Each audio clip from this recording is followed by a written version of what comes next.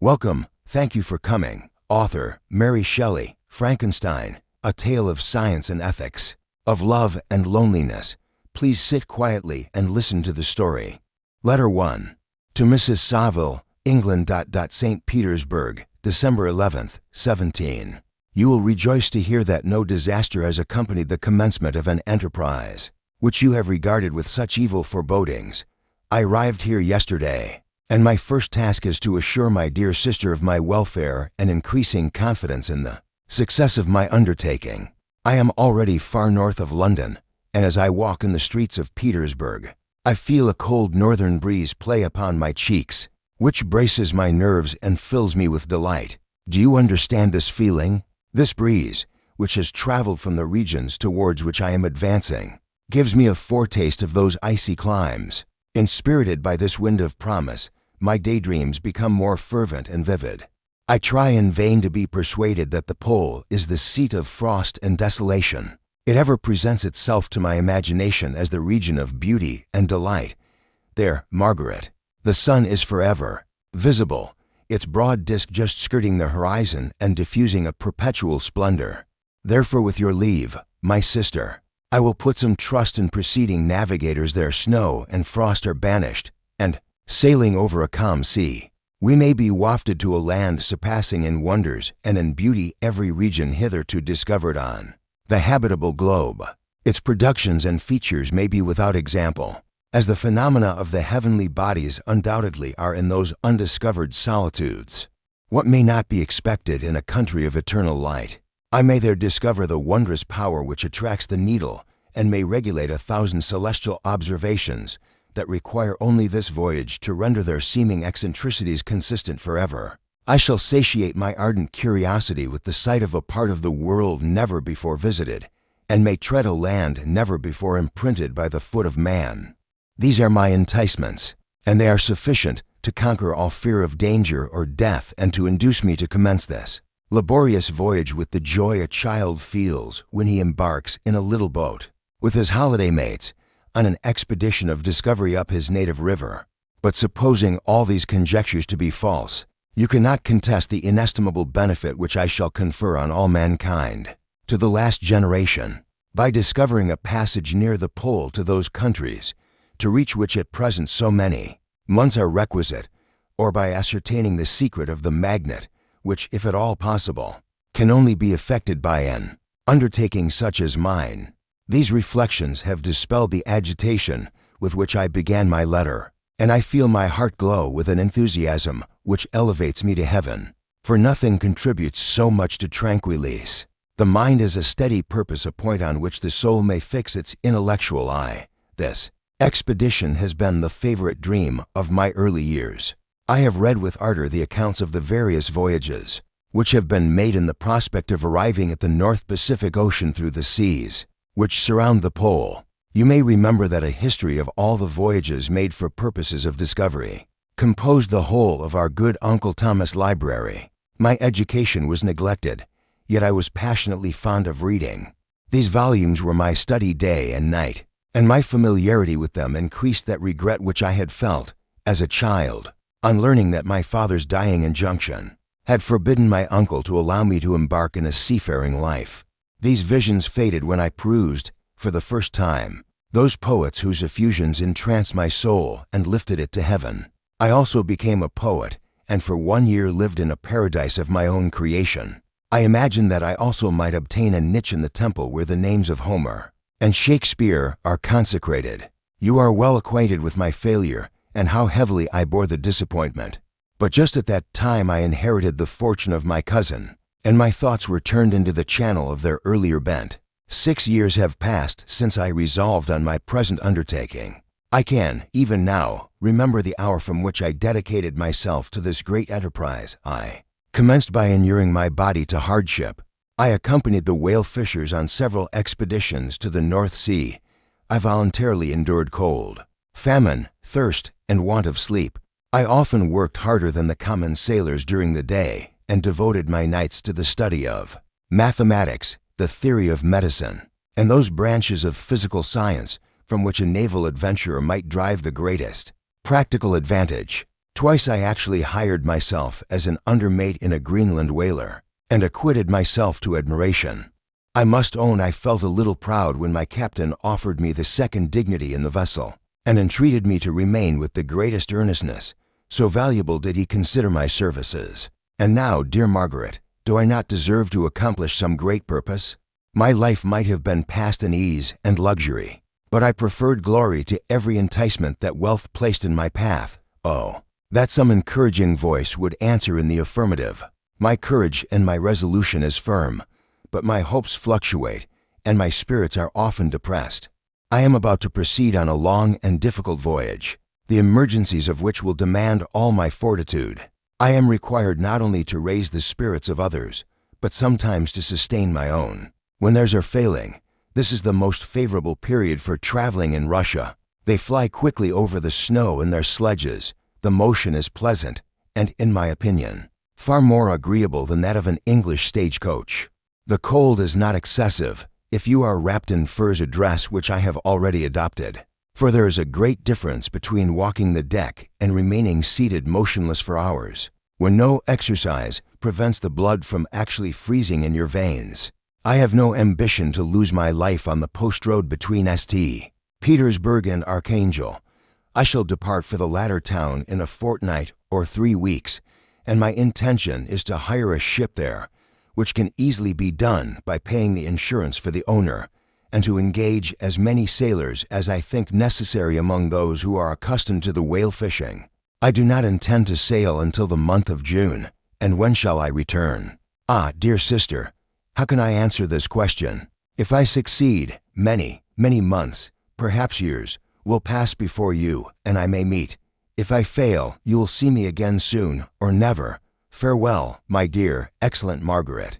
Heaven shower down blessings on you, and save me, that I may again and again testify my gratitude for all your love and kindness. Your affectionate brother, R. Walton. Letter 2. To Mrs. Saville, England, Archangel, the 28th of March 17. How slowly the time passes here, encompassed as I am by frost and snow. Yet a second step is taken towards my enterprise. I have hired a vessel and am occupied in collecting my sailors. Those whom I have already engaged appear to be men on whom I can depend, and are certainly possessed of dauntless courage. But I have one want which I have never yet been able to satisfy, and the absence of the object of which I now feel is a most severe evil. I have no friend, Margaret, when I am glowing with the enthusiasm of success. There will be none to participate my joy if I am assailed by disappointment. No one will endeavor to sustain me in dejection. I shall commit my thoughts to paper, it is true, but that is a poor medium for the communication of feeling. R.W. Letter 3. To Mrs. Saville, England, July 7th, 17. My dear sister, I write a few lines in haste to say that I am safe and well advanced on my voyage. This letter will reach England by a merchantman now on its homeward voyage from Archangel, more fortunate than I, who may not see my native land, perhaps, for many years. I am, however, in good spirits. My men are bold and apparently firm of purpose, nor do the floating sheets of ice that continually pass us, indicating the dangers of the region towards which we are advancing, appear to dismay them. No incidents have hitherto befallen us that would make a figure in a letter. 1 or 2 stiff gales and the springing of a leak are accidents which experienced navigators scarcely remember to record, and I shall be well content if nothing worse happen to us during our voyage. Adieu, my dear Margaret. Be assured that for my own sake, as well as yours, I will not rashly encounter danger. I will be cool, persevering, and prudent. But success shall crown my endeavors, wherefore not? Thus far I have gone, tracing a secure way over the pathless seas, the very stars themselves being witnesses and testimonies of my triumph. Why not still proceed over the untamed yet obedient element? What can stop the determined heart and resolved will of man? My swelling heart involuntarily pours itself out thus, but I must finish. Heaven bless my beloved sister, R.W. Letter 4. To Mrs. Saville, England, August 5th, 17. So strange an accident has happened to us that I cannot forbear recording it. Although it is very probable that you will see me before these papers can come into your possession, Last Monday, July 31st, we were nearly surrounded by ice, which closed in the ship on all sides, scarcely leaving her the sea room in which she floated. Our situation was somewhat dangerous, especially as we were compassed round by a very thick fog.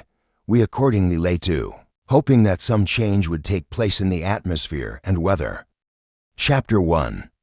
I am by birth a Genovese, and my family is one of the most distinguished of that republic. My ancestors had been for many years counselors and syndics, and my father had filled several public situations with honor and reputation. He was respected by all who knew him for his integrity and indefatigable attention to public business. He passed his younger days perpetually occupied by the affairs of his country. A variety of circumstances had prevented his marrying early, nor was it until the decline of life that he became a husband and the father of a family. As the circumstances of his marriage illustrate his character, I cannot refrain from relating them. One of his most intimate friends was a merchant who, from a flourishing state, fell, through numerous miscances, into poverty. This man, whose name was Beaufort, was of a proud and unbending disposition, and could not bear to live in poverty and oblivion in the same country where he had formerly been distinguished for his rank and magnificence. Having paid his debts, therefore, in the most honorable manner, he retreated with his daughter to the town of Lucerne, where he lived unknown and in wretchedness. My father loved Beaufort with the truest friendship and was deeply grieved by his retreat. In these unfortunate circumstances, he bitterly deplored the false pride which led his friend to a conduct so little worthy of the affection that united them. He lost no time in endeavoring to seek him out, with the hope of persuading him to begin the world again through his credit and assistance. Beaufort had taken effectual measures to conceal himself, and it was 10 months before my father discovered his abode. Overjoyed at this discovery, he hastened to the house, which was situated in a mean street near the Reuss. But when he entered, misery and despair alone welcomed him. Beaufort had saved but a very small sum of money from the wreck of his fortunes, but it was sufficient to provide him with sustenance for some months, and in the meantime he hoped to procure some respectable employment in a merchant's house. The interval was, consequently, spent in inaction. His grief only became more deep and rankling when he had leisure for reflection, and at length it took so fast hold of his mind that at the end of 3 months he lay on a bed of sickness, incapable of any exertion. His daughter attended him with the greatest tenderness, but she saw with despair that their little fund was rapidly decreasing, and that there was no other prospect of support. But Caroline Beaufort possessed a mind of an uncommon mold, and her courage rose to support her in her adversity. She procured plain work. She plaited straw and by various means contrived to earn a pittance scarcely sufficient to support life. Several months passed in this manner. Her father grew worse. Her time was more entirely occupied in attending him. Her means of subsistence decreased, and in the 10th month, her father died in her arms, leaving her an orphan and a beggar. This last blow overcame her, and she knelt by Beaufort's coffin weeping bitterly when my father entered the chamber. He came like a protecting spirit to the poor girl, who committed herself to his care, and after the interment of his friend he conducted her to Geneva and placed her under the protection of a relation. 2 years after this event Caroline became his wife. There was a considerable difference between the ages of my parents, but this circumstance seemed to unite them only closer in bonds of devoted affection. There was a sense of justice in my father's upright mind which rendered it necessary that he should approve highly to love strongly. Perhaps during former years he had suffered from the late discovered unworthiness of one beloved, and so was disposed to set a greater value on tried worth. There was a show of gratitude and worship in his attachment to my mother, differing wholly from the doting fondness of age, for it was inspired by reverence for her virtues and a desire to be the means of, in some degree, recompensing her for the sorrows she had endured, but which gave inexpressible grace to his behavior to her. Everything was made to yield to her wishes and her convenience. He strove to shelter her, as a fair exotic is sheltered by the gardener, from every rougher wind, and to surround her with all that could tend to excite pleasurable emotion in her soft and benevolent mind. Her health, and even the tranquility of her hitherto constant spirit, had been shaken by what she had gone through. During the 2 years that had elapsed previous to their marriage, my father had gradually relinquished all his public functions, and immediately after their union, they sought the pleasant climate of Italy, and the change of scene and interest attendant on a tour through that land of wonders, as a restorative for her weakened frame. From Italy they visited Germany and France. I, their eldest child, was born at Naples, and as an infant accompanied them in their rambles. I remained for several years their only child. Much as they were attached to each other, they seemed to draw inexhaustible stores of affection from a very mine of love to bestow them upon me. My mother's tender caresses and my father's smile of benevolent pleasure while regarding me are my first recollections. I was their plaything and their idol, and something better their child, the innocent and helpless creature bestowed on them by heaven, whom to bring up to good, and whose future lot it was in their hands to direct to happiness or misery, according as they fulfilled their duties towards me, with this deep consciousness of what they owed towards the being to which they had given life, added to the active spirit of tenderness that animated both. It may be imagined that while during every hour of my infant life I received a lesson of patience, of charity, and of self-control, I was so guided by a silken cord that all seemed but one train of enjoyment to me. For a long time I was their only care. My mother had much desired to have a daughter, but I continued their single offspring when I was about 5 years old. While making an excursion beyond the frontiers of Italy, they passed a week on the shores of the Lake of Como. Their benevolent disposition often made them enter the cottages of the poor. This, to my mother, was more than a duty, it was a necessity, a passion remembering what she had suffered, and how she had been relieved for her to act in her turn the guardian angel to the afflicted. During one of their walks, a poor cot in the foldings of a veil attracted their notice, as being singularly disconsolate, while the number of half-clothed children gathered about it spoke of penury in its worst shape. One day, when my father had gone by himself to Milan, my mother, accompanied by me, visited this abode. She found a peasant and his wife, hard-working, bent down by care and labor, distributing a scanty meal to 5 hungry babes. Among these there was one which attracted my mother far above all the rest. She appeared of a different stock. The 4 others were dark-eyed, hardy little vagrants. This child was thin and very fair.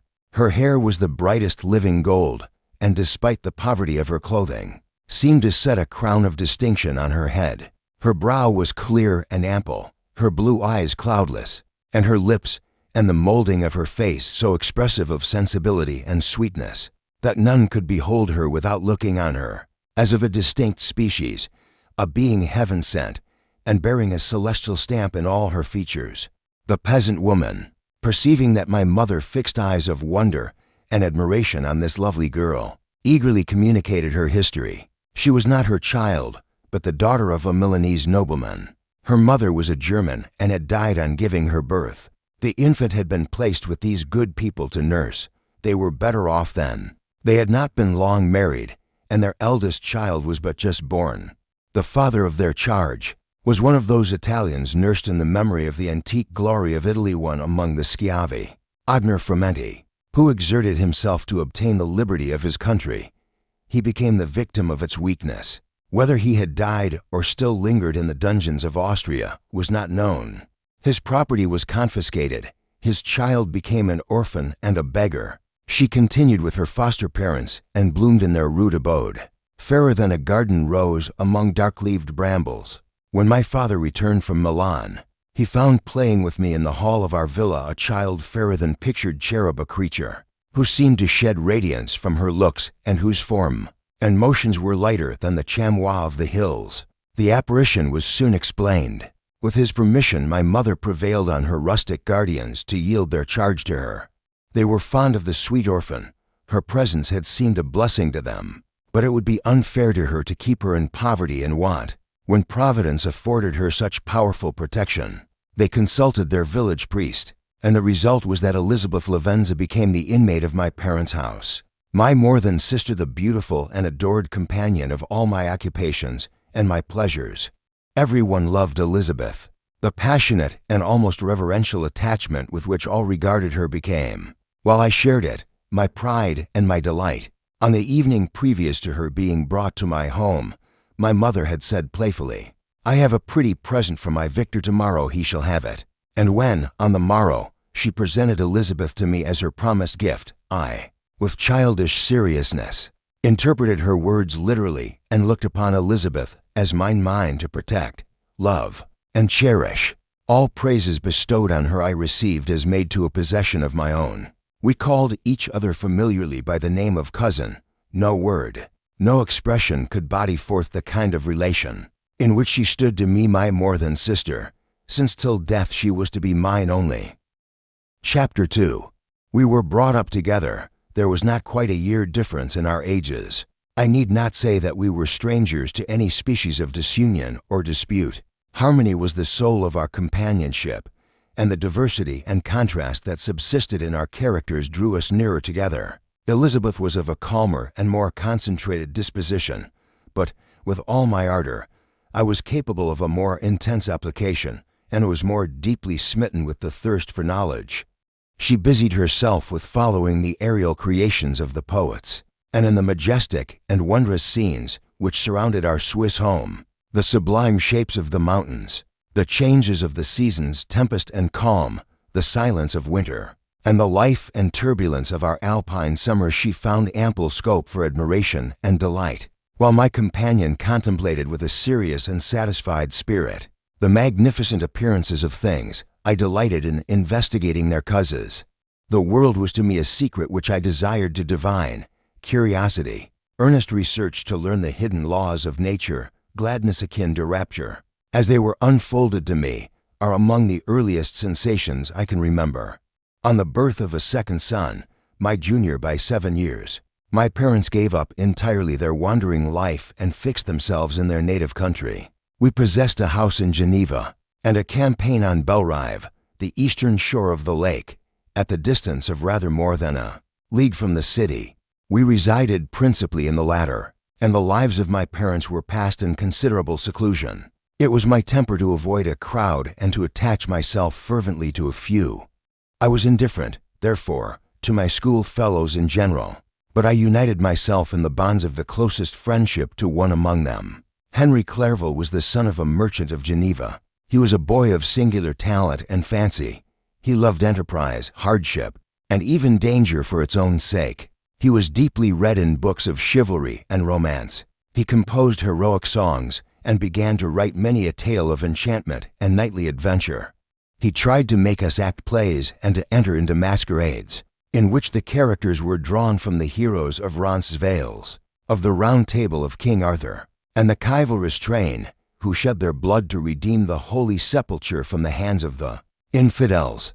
No human being could have passed a happier childhood than myself. My parents were possessed by the very spirit of kindness and indulgence. We felt that they were not the tyrants to rule our lot, according to their caprice, but the agents and creators of all the many delights which we enjoyed. When I mingled with other families, I distinctly discerned how peculiarly fortunate my lot was, and gratitude assisted the development of filial love. My temper was sometimes violent, and my passions vehement, but by some law in my temperature they were turned not towards childish pursuits, but to an eager desire to learn, and not to learn all things indiscriminately. I confess that neither the structure of languages, nor the code of governments, nor the politics of various states possessed attractions for me. It was the secrets of heaven and earth that I desired to learn, and whether it was the outward substance of things or the inner spirit of nature, and the mysterious soul of man that occupied me, still my inquiries were directed to the metaphysical, or in its highest sense, the physical secrets of the world. Meanwhile Clerval occupied himself, so to speak, with the moral relations of things. The busy stage of life, the virtues of heroes, and the actions of men were his theme, and his hope and his dream was to become one among those whose names are recorded in story as the gallant and adventurous benefactors of our species. The saintly soul of Elizabeth shone like a shrine-dedicated lamp in our peaceful home. Her sympathy was ours, her smile, her soft voice, the sweet glance of her celestial eyes, were ever there to bless and animate us. She was the living spirit of love to soften and attract. I might have become sullen in my study, rough through the ardor of my nature, but that she was there to subdue me to a semblance of her own gentleness. and Clerval could Audel entrench on the noble spirit of Clerval. Yet he might not have been so perfectly humane, so thoughtful in his generosity, so full of kindness and tenderness amidst his passion for adventurous exploit, had she not unfolded to him the real loveliness of beneficence and made the doing good the end and aim of his soaring ambition. I feel exquisite pleasure in dwelling on the recollections of childhood, before misfortune had tainted my mind and changed its bright visions of extensive usefulness into gloomy and narrow reflections upon self. Besides, in drawing the picture of my early days, I also record those events which led, by insensible steps, to my after tale of misery. For when I would account to myself for the birth of that passion which afterwards ruled my destiny, I find it arise like a mountain river from ignoble and almost forgotten sources, but, swelling as it proceeded, it became the torrent which, in its course, has swept away all my hopes and joys. Natural philosophy is the genius that has regulated my fate. I desire, therefore, in this narration, to state those facts which led to my predilection for that science. When I was 13 years of age, we all went on a party of pleasure to the baths near Thonon. The inclemency of the weather obliged us to remain a day confined to the inn. In this house I chanced to find a volume of the works of Cornelius Agrippa. I opened it with apathy. The theory which he attempts to demonstrate and the wonderful facts which he relates soon changed this feeling into enthusiasm. A new light seemed to dawn upon my mind, and bounding with joy, I communicated my discovery to my father. My father looked carelessly at the title page of my book and said, "Ah, Cornelius Agrippa, my dear Victor, do not waste your time upon this. It is sad trash." If, instead of this remark, my father had taken the pains to explain to me that the principles of Agrippa had been entirely exploded and that a modern system of science had been introduced, which possessed much greater powers than the ancient, because the powers of the latter were chimerical, while those of the former were real and practical. Under such circumstances I should certainly have thrown Agrippa aside, and have contented my imagination, warmed as it was, by returning with greater ardor to my former studies. Some years afterwards I became acquainted with the works of the celebrated Albertus Magnus and Paracelsus, and I conceived a violent love for the marvellous. These were my first instructors. My first thoughts were directed to natural philosophy, and in that science I promised myself the highest excellence. Thus occupied, I devoted myself to books. My studies were my solace and my delight, and urged by a lively imagination, I soon quitted the path of superficial amusement and entered into the profound study of nature. And thus my time passed. In the solitude of my studies I forgot my companions, and my passion for natural knowledge became more and more intense. Nor were these my only visions. The raising of ghosts or devils was a promise liberally accorded by my favorite authors, the fulfillment of which I most eagerly sought, and if my incantations were always unsuccessful, I attributed the failure rather to my own inexperience and mistake than to a want of skill or fidelity in my instructors. And thus for a time I was occupied by exploded systems, mingling, like an unadept, 1,000 contradictory theories, and floundering desperately in a very slough of multifarious knowledge, guided by an ardent imagination and childish reasoning, till an accident again changed the current of my ideas. When I was about 15 years old we had retired to our house near Belrive, when we witnessed a most violent and terrible thunderstorm. It advanced from behind the mountains of Jura, and the thunder burst at once with frightful loudness from various quarters of the heavens. I remained, while the storm lasted, watching its progress with curiosity and delight. As I stood at the door, on a sudden I beheld a stream of fire issue from an old and beautiful oak which stood about 20 yards from our house, and so soon as the dazzling light vanished, the oak had disappeared, and nothing remained but a blasted stump. When we visited it the next morning, we found the tree shattered in a singular manner. It was not splintered by the shock, but entirely reduced to thin ribbons of wood. I never beheld anything so utterly destroyed.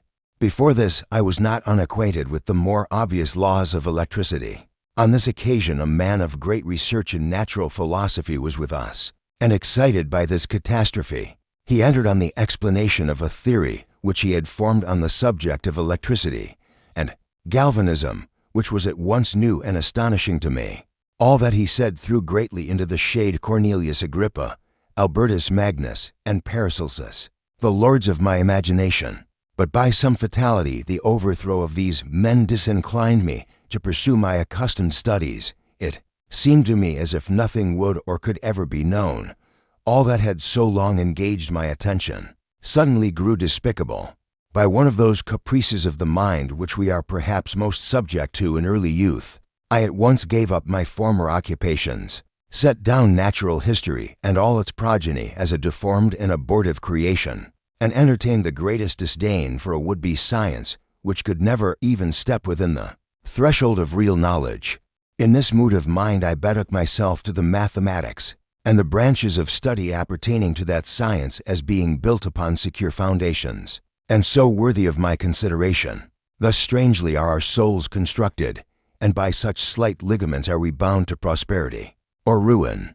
When I look back, it seems to me as if this almost miraculous change of inclination and will was the immediate suggestion of the guardian angel of my life, the last effort made by the spirit of preservation to avert the storm that was even then hanging in the stars and ready to envelop me. Her victory was announced by an unusual tranquility and gladness of soul, which followed the relinquishing of my ancient and latterly tormenting studies. It was thus that I was to be taught to associate evil with their prosecution, happiness with their disregard.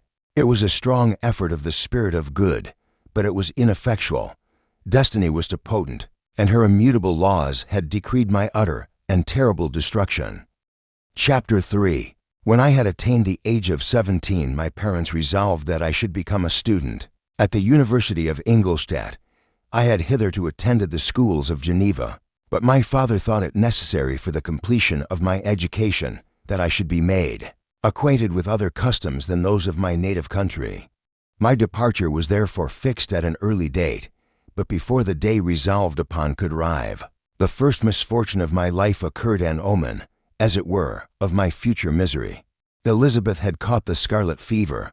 Her illness was severe, and she was in the greatest danger. During her illness many arguments had been urged to persuade my mother to refrain from attending up on her. She had at first yielded to our entreaties, but when she heard that the life of her favorite was menaced, she could no longer control her anxiety. She attended her sick. Her watchful attentions triumphed over the malignity of the distemper. Elizabeth was saved, but the consequences of this imprudence were fatal to her preserver. On the third day my mother sickened. Her fever was accompanied by the most alarming symptoms, and the looks of her medical attendants prognosticated the worst event. On her deathbed the fortitude and benignity of this best of women did not desert her. She joined the hands of Elizabeth and myself. "My children," she said, "my firmest hopes of future happiness were placed on the prospect of your union. This expectation will now be the consolation of your father. Elizabeth, my love, you must supply my place to my younger children. Alas, I regret that I am taken from you, and happy and beloved as I have been. Is it not hard to quit you all? But these are not thoughts befitting me. I will endeavor to resign myself cheerfully to death, and will indulge a hope of meeting you in another world."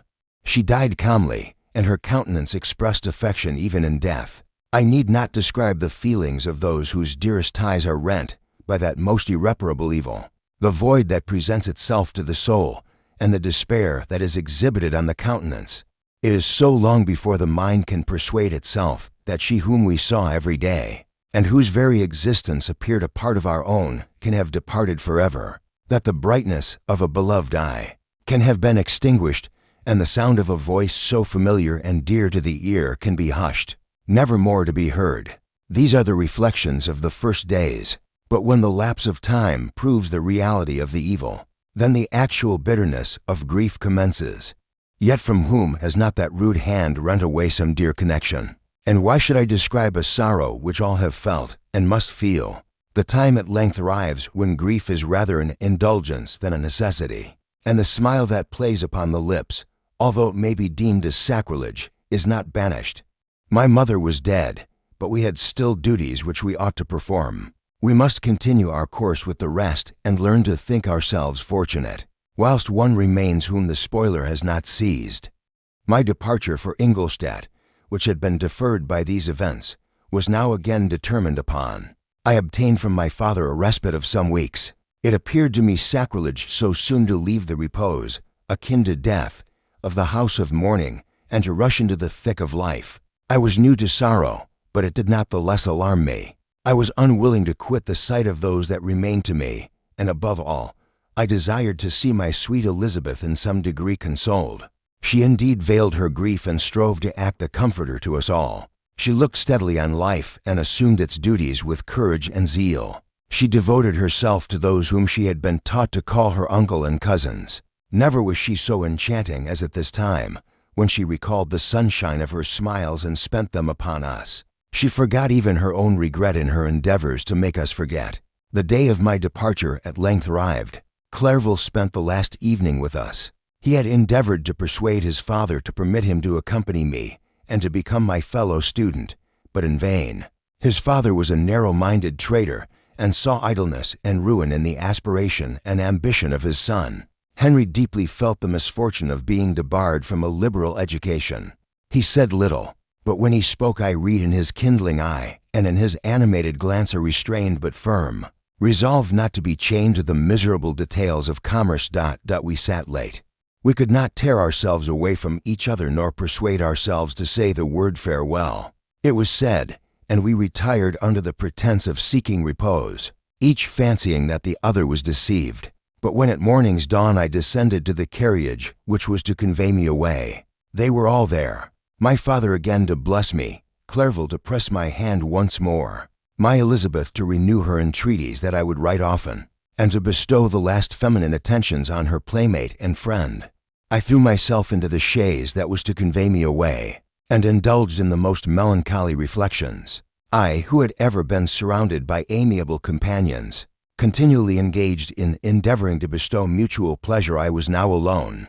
In the university whither I was going I must form my own friends and be my own protector. My life had hitherto been remarkably secluded and domestic, and this had given me invincible repugnance to new countenances. One loved my brothers, Elizabeth and Clerval. These were old familiar faces, but I believed myself totally unfitted for the company of strangers. Such were my reflections as I commenced my journey, but as I proceeded, my spirits and hopes rose. I ardently desired the acquisition of knowledge. I had often, when at home, thought it hard to remain, during my youth, cooped up in one place, and had longed to enter the world, and take my station among other human beings. Now my desires were complied with, and it would, indeed, have been folly to repent. I had sufficient leisure for these and many other reflections during my journey to Ingolstadt, which was long and fatiguing. At length the high white steeple of the town met my eyes. I alighted and was conducted to my solitary apartment to spend the evening as I pleased.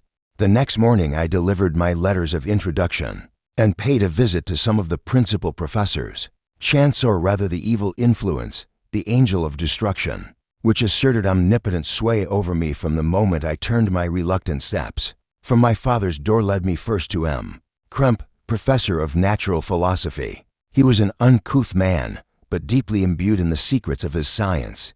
He asked me several questions concerning my progress in the different branches of science. Appertaining to natural philosophy, I replied carelessly and partly in contempt, mentioned the names of my alchemists as the principal authors I had studied. The professor stared. "Have you," he said, "really spent your time in studying such nonsense?" I replied in the affirmative. "Every minute," continued M. Krempe with warmth, "every instant that you have wasted on those books is utterly and entirely lost. You have burdened your memory with exploded systems and useless names. Good God, in what desert land have you lived, where no one was kind enough to inform you that these fancies, which you have so greedily imbibed, are 1,000 years old, and as musty as they are ancient? I little expected, in this enlightened and scientific age, to find a disciple of Albertus Magnus and Paracelsus. My dear sir, you must begin your studies entirely anew." So saying, he stepped aside and wrote down a list of several books treating of natural philosophy which he desired me to procure, and dismissed me after mentioning that in the beginning of the following week he intended to commence a course of lectures upon natural philosophy in its general relations, and that M. Waldman, a fellow professor, would lecture upon chemistry the alternate days that he omitted. I returned home not disappointed, for I have said that I had long considered those authors useless whom the professor reprobated. But I returned not at all the more inclined to recur to these studies in any shape. M. Crump was a little squat man with a gruff voice and a repulsive countenance. The teacher, therefore, did not prepossess me in favor of his pursuits. In rather a too philosophical and connected a strain, perhaps, I have given an account of the conclusions I had come to concerning them in my early years. As a child, I had not been content with the results promised by the modern professors of natural science, with a confusion of ideas only to be accounted for by my extreme youth, and my want of a guide on such matters. I had retread the steps of knowledge along the paths of time and exchanged the discoveries of recent inquirers for the dreams of forgotten alchemists.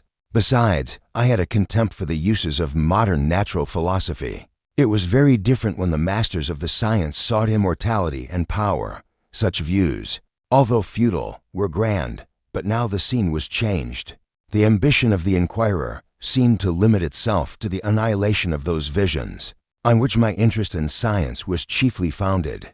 I was required to exchange chimeras of boundless grandeur for realities of little worth. Such were my reflections during the first 2 or 3 days of my residence at Ingolstadt, which were chiefly spent in becoming acquainted with the localities and the principal residents in my new abode. But as the ensuing week commenced, I thought of the information which M. Crump had given me concerning the lectures, and although I could not consent to go and hear that little conceited fellow deliver sentences out of a pulpit, I recollected what he had said of M. Waldman, whom I had never seen, as he had hitherto been out of town. Partly from curiosity and partly from idleness, I went into the lecturing room, which M. Waldman entered shortly after. This professor was very unlike his colleague. He appeared about 50 years of age, but with an aspect expressive of the greatest benevolence. A few gray hairs covered his temples, but those at the back of his head were nearly black. His person was short, but remarkably erect, and his voice the sweetest I had ever heard.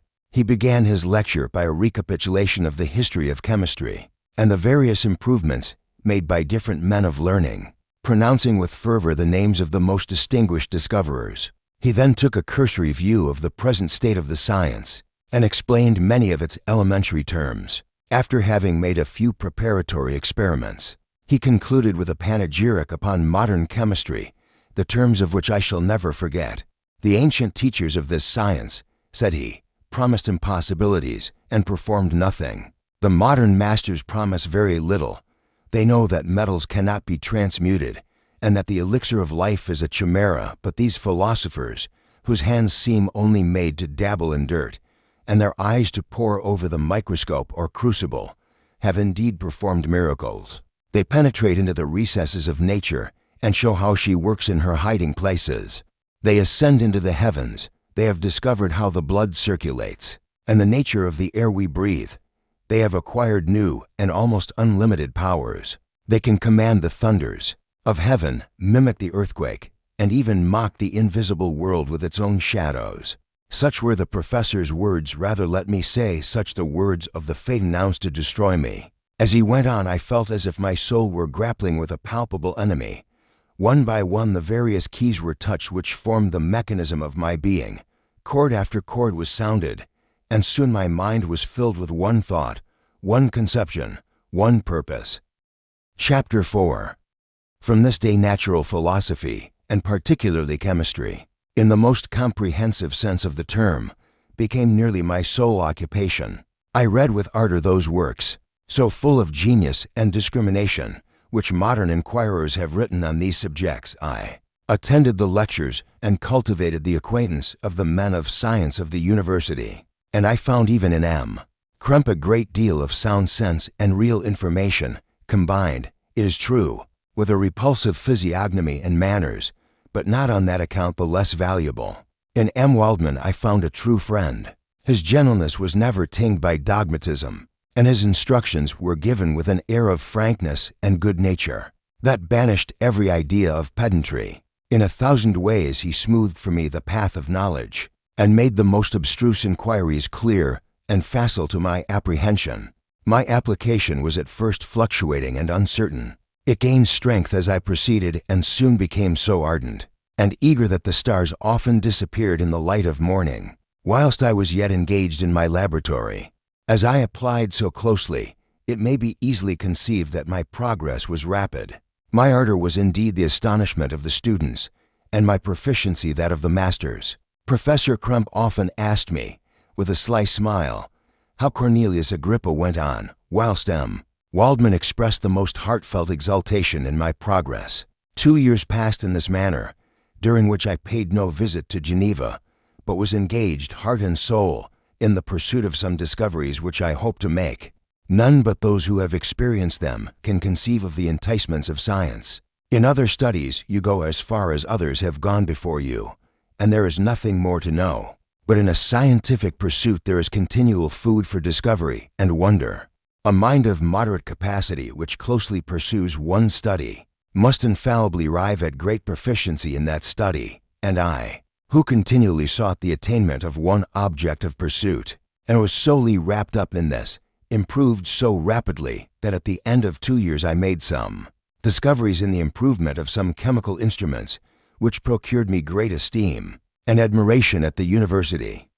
When I had arrived at this point, and had become as well acquainted with the theory and practice of natural philosophy as depended on the lessons of any of the professors at Ingolstadt, my residence there being no longer conducive to my improvements, I thought of returning to my friends and my native town, when an incident happened that protracted my stay.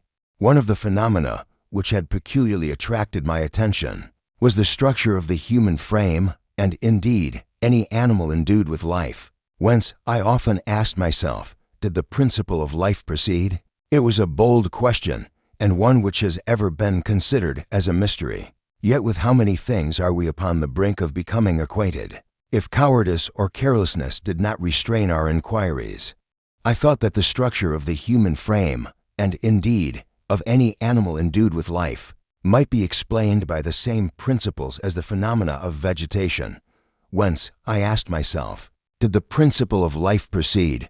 Was it ethereal and irreducible, as the metaphysicians maintained, or was it in its essence mechanical and resolvable into actions and reactions of matter? These and similar questions raised in my mind, and I determined to set about their solution with that ardor which, for the first time in my life, knew no bounds. I collected the instruments of life and began to analyze the causes of their operations. I withstood no fatigue and counted not the cost. I became a student of nature in the truest sense, and I pursued my investigations with an enthusiasm and an earnestness that promised success. I varied my pursuits, but the same object ever occupied my mind. I had an insatiable thirst and hunger after the knowledge which I sought. It made me greedy of all the information I could obtain, and I became reckless of my health and social relations. I would often sit up for a whole night, and when morning came, continue my laborious experiments, taking unchecked delight in the success of my discoveries. Sometimes I grew alarmed at the wreck I perceived that I had become. The energy of my purpose alone sustained me. My labors would soon end, and I believed that exercise and amusement would then drive away incipient disease, and I promised myself both of these when my creation should be complete. Chapter 5.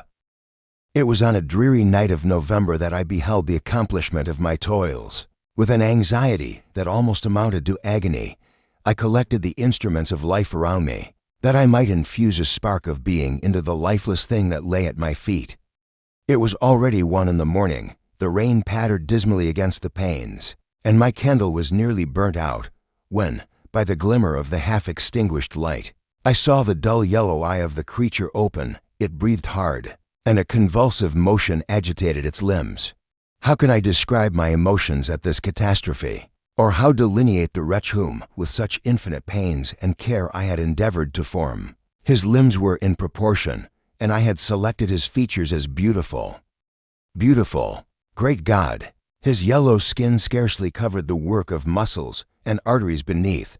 His hair was of a lustrous black, and flowing, his teeth of a pearly whiteness, but these luxuriances only formed a more horrid contrast with his watery eyes, that seemed almost of the same color as the dun-white sockets in which they were set, his shriveled complexion and straight black lips. The different accidents of life are not so changeable as the feelings of human nature. I had worked hard for nearly 2 years, for the sole purpose of infusing life into an inanimate body. For this I had deprived myself of rest and health. I had desired it with an ardor that far exceeded moderation, but now that I had finished, the beauty of the dream vanished, and breathless horror and disgust filled my heart.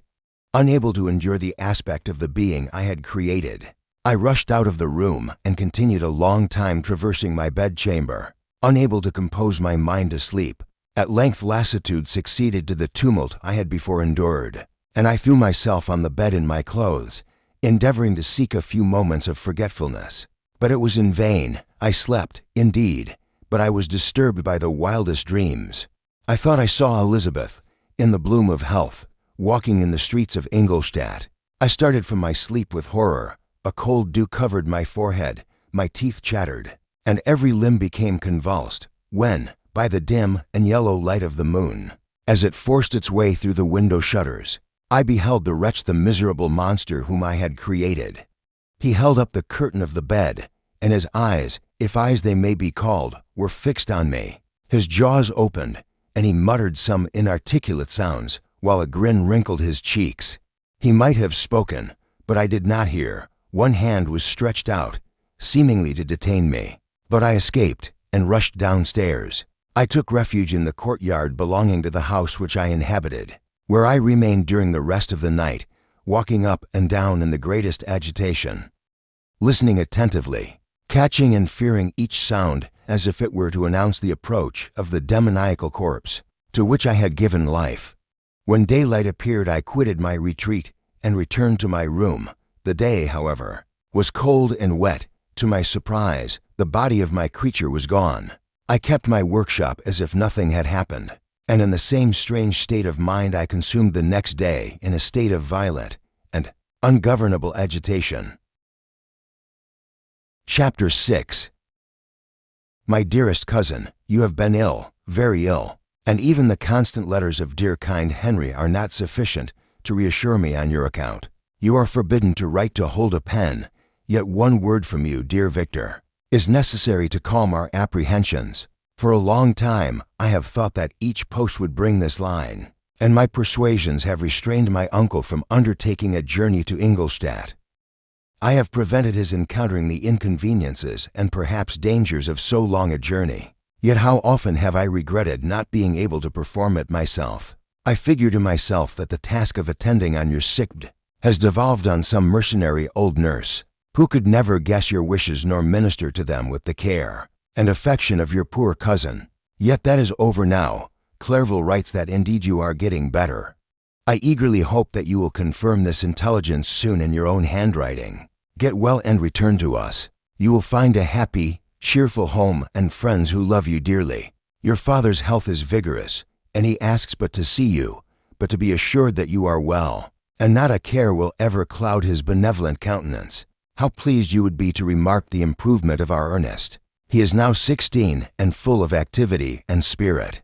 He is desirous to be a true Swiss and to enter into foreign service, but we cannot part with him, at least until his elder brother returns to us. My uncle is not pleased with the idea of a military career in a distant country, but Ernest never had your powers of application. He looks upon study as an odious fetter. His time is spent in the open air, climbing the hills or rowing on the lake. Now, dear Victor, I dare say you wish to be indulged in a little gossip concerning the good people of Geneva.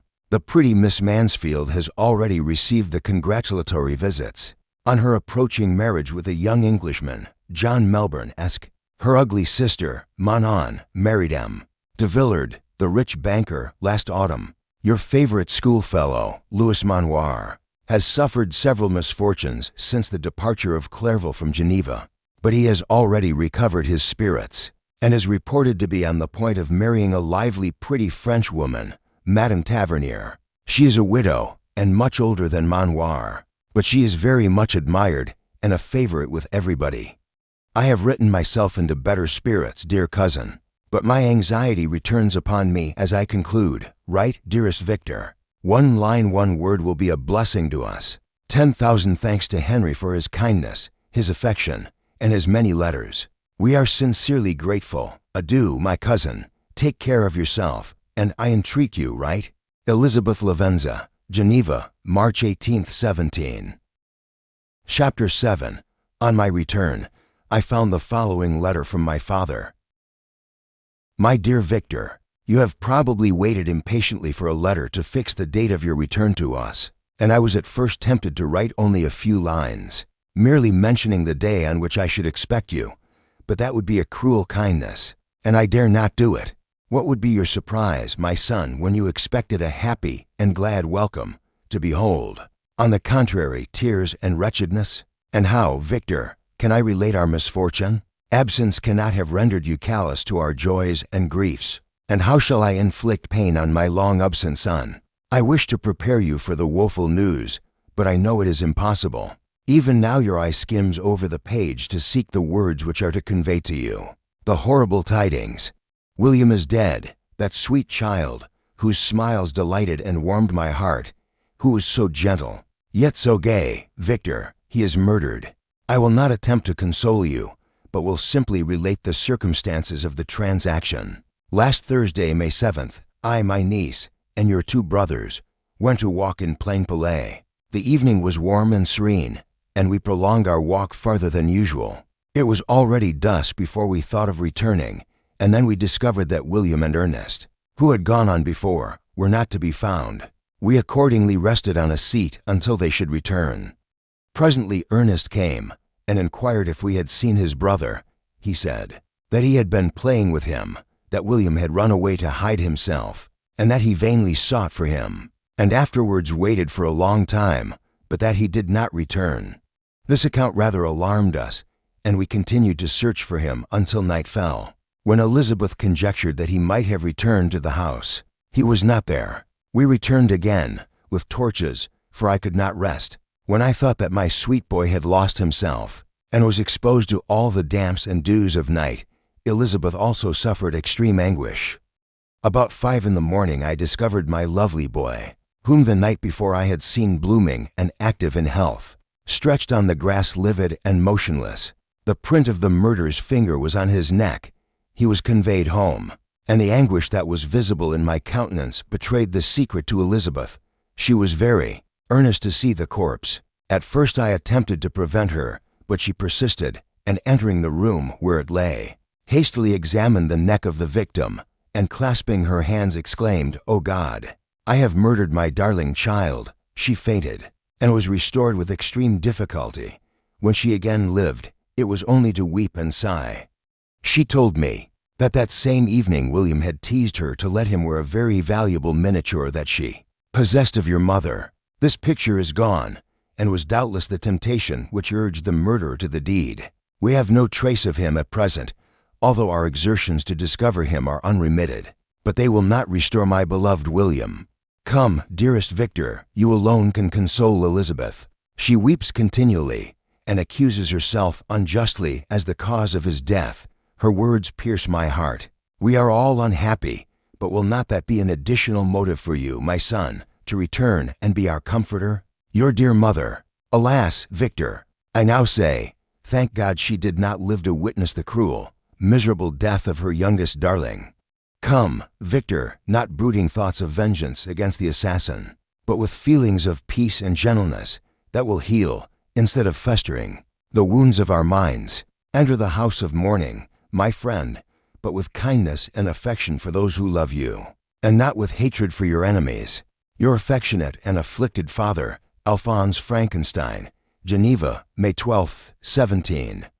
Clerval, who had watched my countenance as I read this letter, was surprised to observe the despair that succeeded the joy I at first expressed on receiving news from my friends. I threw the letter on the table and covered my face with my hands. "My dear Frankenstein," exclaimed Henry, when he perceived me weep with bitterness, "are you always to be unhappy, my dear friend? What has happened?" I motioned him to take up the letter, while I walked up and down the room in the extremest agitation. Tears also gushed from the eyes of Clerval, as he read the account of my misfortune. "I can offer you no consolation, my friend," said he. "Your disaster is irreparable. What do you intend to do?" "To go instantly to Geneva. Come with me, Henry, to order the horses." During our walk, Clerval endeavored to say a few words of consolation.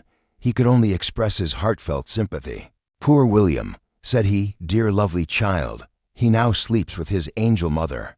Who that had seen him bright and joyous in his young beauty, but must weep over his untimely loss. To die so miserably, to feel the murderer's grasp, how much more a murder that could destroy radiant innocence. Poor little fellow. One only consolation have we, his friends mourn and weep, but he is at rest. The pang is over, his sufferings are at an end forever. A sod covers his gentle form, and he knows no pain. He can no longer be a subject for pity. We must reserve that for his miserable survivors." Clerval spoke thus as we hurried through the streets. The words impressed themselves on my mind, and I remembered them afterwards in solitude. But now, as soon as the horses arrived, I hurried into a cabriolet and bade farewell to my friend. My journey was very melancholy. At first I wished to hurry on, for I longed to console and sympathize with my loved and sorrowing friends, but when I drew near my native town, I slackened my progress. I could hardly sustain the multitude of feelings that crowded into my mind. I passed through scenes familiar to my youth, but which I had not seen for nearly 6 years.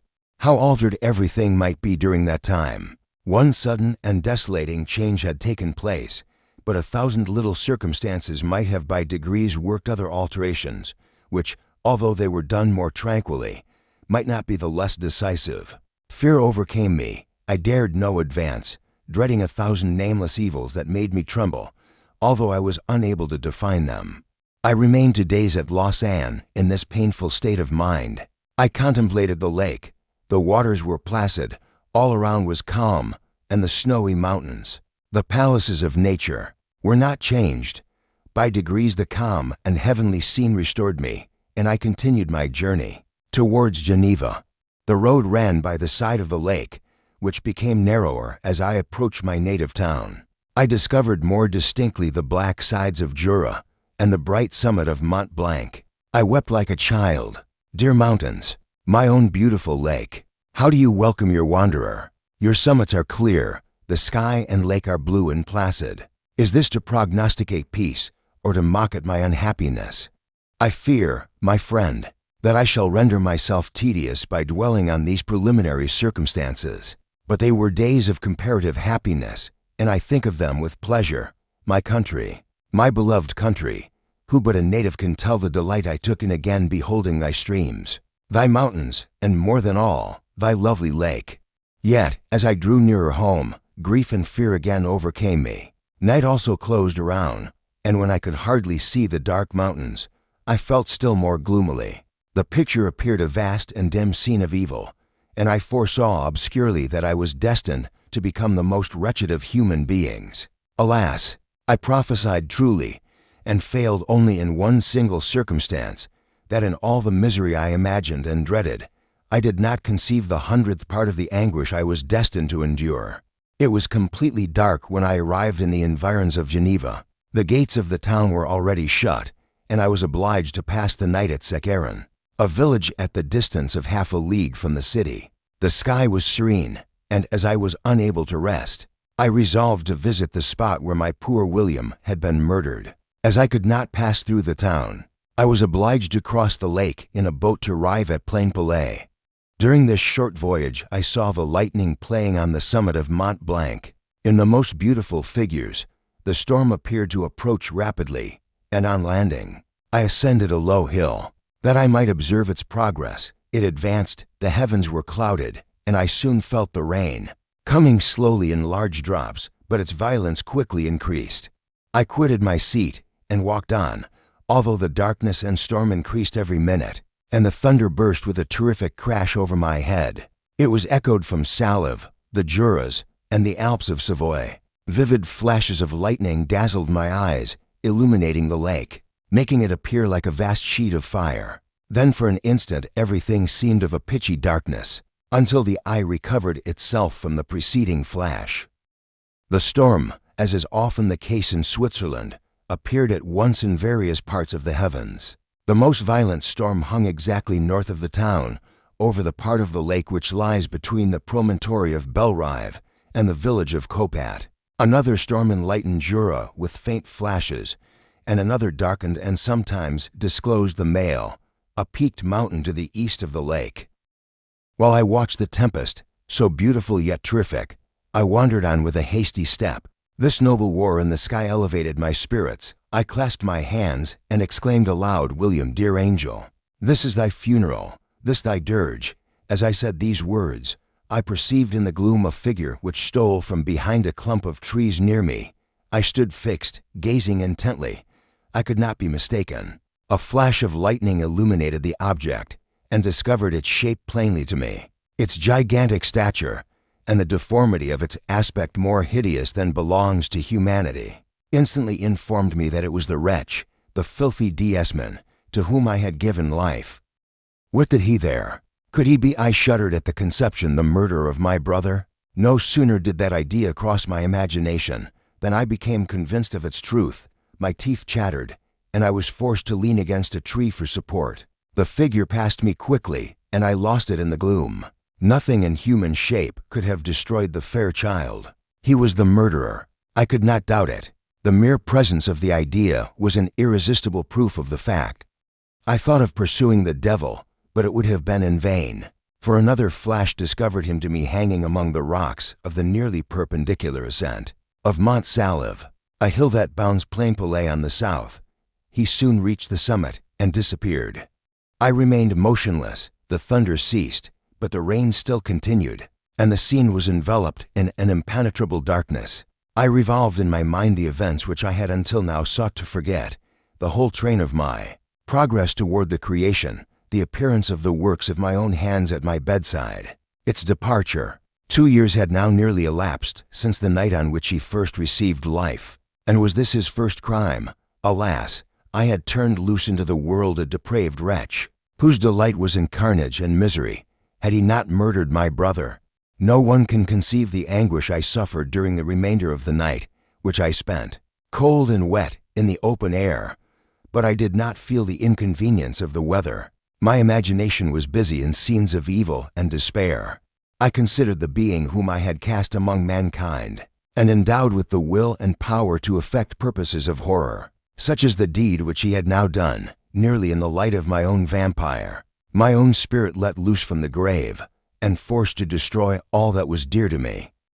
Day dawned, and I directed my steps towards the town. The gates were open, and I hastened to my father's house. My first thought was to discover what I knew of the murderer, and cause instant pursuit to be made. But I paused when I reflected on the story that I had to tell. A being whom I myself had formed, and endued with life, had met me at midnight among the precipices of an inaccessible mountain.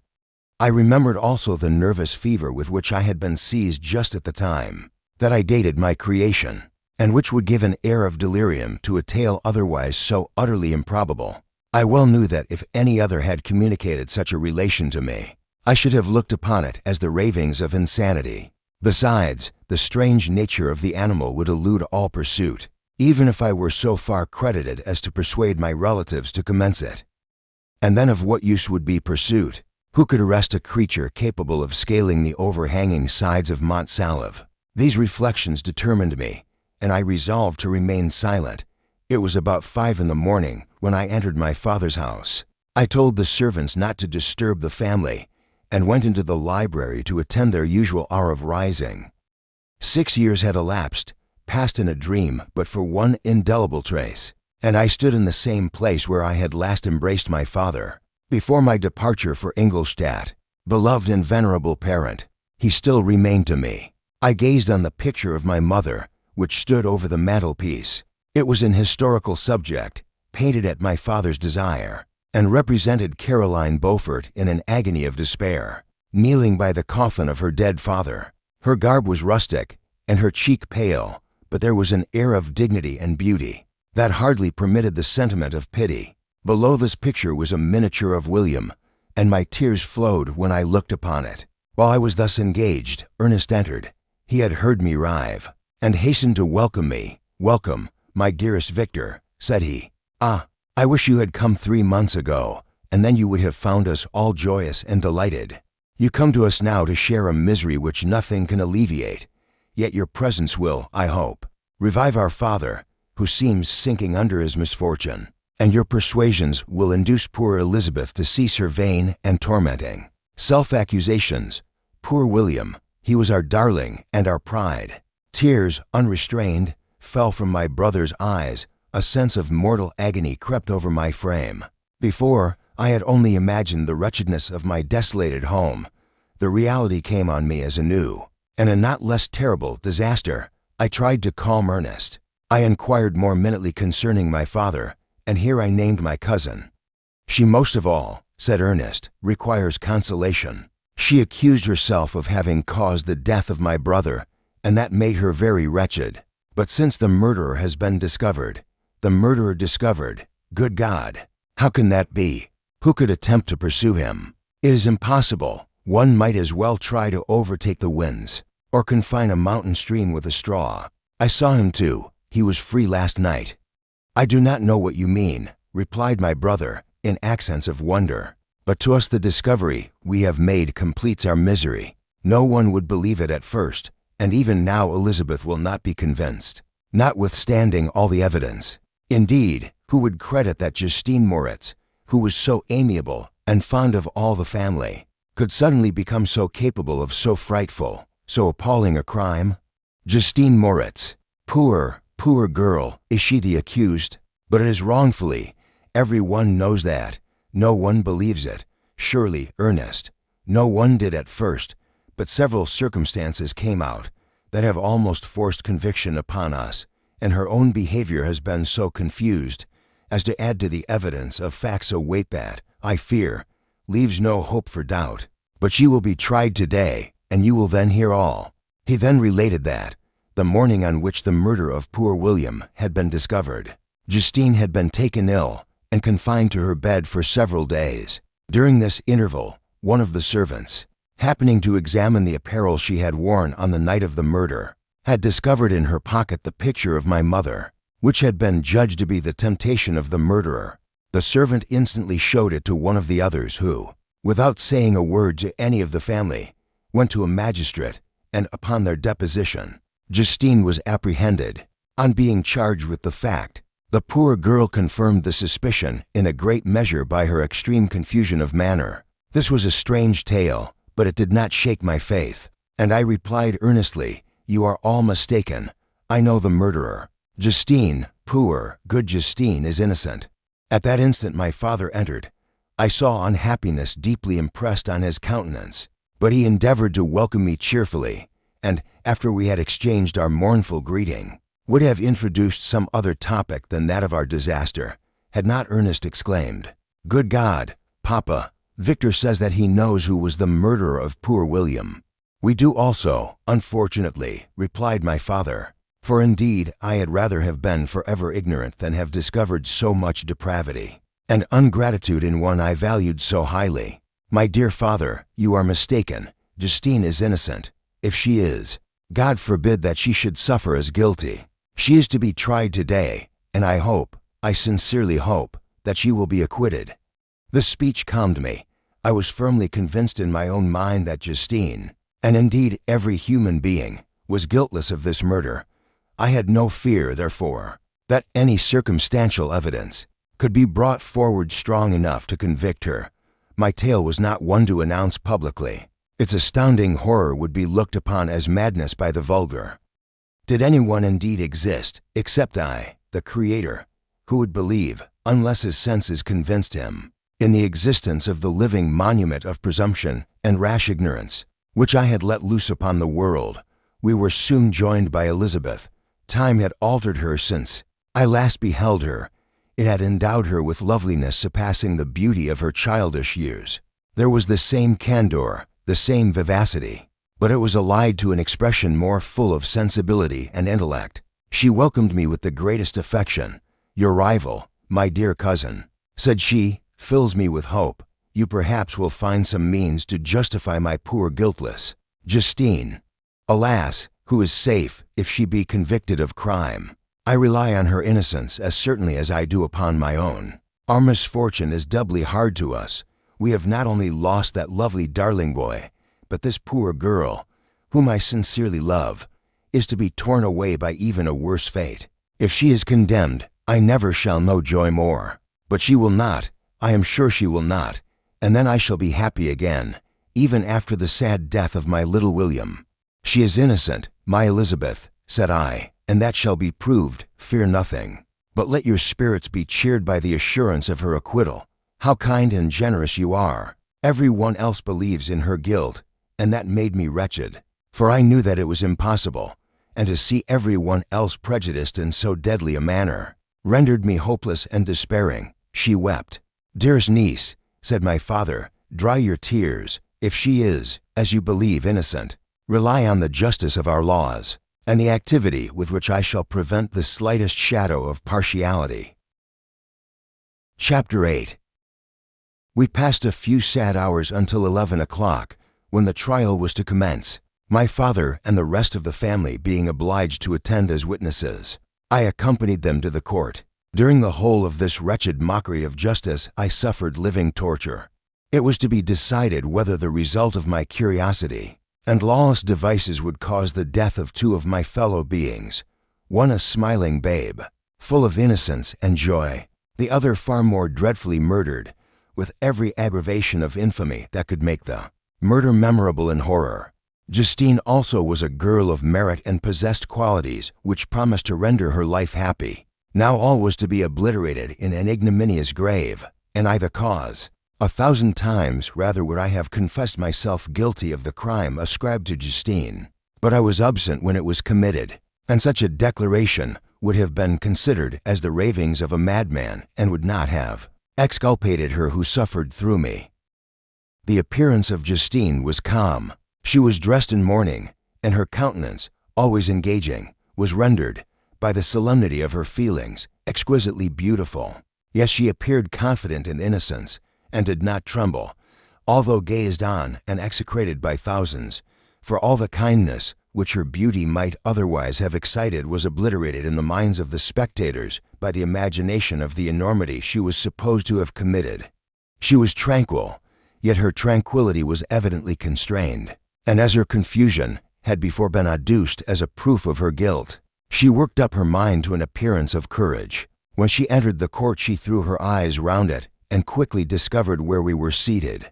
A tear seemed to dim her eye when she saw us, but she quickly recovered herself, and a look of sorrowful affection seemed to attest her utter guiltlessness.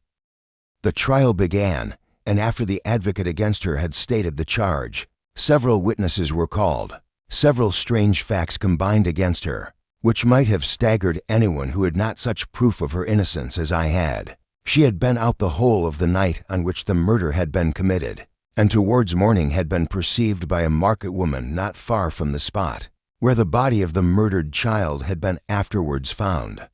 The woman asked her what she did there, but she looked very strangely and only returned a confused and unintelligible answer. She returned to the house about 8 o'clock, and when one inquired where she had passed the night, she replied that she had been looking for the child and demanded earnestly if anything had been heard concerning him. When shown the body, she fell into violent hysterics and kept her bed for several days. The picture was then produced which the servant had found in her pocket, and when Elizabeth, in a faltering voice, proved that it was the same which, an hour before the child had been missed, she had placed round his neck, a murmur of horror and indignation filled the court. Justine was called on for her defense. As the trial had proceeded, her countenance had altered. Surprise, horror, and misery were strongly expressed. Sometimes she struggled with her tears, but when she was desired to plead, she collected her powers and spoke in an audible although variable voice. God knows, she said, how entirely I am innocent, but I do not pretend that my protestation should acquit me. I rest my innocence on a plain and simple explanation of the facts which have been adduced against me, and I hope the character I have always borne will incline my judges to a favorable interpretation. Where any circumstance appears doubtful or suspicious, she then related that, by the permission of Elizabeth, She had passed the evening of the night on which the murder had been committed at the house of Anne, at a chain, a village situated at about a league from Geneva. On her return, at about 9 o'clock, she met a man who asked her if she had seen anything of the child who was lost.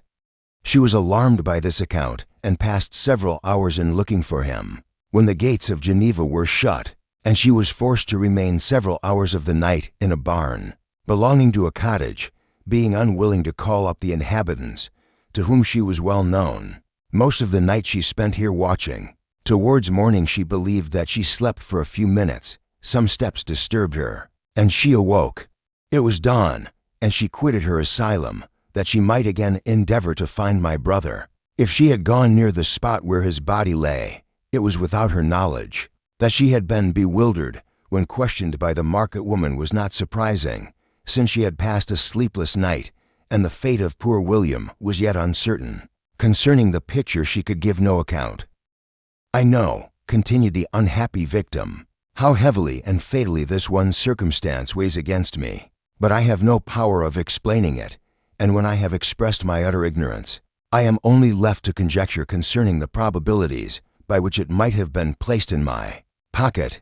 But here also I am checked. I believe that I have no enemy on earth, and none surely would have been so wicked as to destroy me wantonly.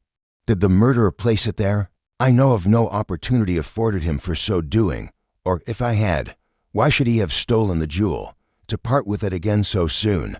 I commit my cause to the justice of my judges, yet I see no room for hope. I beg permission to have a few witnesses examined concerning my character, and if their testimony shall not overweigh my supposed guilt, I must be condemned, although I would pledge my salvation on my innocence." Several witnesses were called who had known her for many years, and they spoke well of her. But fear and hatred of the crime of which they supposed her guilty rendered them timorous and unwilling to come forward. Elizabeth saw even this last resource, her excellent dispositions and irreproachable conduct, about to fail the accused when, although violently agitated, she desired permission to address the court.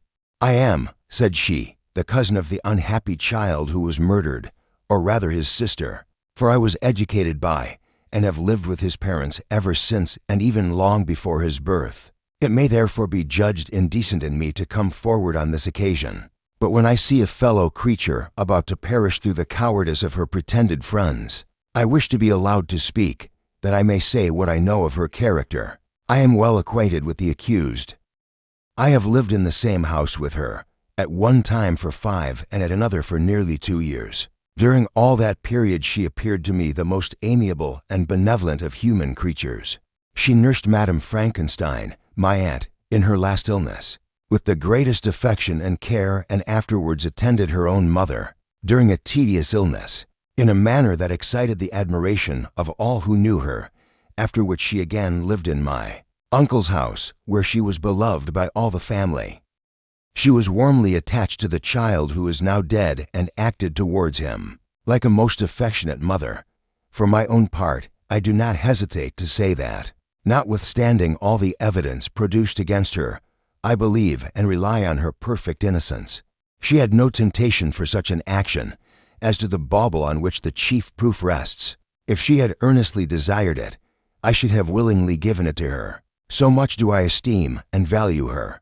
A murmur of approbation followed Elizabeth's simple and powerful appeal, but it was excited by her generous interference and not in favor of poor Justine, on whom the public indignation was turned. With renewed violence, charging her with the blackest ingratitude, she herself wept as Elizabeth spoke, but she did not answer. My own agitation and anguish was extreme during the whole trial. I believed in her innocence. I knew it.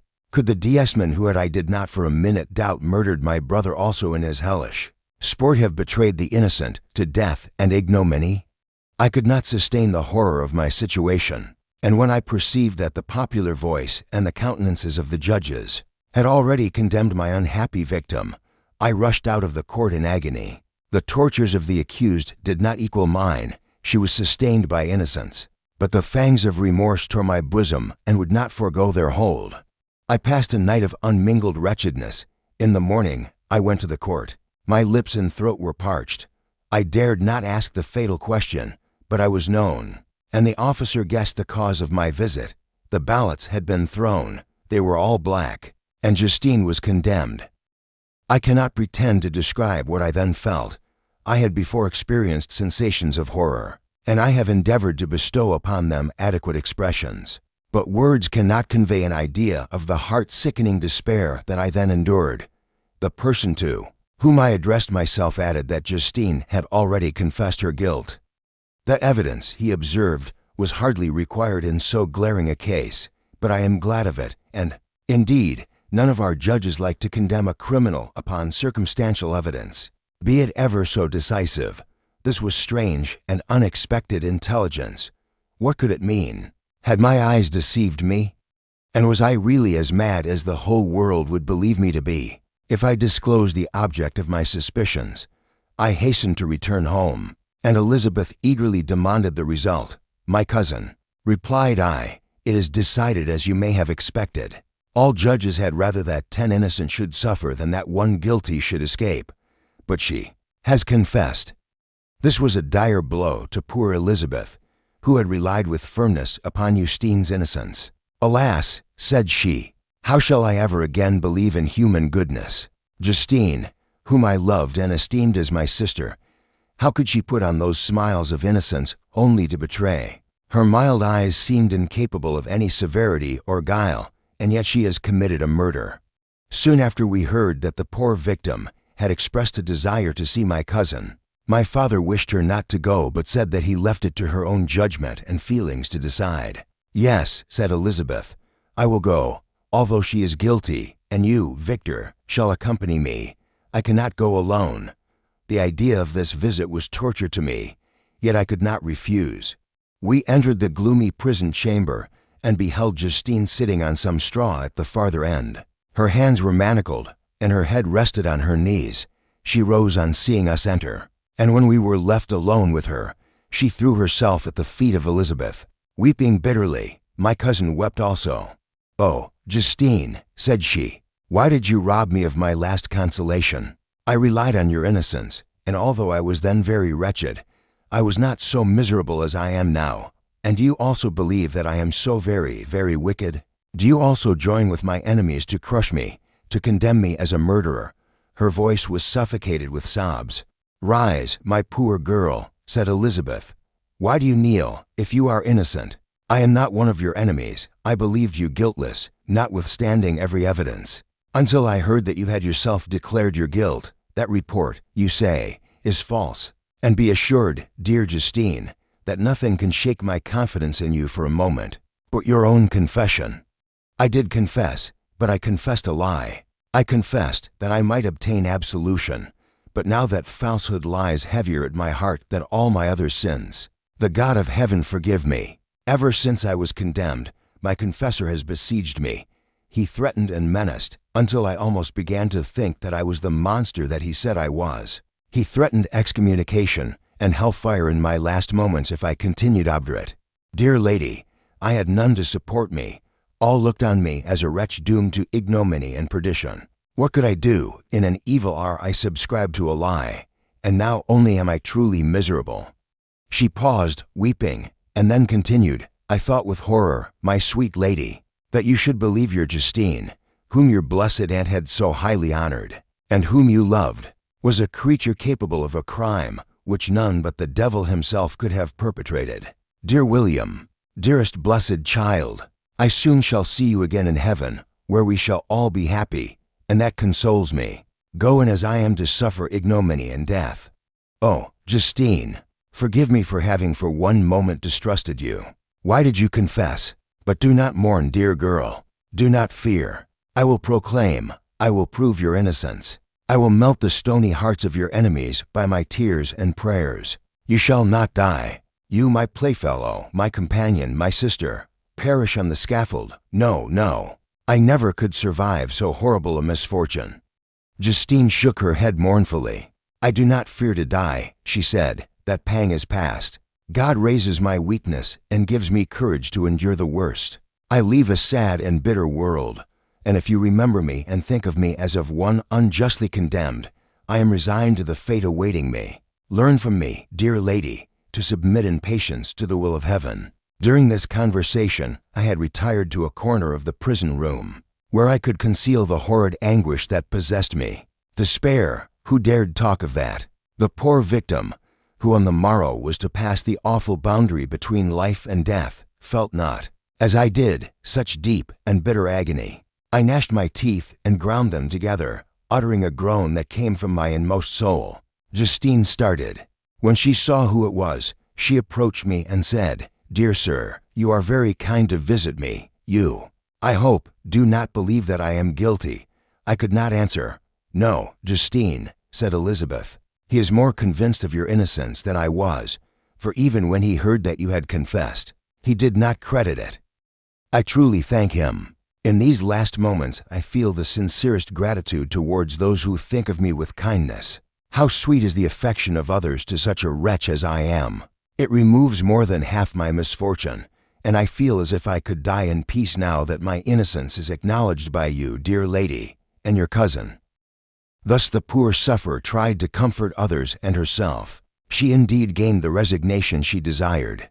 But I, the true murderer, felt the never-dying worm alive in my bosom, which allowed of no hope or consolation.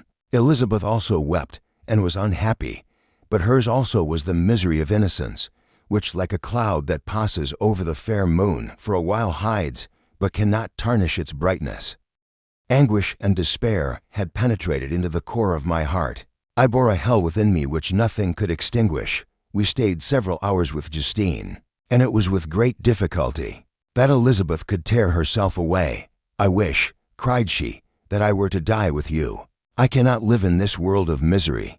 Justine assumed an air of cheerfulness, while she with difficulty repressed her bitter tears. She embraced Elizabeth and said in a voice of half-suppressed emotion, "Farewell, sweet lady. Dearest Elizabeth, my beloved and only friend, may heaven, in its bounty, bless and preserve you.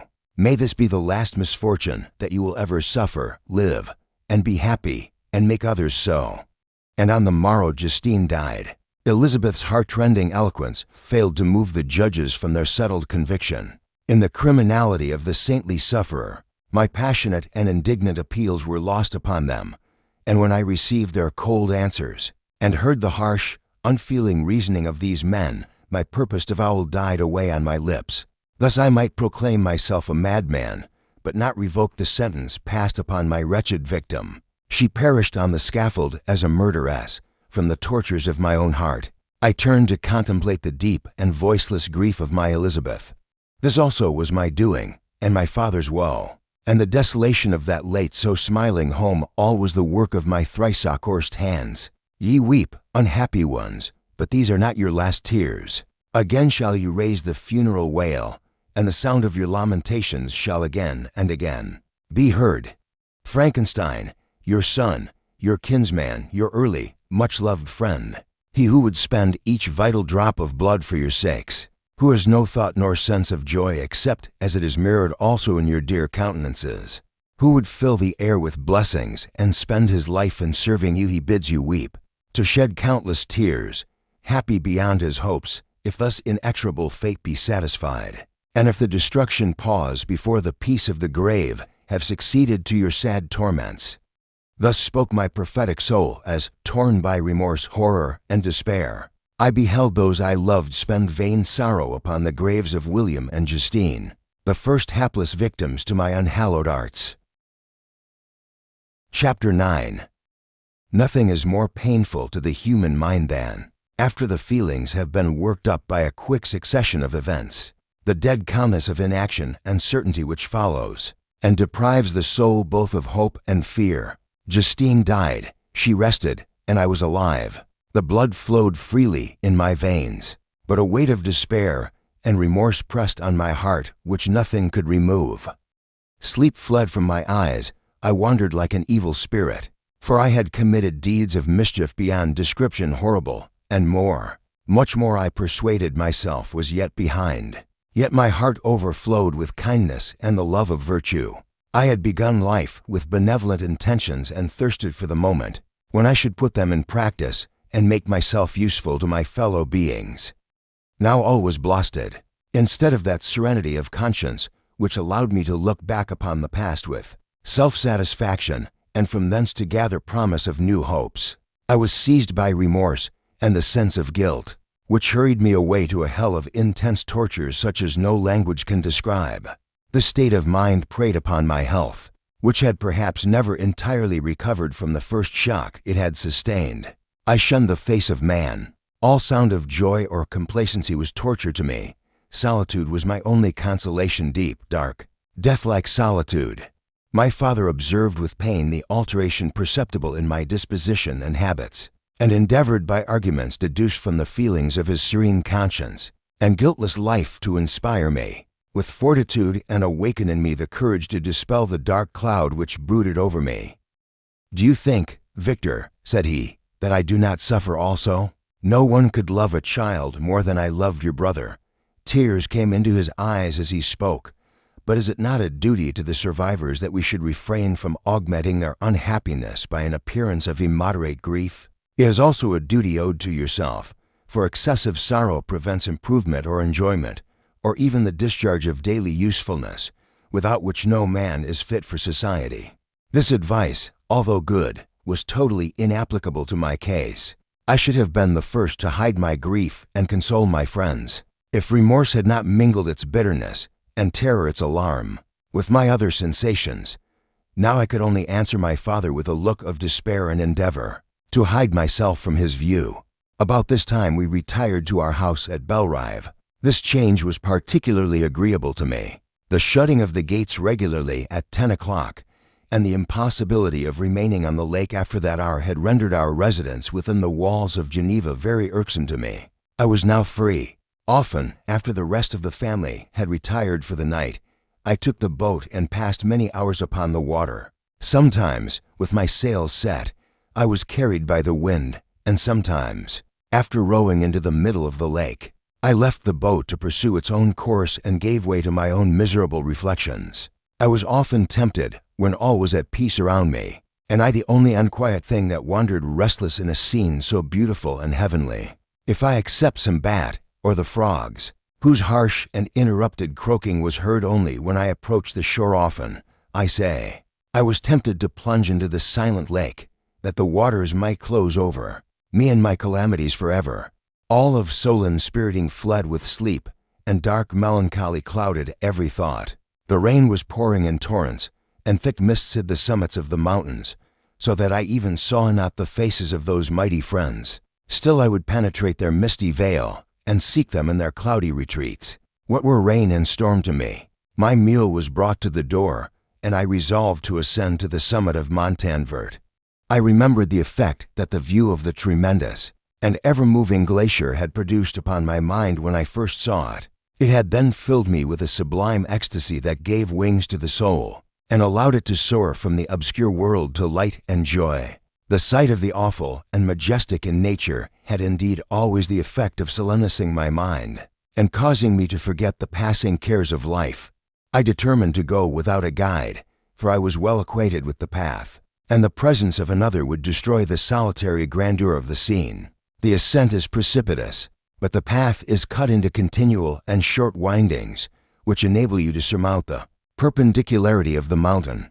It is a scene terrifically desolate. In 1,000 spots the traces of the winter avalanche may be perceived, where trees lie broken and strewed on the ground, some entirely destroyed, others bent, leaning upon the jutting rocks of the mountain or transversely upon other trees.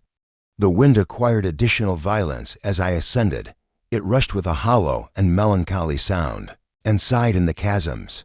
Now and then a flash of lightning lit up some pathless cleft and showed me, for a single instant, the gigantic forms of the Alps. It was a sight to make one despair of the earth. The cloud which had so long hidden Mont Blanc from my sight now suddenly dispersed, and the glorious summit of the mountain was revealed. Its white and dazzling peak shone with a celestial brightness, which rendered the rest of the scene gloomy and sombre. I paused and contemplated it with feelings of peculiar reverence and delight.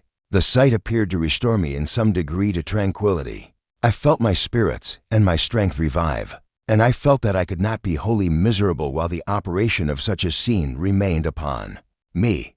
At that moment the figure who before had so terrified me and whom I at first believed to be a specter, again stood before me. Terror seized me. I felt the ground once more tremble under my feet. He approached, and having looked upon me with an expression of such bitter anguish and hatred as I had never before beheld, he fixed his looks on me, and said in a voice of admonition and of menace, "Remember that I am thy creature. I ought to be thy Adam, but I am rather the fallen angel, whom thou drivest from joy for no misdeed. Everywhere I see bliss, from which I alone am irrevocably excluded. I was benevolent and good. Misery made me a fiend. Make me happy, and I shall again be virtuous." I answered not, and my silence increased his rage. He then continued, "You must create a female for me, with whom I can live in the interchange of those sympathies necessary for my being. This being you must create, if you will comply with my conditions," continued he. "I shall quit Europe and live in the most northern deserts. I shall write to you from time to time, and endeavor to render you to the rising generation an example of consummate virtue. But if you refuse, I will glut the maw of death, until it be satiated with the blood of your remaining friends." I was obliged to pause before I could answer. The mountains rang with his voice. I dared not trust myself to say one word, or to attempt a justification, even were one possible. He fixed his eyes upon me, and I could not endure his glance. "Shall I consent," cried I at length, "to create a being who must live with me in hate? Shall I open a source of incessant woe and 1,000 crimes? No, no, I will not create a companion for the devil." A cold chill ran through me as I uttered these words. The hand that held a stone with which I was about to throw at him dropped senseless from my grasp. He fled, and I saw him no more. I remained some time motionless, and then descended the mountain more slowly than I had ascended it, and with the most bitter sensations of desolation and despair. When I had reached the plain, I met one of the peasants, who had been my companion in the valley, and who asked me if any of the citizens had passed me. "I saw none," said I, "but, good God, what is that?" He pointed to the body of a man who was stretched upon the road, and near him lay a glittering object. I looked again, and to my horror, I recognized the corpse of my poor William. I fell senseless by the corpse, and was conveyed to the cottage on the road. When I recovered, I found that the peasants had conveyed the several articles which had been found near the corpse to the village. Among them they produced the miniature of my mother, which had been placed in William's neck, and which I felt convinced had been stolen by the murderer. "It is enough," said I, when I had recovered a little from my swoon. "I have seen the murderer of my brother. My arm shall be lifted to wreak vengeance on him, and either by public justice or by the course of private hatred he shall suffer." This was my determination, yet when I reflected on the strangeness of the tale I should have to tell of the monster I had created, and of his supernatural powers, I almost despaired of being believed, and I resolved to remain silent in regard to his actual existence. If the wretch indeed came from me, and if my hand had given life to any futile thing, I was beyond measure miserable. I determined indeed that if any event could justify my avowal, I would then reveal the truth. At present I concealed it because it might expose me to ridiculing, or even to the most awful suspicion of insanity. I returned to Geneva. The recollection of Justine's trial and execution, and the knowledge that I had occasioned the death of my brother, preyed on my heart. I passed a night in watching, and accompanied by an inward sense of misery, I descended with early dawn to the bedside of my father, whom I found sitting by the window in a state of stupor, his eyes red and swelled with weeping. He spoke not. I accused myself as the cause of his grief, and my remorse increased.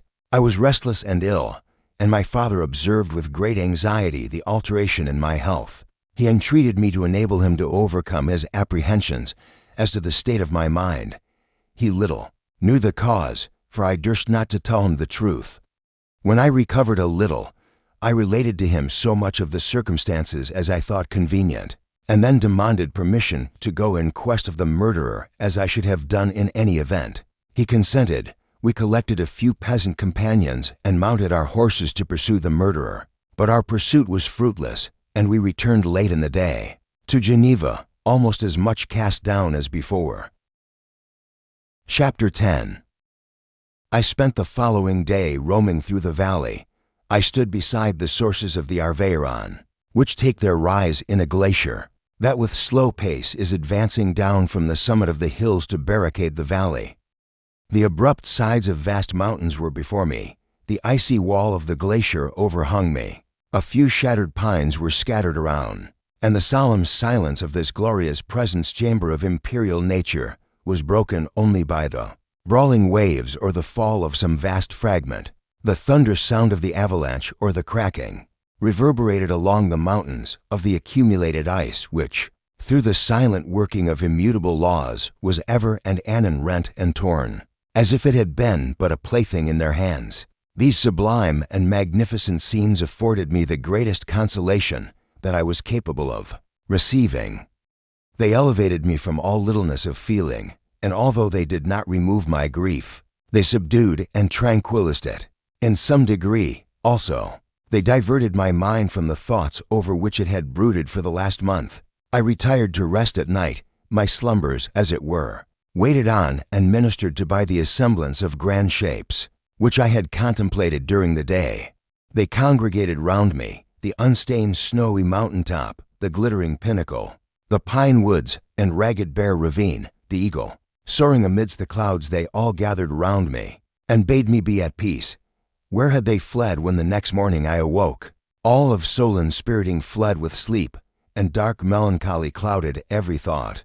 The rain was pouring in torrents, and thick mists hid the summits of the mountains, so that I even saw not the faces of those mighty friends. Still I would penetrate their misty veil and seek them in their cloudy retreats. What were rain and storm to me? My meal was brought to the door, and I resolved to ascend to the summit of Montanvert.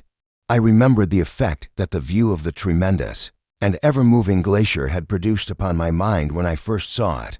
It had then filled me with a sublime ecstasy that gave wings to the soul and allowed it to soar from the obscure world to light and joy. The sight of the awful and majestic in nature had indeed always the effect of solemnizing my mind and causing me to forget the passing cares of life.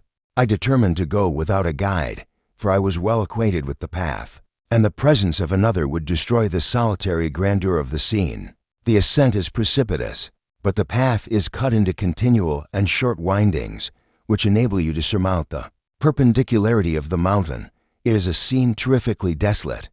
In 1,000 spots the traces of the winter avalanche may be perceived, where trees lie broken and strewed on the ground, some entirely destroyed, others bent, leaning upon the jutting rocks of the mountain or transversely upon other trees.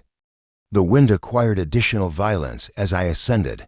It rushed with a hollow and melancholy sound, and sighed in the chasms. Now and then a flash of lightning lit up some pathless cleft and showed me, for a single instant, the gigantic forms of the Alps. It was a sight to make one despair of the earth.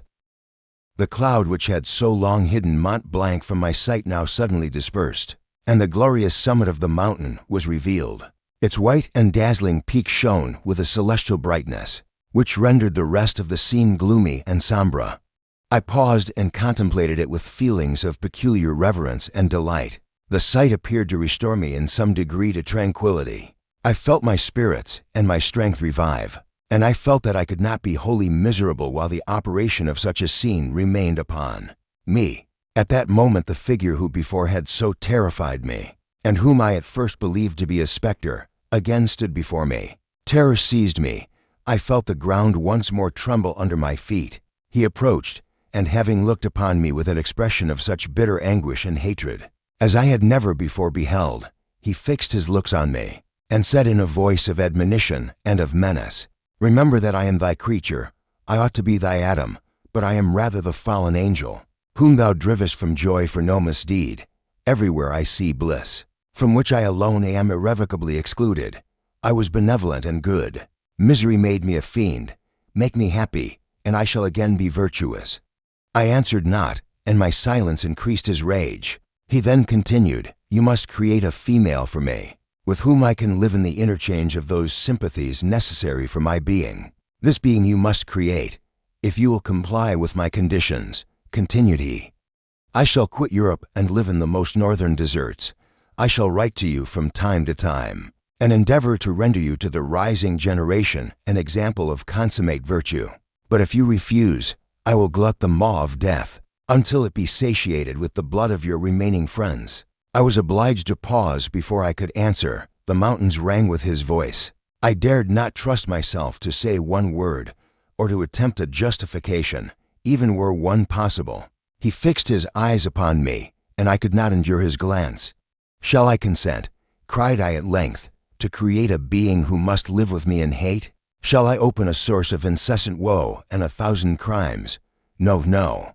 I will not create a companion for the devil." A cold chill ran through me as I uttered these words.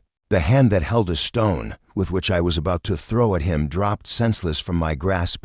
He fled, and I saw him no more. I remained some time motionless, and then descended the mountain more slowly than I had ascended it, and with the most bitter sensations of desolation and despair.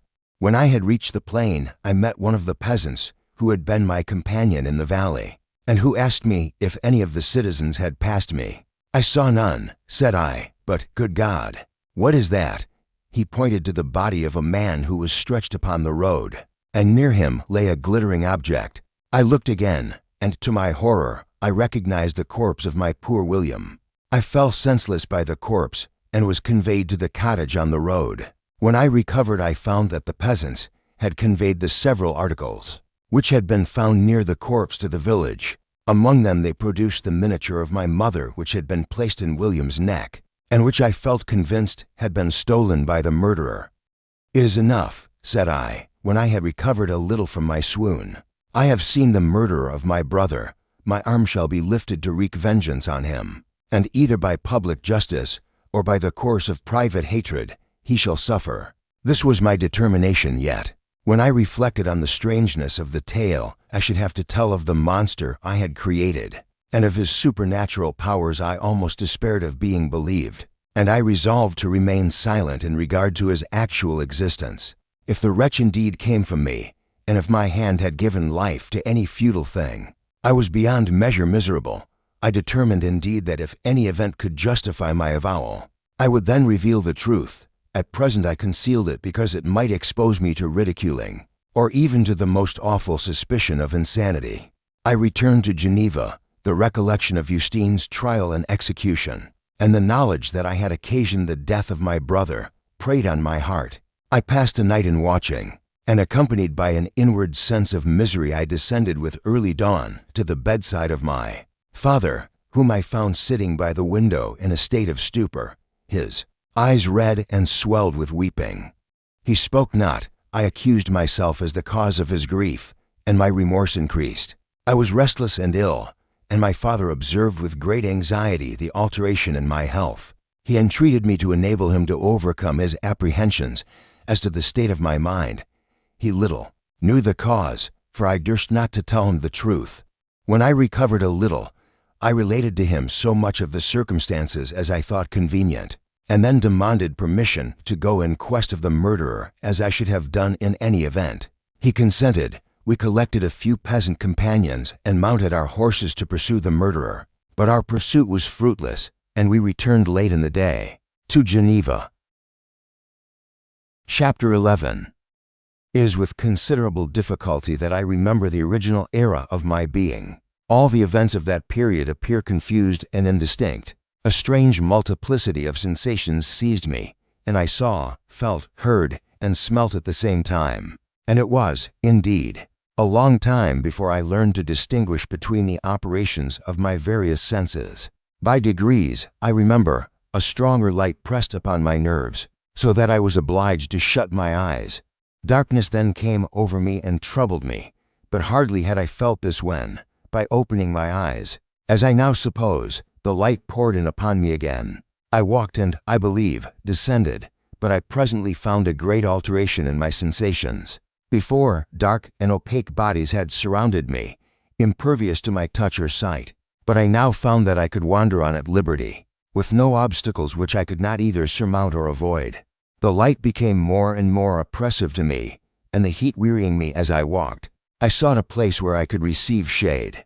This was the forest near Ingolstadt, and here I lay by the side of a brook resting from my fatigue, until I felt tormented by hunger and thirst. This roused me from my nearly dormant state, and I ate some berries which I found hanging on the trees or lying on the ground. I slaked my thirst at the brook, and then lying down, was overcome by sleep. It was dark when I awoke. I felt cold also, and half frightened, as it were, instinctively, finding myself so desolate. Before I had quitted your apartment, on a sensation of cold, I had covered myself with some clothes, but these were insufficient to secure me from the dews of night. I was a poor, helpless, miserable wretch, I knew, and could distinguish nothing. But feeling pain invade me on all sides, I sat down and wept. Soon a gentle light stole over the heavens and gave me a sensation of pleasure. I started up and beheld a radiant form rise from among the trees. The moon I gazed with a kind of wonder. It moved slowly, but it enlightened my path, and I again went out in search of berries. I was still cold when under one of the trees I found a huge cloak, with which I covered myself, and sat down upon the ground. No distinct ideas occupied my mind, all was confused. I felt light, and hunger, and thirst, and darkness. Innumerable sounds rang in my ears, and on all sides various scents saluted me. The only object that I could distinguish was the bright moon, and I fixed my eyes on that with pleasure. Several changes of day and night passed, and the orb of night had greatly lessened. When I began to distinguish my sensations from each other, I gradually saw plainly the clear stream that supplied me with drink, and the trees that shaded me with their foliage. I was delighted when I first discovered that a pleasant sound, which often saluted my ears, proceeded from the throats of the little winged animals who had often intercepted the light from my eyes. My eyes were insensibly opened to a wider range of vision. I perceived that the streams were subject to periodical variations, that in spring and in summer they were full and rapid, and that in autumn and winter they were diminished or even congealed. I observed also that the trees and plants, in some climates, were evergreen, and in others lost their leaves annually, and that the flowers which at one season crowned the hedgerow and made the meadows gay were succeeded by others whose blossoms were equally beautiful. Thus I discovered the structure of the earth, and began to be aware of the difference of seasons and the resulting changes. I gathered with delight their relative shapes, colors, and scents, and I rejoiced in the fresh and animated spectacle every morning presented, until I was at length familiarized to the scenes by which I was surrounded. From these early observations I proceeded by slow steps to the acquisition of language. By watching and attending day by day to the actions of the cottagers, I learned their ideas and feelings, and gradually attached words to the motions and impressions which I had before experienced. At first I understood only detached words, then sentences, and finally the meaning of the more complicated expressions. Thus I learned that the inhabitants of the cottage were a venerable old man, and two younger persons, one a youth and the other a girl. I watched them with a mingled feeling of admiration and envy. Their gentle manners excited in me an impulse to approach them, and I formed in my imagination 1,000 pictures of presenting myself to them, and of the tenderness they might bestow upon me. I thought, foolish wretch, that it might be in my power to restore happiness to these deserving people. These ideas exhilarated me and led me to apply with fresh ardor to the acquisition of the art of language. My organs were indeed harsh, but supple, and although my voice was very unlike the soft music of their tones, yet I pronounced such words as I understood with tolerable ease. By a continual and almost insensible progress I began to recite, and to imitate their manner of speech. I first comprehended the sounds and then the meaning. When I had once learnt that the objects on which I fixed my attention were called by certain names, and that the names were with little pains attached to the parts of speech, I became conscious of my own wants and the increments of my knowledge. The power of articulation and language opened to me a wide and delightful field. By slow degrees I made some portion of their language my own. This improvement was followed by a quickness of intellect and by an increased desire to enlarge my store of words and ideas. I longed to distinguish the notes of the little winged choristers and to connect the notions they suggested with the appropriate words. While I thus labored to perfect my language and to rectify the errors that disfigured my pronunciation, I avoided the danger of being detected by the cottagers. I was guided by my desire of pleasing them and sought with care to avoid whatever might offend them. Often did I long to be their companion and friend, but human beings, from the very first, regarded me with horror and repulsion. These feelings of beauty, kindness, and affection were first awakened in me by the appearance of the venerable and benevolent old man. I was at first struck with his venerable aspect and the gentleness of his manners, and then I admired the young pair who devoted themselves to his service. Their daily occupations and their mutual forbearance were a continual lesson of virtue to me. By degrees I discovered the history of these people and the causes of their sorrow. Their tale, which I shall relate in the next chapter, taught me many things. It explained the misfortunes that had befallen them, the origin of their exile, and the means by which they supported life.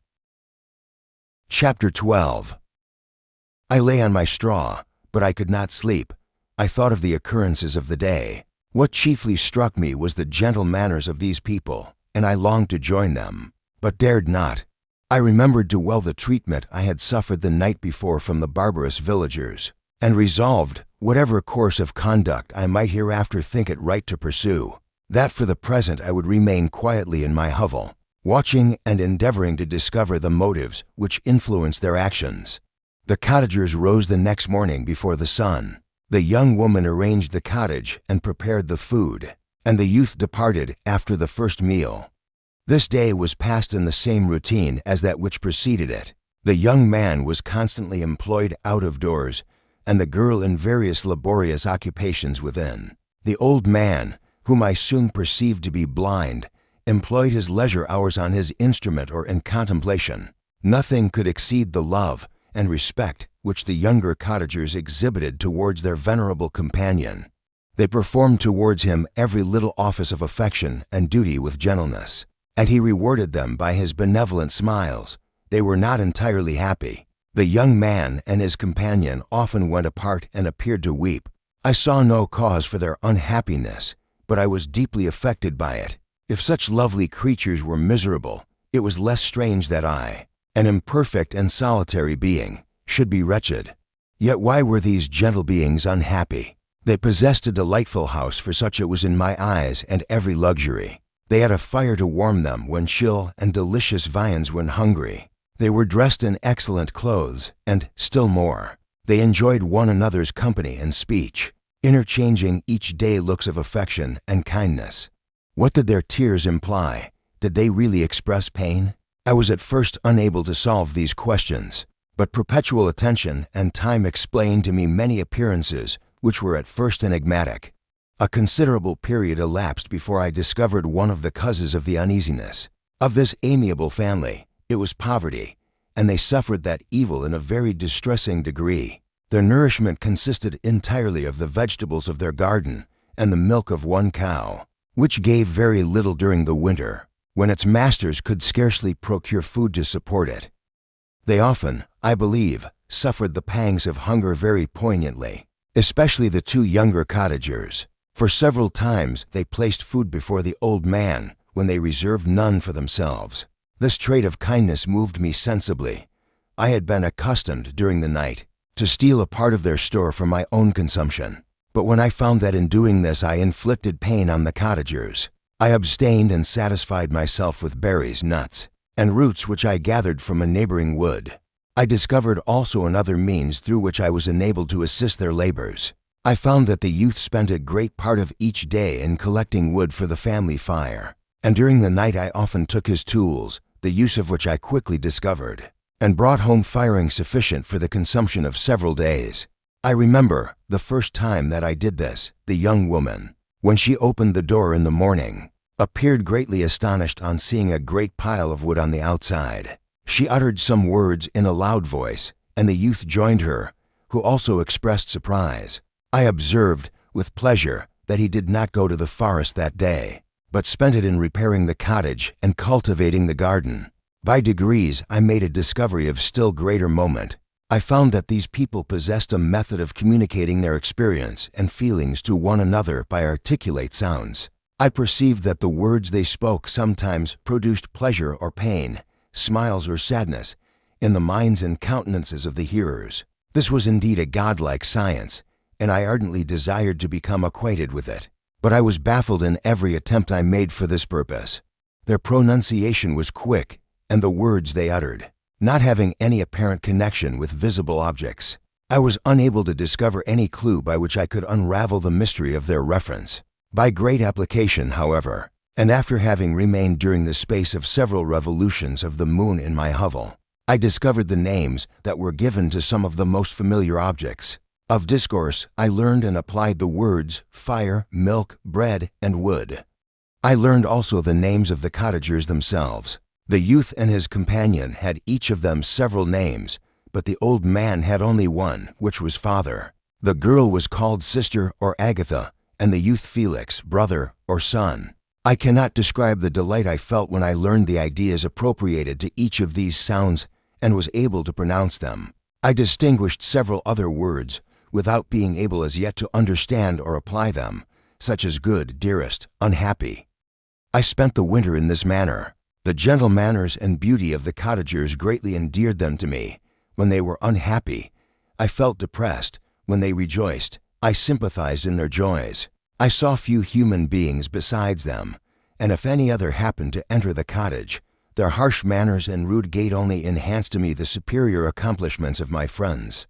The old man, I could perceive, often endeavored to encourage his children, as sometimes I found that he called them to cast off their melancholy. He would talk in a cheerful accent, with an expression of goodness that bestowed pleasure even upon me. Agatha listened with respect, her eyes sometimes filled with tears, which she endeavored to wipe away unperceived, but I generally found that her countenance and tone were more cheerful, after having listened to the exhortations of her father. It was not thus with Felix. He was always the saddest of the group, and even to my unpracticed senses, he appeared to have suffered more deeply than his friends. But if his countenance was more sorrowful, his voice was more cheerful than that of his sister, especially when he addressed the old man. I could mention innumerable instances which, although slight, marked the dispositions of these amiable cottagers. In the midst of poverty and want, Felix carried with pleasure to his sister the first little white flower that peeped out from beneath the snowy ground.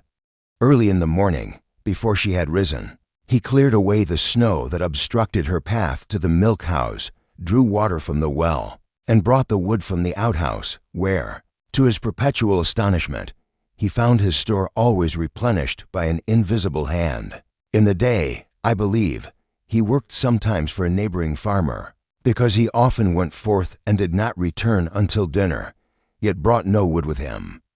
At other times he worked in the garden, but as there was little to do in the frosty season, he read to the old man and Agatha. This reading had puzzled me extremely at first, but by degrees I discovered that he uttered many of the same sounds when he read as when he talked. I conjectured, therefore, that he found on the paper signs for speech which he understood, and I ardently longed to comprehend these also. But how was that possible when I did not even understand the sounds for which they stood as signs? I improved, however, sensibly in this science, but not sufficiently to follow up any kind of conversation, although I applied my whole mind to the endeavor, for I easily perceived that, although I eagerly longed to discover myself to the cottagers, I ought not to make the attempt until I had first become master of their language, which knowledge might enable me to make them overlook the deformity of my figure, for with this also the contrast perpetually presented to my eyes had made me acquainted. I had admired the perfect forms of my cottagers, their grace, beauty, and delicate complexions. But how was I terrified when I viewed myself in a transparent pool. At first I started back, unable to believe that it was indeed I who was reflected in the mirror, and when I became fully convinced that I was in reality the monster that I am, I was filled with the bitterest sensations of despondence and mortification. Alas, I did not yet entirely know the fatal effects of this miserable deformity. As the sun became warmer and the light of day longer, the snow vanished, and I beheld the bare trees and the black earth. From this time Felix was more employed, and the heart-moving indications of impending famine disappeared. Their food, as I afterwards found, was coarse, but it was wholesome, and they procured a sufficiency of it. Several new kinds of plants sprang up in the garden, which they dressed, and these signs of comfort increased daily as the season advanced. The old man, leaning on his son, walked each day at noon, when it did not rain, as I found it was called when the heavens poured forth its waters. This frequently took place, but a high wind quickly dried the earth, and the season became far more pleasant than it had been.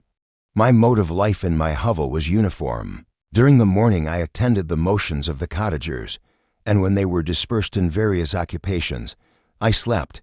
The remainder of the day was spent in observing my friends. When they had retired to rest, if there was any moon or the night was starlight, I went into the woods and collected my own food and fuel for the cottage.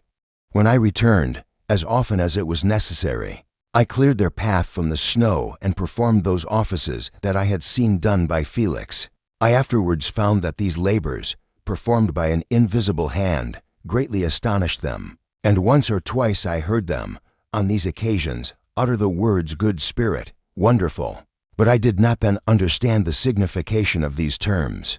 My thoughts now became more active, and I longed to discover the motives and feelings of these lovely creatures. I was inquisitive to know why Felix appeared so miserable and Agatha so sad. I thought, foolish wretch, that it might be in my power to restore happiness to these deserving people. When I slept or was absent, the forms of the venerable blind father, the gentle Agatha, and the excellent Felix flitted before me. I looked upon them as superior beings who would be the arbiters of my future destiny. I formed in my imagination 1,000 pictures of presenting myself to them, and their reception of me. I imagined that they would be disgusted until, by my gentle demeanor and conciliating words, I should first win their favor and afterwards their love. These thoughts exhilarated me and led me to apply with fresh ardor to the acquiring the art of language.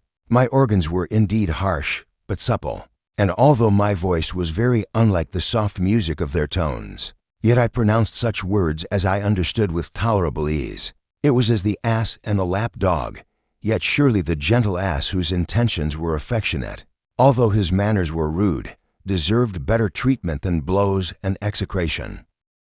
Chapter 13. I now hasten to the more moving part of my story.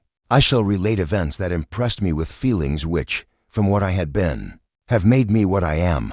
Spring advanced rapidly, the weather became fine, and the skies cloudless. It surprised me that what before was desert and gloomy should now bloom, with the most beautiful flowers and verdure. My senses were gratified and refreshed by 1,000 scents of delight and 1,000 sights of beauty. It was on one of these days, when my cottagers periodically rested from labor, the old man played on his guitar, and the children listened to him, that I observed the countenance of Felix was melancholy beyond expression. He sighed frequently, and once his father paused in his music, and I conjectured by his manner that he inquired the cause of his son's sorrow. Felix replied in a cheerful accent, and the old man was recommencing his music when someone tapped at the door. It was a lady on horseback, accompanied by a country man as a guide. The lady was dressed in a dark suit and covered with a thick black veil. Agatha asked a question, to which the stranger only replied by pronouncing, in a sweet accent, the name of Felix. Her voice was musical, but unlike that of either of my friends.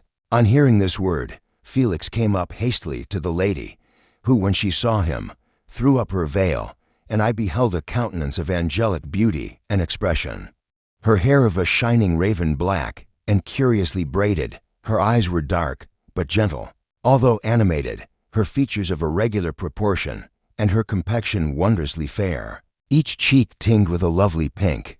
Felix seemed ravished with delight. When he saw her, every trait of sorrow vanished from his face, and it instantly expressed a degree of ecstatic joy, of which I could hardly have believed it capable. His eyes sparkled, as his cheek flushed with pleasure, and at that moment I thought him as beautiful as the stranger. She appeared affected by different feelings. Wiping a few tears from her lovely eyes, she held out her hand to Felix, who kissed it rapturously and called her, as well as I could distinguish, his sweet Arabian. She did not appear to understand him, but smiled. He assisted her to dismount, and dismissing her guide, conducted her into the cottage. Some conversation took place between him and his father, and the young stranger knelt at the old man's feet and would have kissed his hand, but he raised her and embraced her affectionately. I soon perceived that although the stranger uttered articulate sounds, and appeared to have a language of her own, she was neither understood by nor herself understood the cottagers. They made many signs which I did not comprehend. but I saw that her presence diffused gladness through the cottage, dispelling their sorrow as the sun dissipates the morning mists. Felix seemed peculiarly happy, and with smiles of delight welcomed his Arabian. Agatha, the ever-gentle Agatha, kissed the hands of the lovely stranger, and pointing to her brother, made signs which appeared to me to mean that he had been sorrowful until she came. Some hours passed thus, while they, by their countenances, expressed joy, the cause of which I did not comprehend. Presently I found, by the frequent recurrence of some sound which the stranger repeated after them, that she was endeavoring to learn their language, and the idea instantly occurred to me that I should make use of the same instructions to the same end. The stranger learned about 20 words at the first lesson. Most of them, indeed, were those which I had before understood, but I profited by the others. As night came on, Agatha and the Arabian retired early.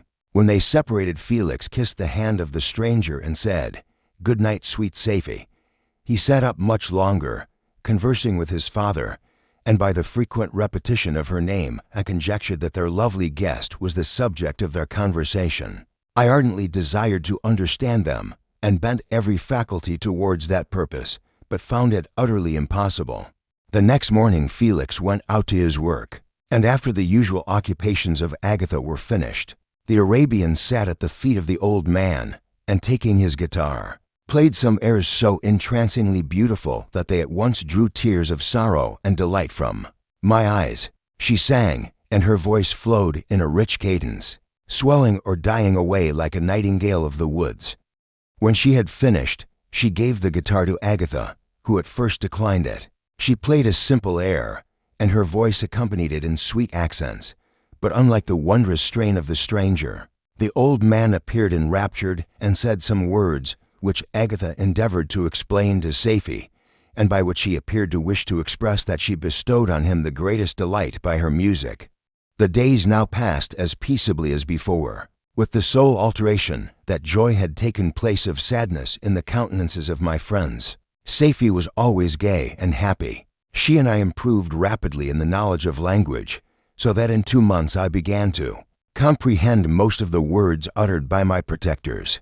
In the meanwhile also the black ground was covered with herbage, and the green banks interspersed with innumerable flowers, sweet to the scent and the eyes, stars of pale radiance among the moonlight woods. The sun became warmer, the nights clear and balmy, and my nocturnal rambles were an extreme pleasure to me, although they were considerably shortened by the late setting and early rising of the sun, for I never ventured abroad during daylight, fearful of meeting with the same treatment I had formerly endured in the first village which I entered. My days were spent in close attention, that I might more speedily master the language, and I may boast that I improved more rapidly than the Arabian, who understood very little and conversed in broken accents, whilst I comprehended and could imitate almost every word that was spoken. While I improved in speech, I also learned the science of letters as it was taught to the stranger, and this opened before me a wide field for wonder and delight. The book from which Felix instructed Safie was Volney's Ruins of Empires. I should not have understood the purport of this book had not Felix, in reading it, given very minute explanations. He had chosen this work, he said, because the declamatory style was framed in imitation of the Eastern authors. Through this work I obtained a cursory knowledge of history, and a view of the several empires at present existing in the world. It gave me an insight into the manners, governments, and religions of the different nations of the earth. I heard of the slothful Asiatics, of the stupendous genius and mental activity of the Grecians, of the wars and wonderful virtue of the early Romans, of their subsequent degenerating, of the decline of that mighty empire, of chivalry, Christianity, and kings. I heard of the discovery of the American hemisphere, and wept with Safie over the hapless fate of its original inhabitants. These wonderful narrations inspired me with strange feelings. Was man, indeed, at once so powerful, so virtuous and magnificent, yet so vicious and base? He appeared at one time a mere scion of the evil principle, and at another as all that can be conceived of noble and godlike. To be a great and virtuous man appeared the highest honor that can befall a sensitive being. To be base and vicious, as many on record have been, appeared the lowest degradation. a condition more abject than that of the blind mole or harmless worm. For a long time I could not conceive how one man could go forth to murder his fellow, or even why there were laws and governments. But when I heard details of vice and bloodshed, my wonder ceased and I turned away with disgust and loathing. Every conversation of the cottagers now opened new wonders to me. While I listened to the instructions which Felix bestowed upon the Arabian, the strange system of human society was explained to me. I heard of the division of property, of immense wealth and squalid poverty, of rank, descent, and noble blood. The words induced me to turn towards myself. I learned that the possessions most esteemed by your fellow creatures were high and unsullied descent united with riches. A man might be respected with only one of these advantages, but without either he was considered, except in very rare instances, as a vagabond and a slave, doomed to waste his powers for the profits of the chosen few. And what was I? Of my creation and creator I was absolutely ignorant, but I knew that I possessed no money, no friends, no kind of property. I was, besides, endued with a figure hideously deformed and loathsome. I was not even of the same nature as man. I was more agile than they and could subsist upon coarser diet. I bore the extremes of heat and cold with less injury to my frame. My stature far exceeded theirs. When I looked around I saw, and heard of none like me. Was I, then, a monster, a blot upon the earth, from which all men fled and whom all men disowned? I cannot describe to you the agony that these reflections inflicted upon me. I tried to dispel them, but sorrow only increased with knowledge, oh, that I had forever remained in my native wood, nor known nor felt beyond the sensations of hunger, thirst, and heat. Of what a strange nature is knowledge! It clings to the mind when it has once seized on it like a lichen on the rock. I wished sometimes to shake off all thought and feeling, but I learned that there was but one means to overcome the sensation of pain, and that was death, a state which I feared yet did not understand. I admired virtue and good feelings and loved the gentle manners and amiable qualities of my cottagers, but I was shut out from intercourse with them, except through means which I obtained by stealth, when I was unseen and unknown, and which rather increased than satisfied the desire I had of becoming one among my fellows. The gentle words of Agatha and the animated smiles of the charming Arabian were not for me. The mild exhortations of the old man and the lively conversation of the loved Felix were not for me. Miserable, unhappy wretch! Other lessons were impressed upon me even more deeply. I heard of the difference of sexes and the birth and growth of children, how the father doted on the smiles of the infant and the lively sallies of the older child, how all the life and cares of the mother were wrapped up in the precious charge, how the mind of youth expanded and gained knowledge of brother, sister, and all the various relationships which bind one human being to another in mutual bonds. But where were my friends and relations? No father had watched my infant days, no mother had blessed me with smiles and caresses, or if they had, all my past life was now a blot, a blind vacancy in which I distinguished nothing. From my earliest remembrance I had been as I then was in height and proportion. I had never yet seen a being resembling me, or who claimed any intercourse with me. What was I? The question again recurred, to be answered only with groans. I will soon explain to what these feelings tended, but allow me now to return to the cottagers, whose story excited in me such various feelings of indignation, delight, and wonder, but which all terminated in additional love and reverence for my protectors, for so I loved, in an innocent, half-painful self-deceit, to call them. Chapter 14. Some time elapsed before I learned the history of my friends. It was one which could not fail to impress itself deeply on my mind, unfolding as it did a number of circumstances, each interesting and wonderful to one so utterly inexperienced as I was. The name of the old man was de Lacy. He was descended from a good family in France, where he had lived for many years in affluence, respected by his superiors and beloved by his equals. His son was bred in the service of his country, and Agatha had ranked with ladies of the highest distinction. A few months before my arrival they had lived in a large and luxurious city called Paris, surrounded by friends and possessed of every enjoyment which virtue, refinement of intellect, or taste, accompanied by a moderate fortune, could afford. The father of Seyfi had been the cause of their ruin. He was a Turkish merchant and had inhabited Paris for many years when, for some reason which I could not learn, he became obnoxious to the government. He was seized and cast into prison the very day that Seyfi arrived from Constantinople to join him. He was tried and condemned to death. The injustice of his sentence was very flagrant. All Paris was indignant, and it was judged that his religion and wealth rather than the crime alleged against him had been the cause of his condemnation. Felix had accidentally been present at the trial. His horror and indignation were uncontrollable when he heard the decision of the court. He made, at that moment, a solemn vow to deliver him and then looked around for the means. After many fruitless attempts to gain admittance to the prison, he found a strongly grated window in an unguarded part of the building, which lighted the dungeon of the unfortunate Mohammedan, who, loaded with chains, waited in despair the execution of the barbarous sentence. Felix visited the grate at night and made known to the prisoner his intentions in his favor. The Turk, amazed and delighted, endeavored to kindle the zeal of his deliverer by promises of reward and wealth. Felix rejected his offers with contempt, yet when he saw the lovely Seyfi, who was allowed to visit her father, and who by her gestures expressed her lively gratitude, the youth could not help owning to his own mind that the captive possessed a treasure which would fully reward his toil and hazard.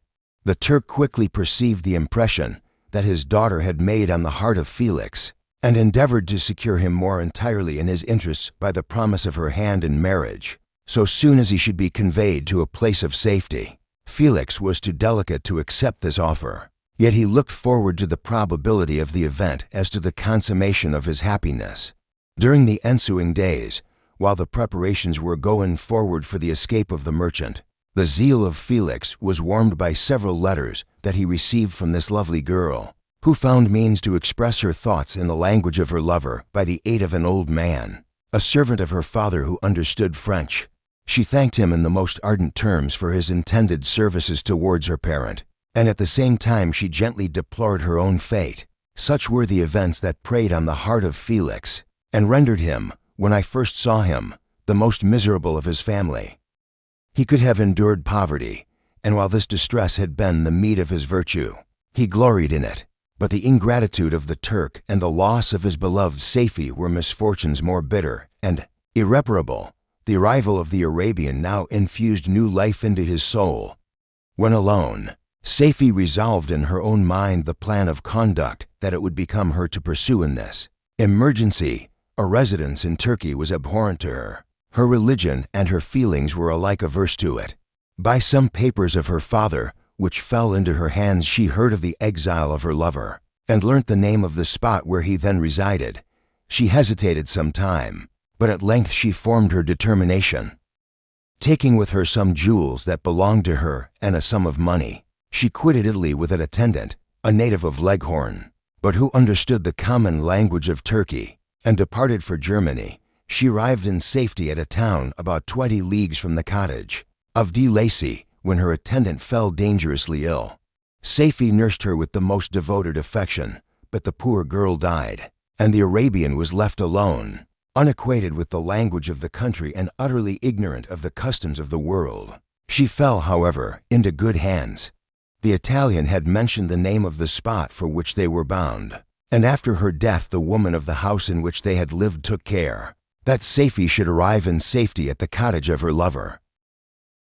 Chapter 15. Such was the history of my beloved cottagers. It impressed me deeply.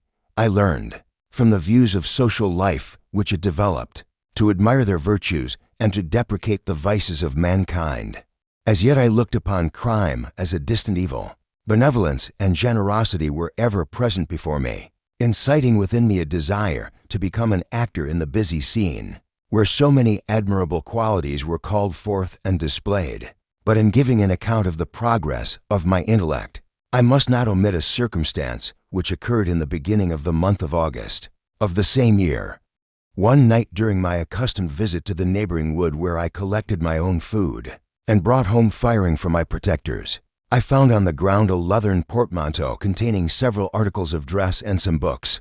I eagerly seized the prize and returned with it to my hovel. Fortunately, the books were written in the language, the elements of which I had acquired at the cottage. They consisted of Paradise Lost, a volume of Plutarch's Lives, and the Sorrows of Werther. The possession of these treasures gave me extreme delight. I now continually studied and exercised my mind upon these histories, whilst my friends were employed in their ordinary occupations. I can hardly describe to you the effect of these books. They produced in me an infinity of new images and feelings that sometimes raised me to ecstasy, but more frequently sunk me into the lowest dejection. In the Sorrows of Werther, besides the interest of its simple and affecting story, so many opinions are canvassed and so many lights thrown upon what had hitherto been to me obscure subjects, that I found in it a never-ending source of speculation and astonishment. The gentle and domestic manners it described, combined with lofty sentiments and feelings, which had for their object something out of self, accorded well with my experience among my protectors, and with the wants which were forever alive in my own bosom. But I thought Werther himself a more divine being than I had ever beheld or imagined. His character contained no pretension, but it sank deep. The disquisitions upon death and suicide were calculated to fill me with wonder. I did not pretend to enter into the merits of the case, yet I inclined towards the opinions of the hero, whose extinction I wept, without precisely understanding it. As I read, however, I applied much personally to my own feelings and condition. I found myself similar, yet at the same time strangely unlike to the beings concerning whom I read and to whose conversation I was a listener. I sympathized with and partly understood them, but I was unformed in mind. I was dependent on none and related to none. The path of my departure was free, and there was none to lament my annihilation. My person was hideous, and my stature gigantic. What did this mean? Who was I? What was I? Whence did I come? What was my destination? These questions continually recurred, but I was unable to solve them. The volume of Plutarch's Lives, which the first possessed, contained the histories of the first founders of the ancient republics. This book had a far different effect upon me from the Sorrows of Werther. I learned from Werther's imagination's despondency and gloom, but Plutarch taught me high thoughts. He elevated me above the wretched sphere of my own reflections. To admire and love the heroes of past ages, many things I read surpassed my understanding and experience. I had a very confused knowledge of kingdoms, wide extents of country, mighty rivers, and boundless seas, but I was perfectly unacquainted with towns and large assemblages of men. The cottage of my protectors had been the only school in which I had studied human nature, but this book developed new and mightier scenes of action. I read of men concerned in public affairs, governing or massacring their species.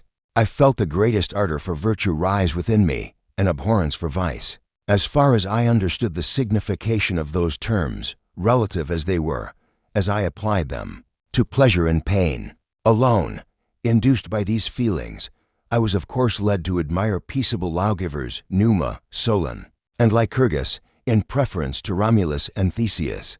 The patriarchal lives of my protectors caused these impressions to take a firm hold on my mind. Perhaps if my first introduction to humanity had been made by a young soldier, burning for glory and slaughter, I should have been imbued with different sensations. But Paradise Lost excited different and far deeper emotions. I read it, as I had read the other volumes which had fallen into my hands, as a true history. It moved every feeling of wonder and awe that the picture of an omnipotent God warring with his creatures was capable of exciting. I often referred the several situations, as their similarity struck me, to my own. Like Adam, I was apparently united by no link to any other being in existence, but his state was far different from mine in every other respect. He had come forth from the hands of God a perfect creature, happy and prosperous, guarded by the especial care of his Creator. He was allowed to converse with and acquire knowledge from beings of a superior nature. But I was wretched, helpless, and alone. Many times I considered Satan as the fitter emblem of my condition, for often, like him, when I viewed the bliss of my protectors, the bitter gall of envy rose within me. Another circumstance strengthened and confirmed these feelings. Soon after my arrival in the hovel I discovered some papers in the pocket of the dress which I had taken from your laboratory. At first I had neglected them, but now that I was able to decipher the characters in which they were written, I began to study them with diligence. It was your journal of the 4 months that preceded my creation. Everything is related in them which bears reference to my accursed origin. The whole detail of that series of disgusting circumstances which produced it is set in view. The minute's description of my odious and loathsome person is given, in language which painted your own horrors and rendered mine indelible. I sickened as I read. Hateful day when I received life, I exclaimed in agony. The more I read, the more I felt convinced that it was desirable to leave the cottage and seek the removal of the misery which preyed upon me. Their happiness was not decreased by the absence of summer. They loved and sympathized with one another, and their joys, depending on each other, were not interrupted by the casualties that took place around them. The more I saw of them, the greater became my desire to claim their protection and kindness. My heart yearned to be known and loved by these amiable creatures. To see their sweet looks directed towards me with affection was the utmost limit of my ambition. I made several attempts to address myself to them. I resolved at length to enter the cottage when the old man alone should be present. I deceived the old man by my actions and succeeded. He received me kindly, and I was happy as a child at the time, but I had the misfortune to be suddenly discovered by Felix, and his horror caused the misfortune which I shall never forget. The violent manner in which he tore me from his father's knees and the blows which he bestowed upon me struck me with indescribable anguish, and I fled. The fright and horror which my actions had produced, and the subsequent desertion of my protectors, plunged me into dark despair, and resolved my mind to deeds of vengeance. This last event leads into the next part of my history. Chapter 16. Cursed Creator, why did I live? Why, in that instant, did I not extinguish the spark of existence which you had so wantonly bestowed? I know not. Despair had not yet taken possession of me. My feelings were those of rage and revenge. I could with pleasure have destroyed the cottage and its inhabitants, and have glutted myself with their shrieks and misery.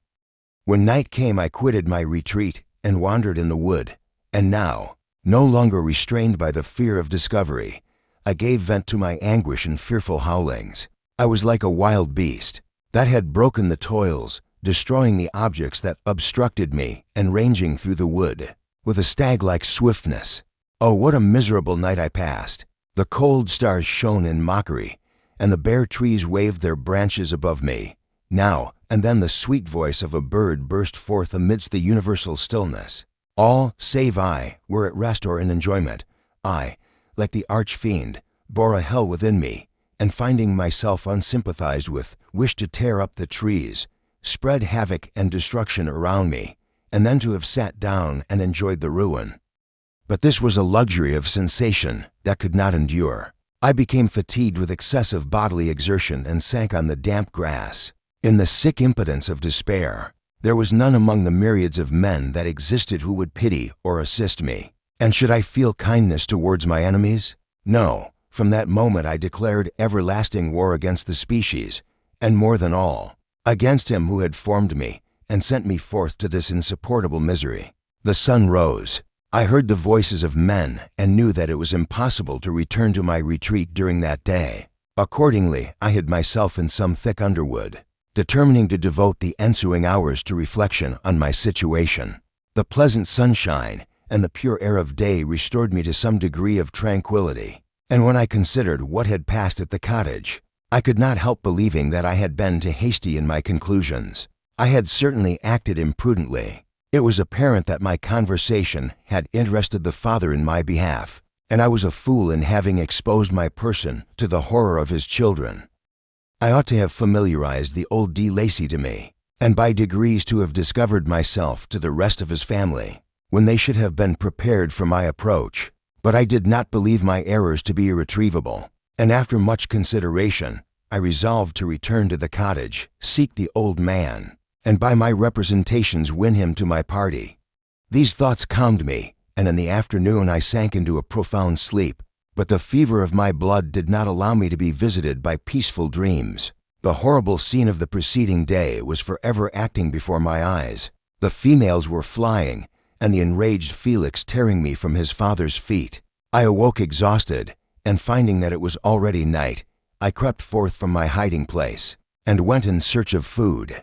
When my hunger was appeased, I directed my steps towards the well-known path that conducted to the cottage. All there was at peace. I crept into my hovel and remained in silent expectation of the accustomed hour. When the family rose, that hour passed, the sun mounted high in the heavens, but the cottagers did not appear. I trembled violently, apprehending some dreadful misfortune. The inside of the cottage was dark, and I heard no motion. I cannot describe the agony of this suspense. Presently 2 countrymen passed by, but pausing near the cottage, they entered into conversation, using violent gesticulations, but I did not understand what they said, as they spoke the language of the country, which differed from that of my protectors. Soon after, however, Felix approached with another man.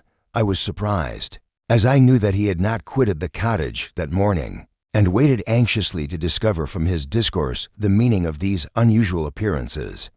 "Do you consider," said his companion to him, "that you will be obliged to pay 3 months' rent and to lose the produce of your garden? I do not wish to take any unfair advantage, and I beg therefore that you will take some days to consider of your determination." "It is utterly useless," replied Felix. "We can never again inhabit your cottage.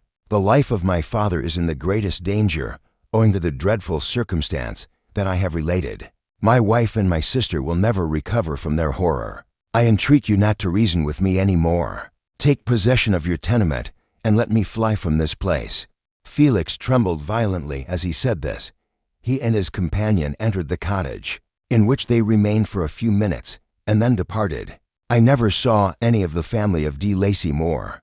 I continued for the remainder of the day in my hovel in a state of utter and stupid despair. My protectors had departed, and had broken the only link that held me to the world.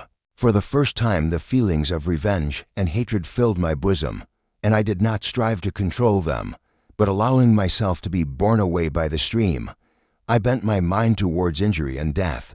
When I thought of my friends, of the mild voice of de Lacy, the gentle eyes of Agatha, and the exquisite beauty of the Arabian, these thoughts vanished, and a gush of tears somewhat soothed me. But again, when I reflected that they had spurned and deserted me, anger returned, a rage of anger, and unable to injure anything human, I turned my fury towards inanimate objects.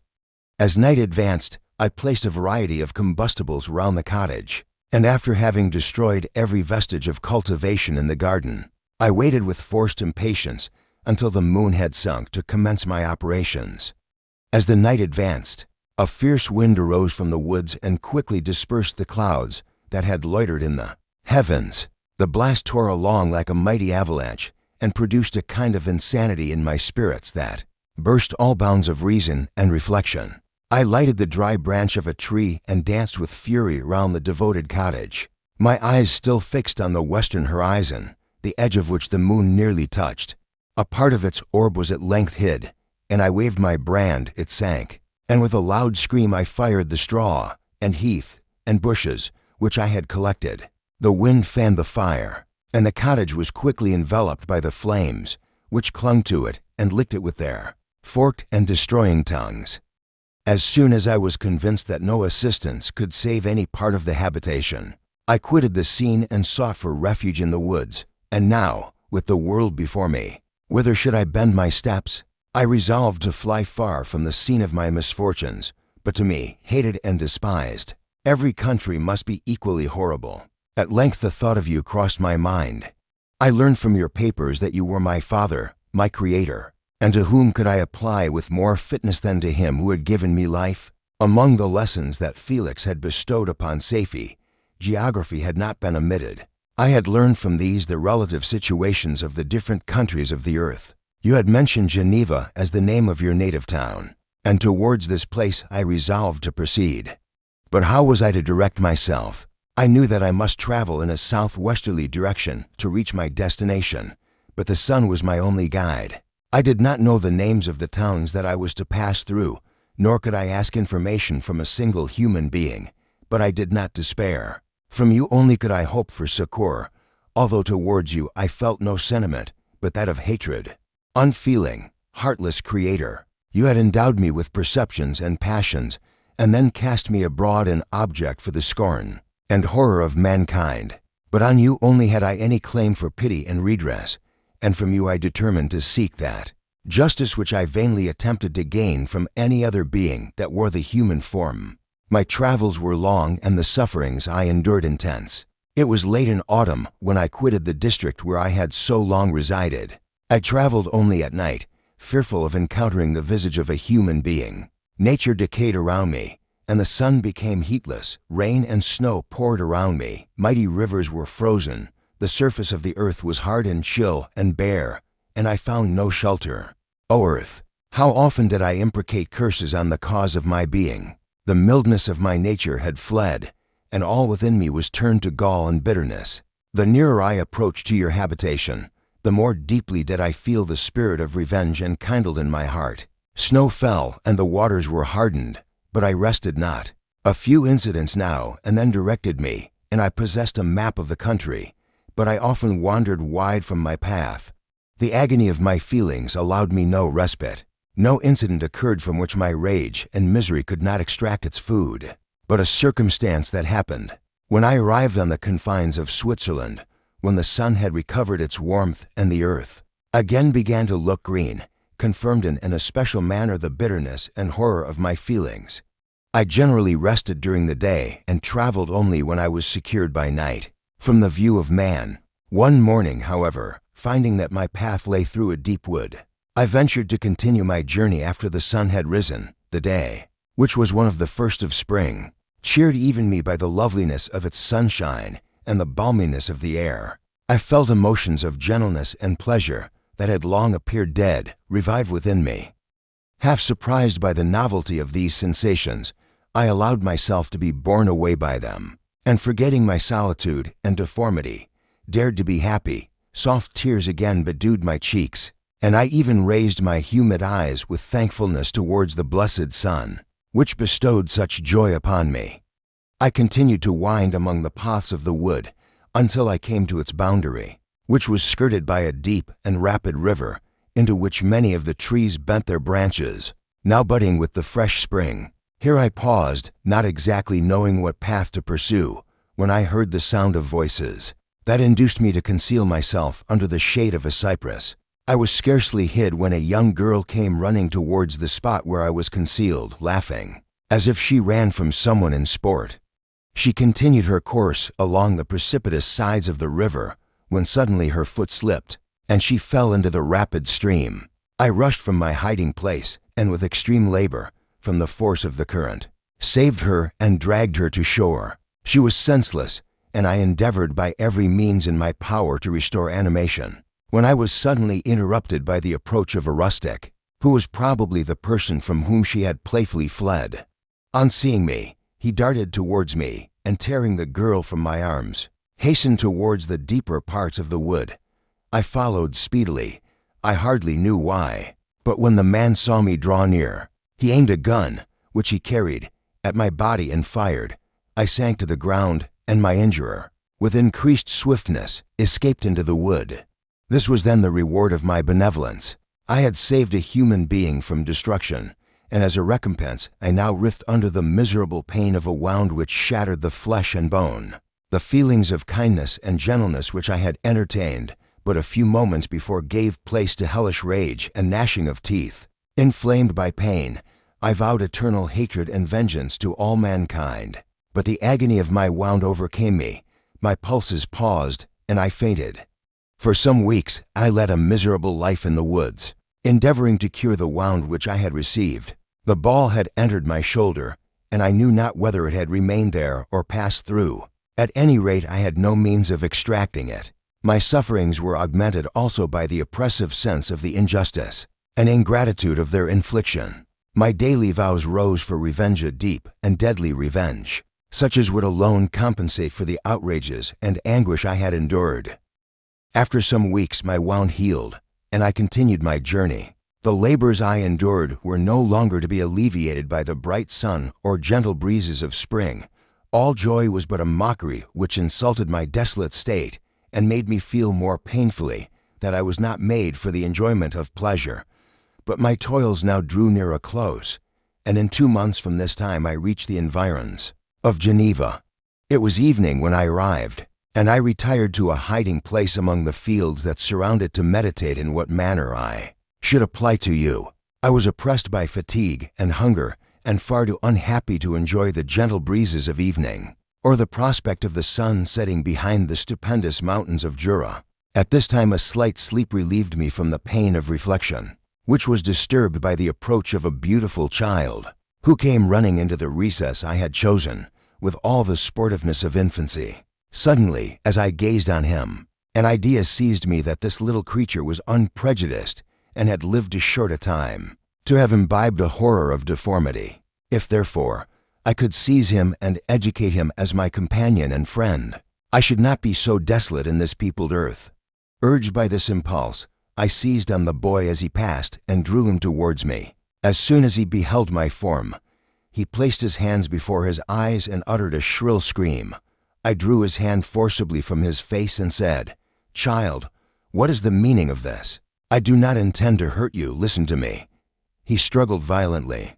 "Let me go," he cried, "monster, ugly wretch. You wish to eat me and tear me to pieces. You are an ogre. Let me go, or I will tell my papa. Boy, you will never see your father again. You must come with me, hideous monster. Let me go. My papa is a syndic, he is M. Frankenstein, he will punish you. You dare not keep me, Frankenstein. You belong then to my enemy, to him towards whom I have sworn eternal revenge. You shall be my first victim." The child still struggled and loaded me with epithets which carried despair to my heart. I grasped his throat to silence him, and in a moment he lay dead at my feet. I gazed on my victim, and my heart swelled with exultation and hellish triumph. Clapping my hands, one exclaimed, "I too can create desolation. My enemy is not invulnerable. This death will carry despair to him, and 1,000 other miseries shall torment and destroy him." As I fixed my eyes on the child, I saw something glittering on his breast. I took it. It was a portrait of a most lovely woman. In spite of my malignity, it softened and attracted me. For a few moments I gazed with delight on her dark eyes, fringed by deep lashes, and her lovely lips, but presently my rage returned. I remembered that I was forever deprived of the delights that such beautiful creatures could bestow, and that she whose resemblance I contemplated would, in regarding me, have changed that air of divine benignity to one expressive of disgust and affright. Can you wonder that such thoughts transported me with rage? I only wonder that at that moment, instead of venting my sensations in exclamations and agony, I did not rush among mankind and perish in the attempt to destroy them. While I was overcome by these feelings, I left the spot where I had committed the murder, and seeking a more secluded hiding place, I entered a barn which had appeared to me to be empty.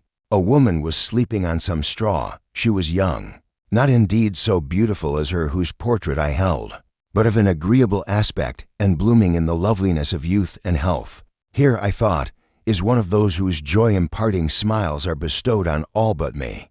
And then I bent over her and whispered, "Awake, fairest. Thy lover is near, he who would give his life, but to obtain one look of affection from thine eyes. My beloved, awake." The sleeper stirred. A thrill of terror ran through me. Should she indeed awake, and see me, and curse me, and denounce the murderer? Thus would she assuredly act if her darkened eyes opened, and she beheld me. The thought was madness. It stirred the fiend within me, not I.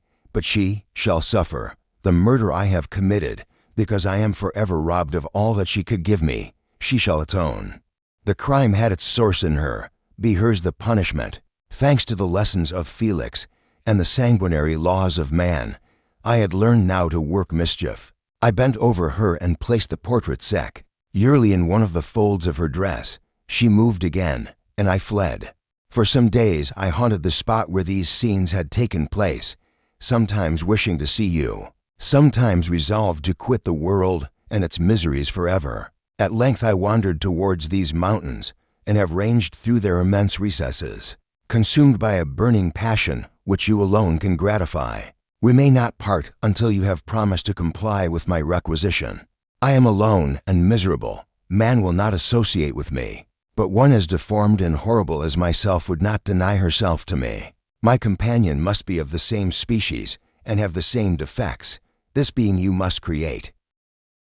Chapter 17. The being finished speaking and fixed his looks upon me in the expectation of a reply. But I was bewildered, perplexed, and unable to range my ideas sufficiently to understand the full extent of his proposition. He continued, "You must create a female for me with whom I can live in the interchange of those sympathies necessary for my being. This you alone can do, and I demand it of you as a right which you must not refuse to concede." The latter part of his tale had kindled anew in me the anger that had died away, while he narrated his peaceful life among the cottagers. And as he said this, I could no longer suppress the rage that burned within me.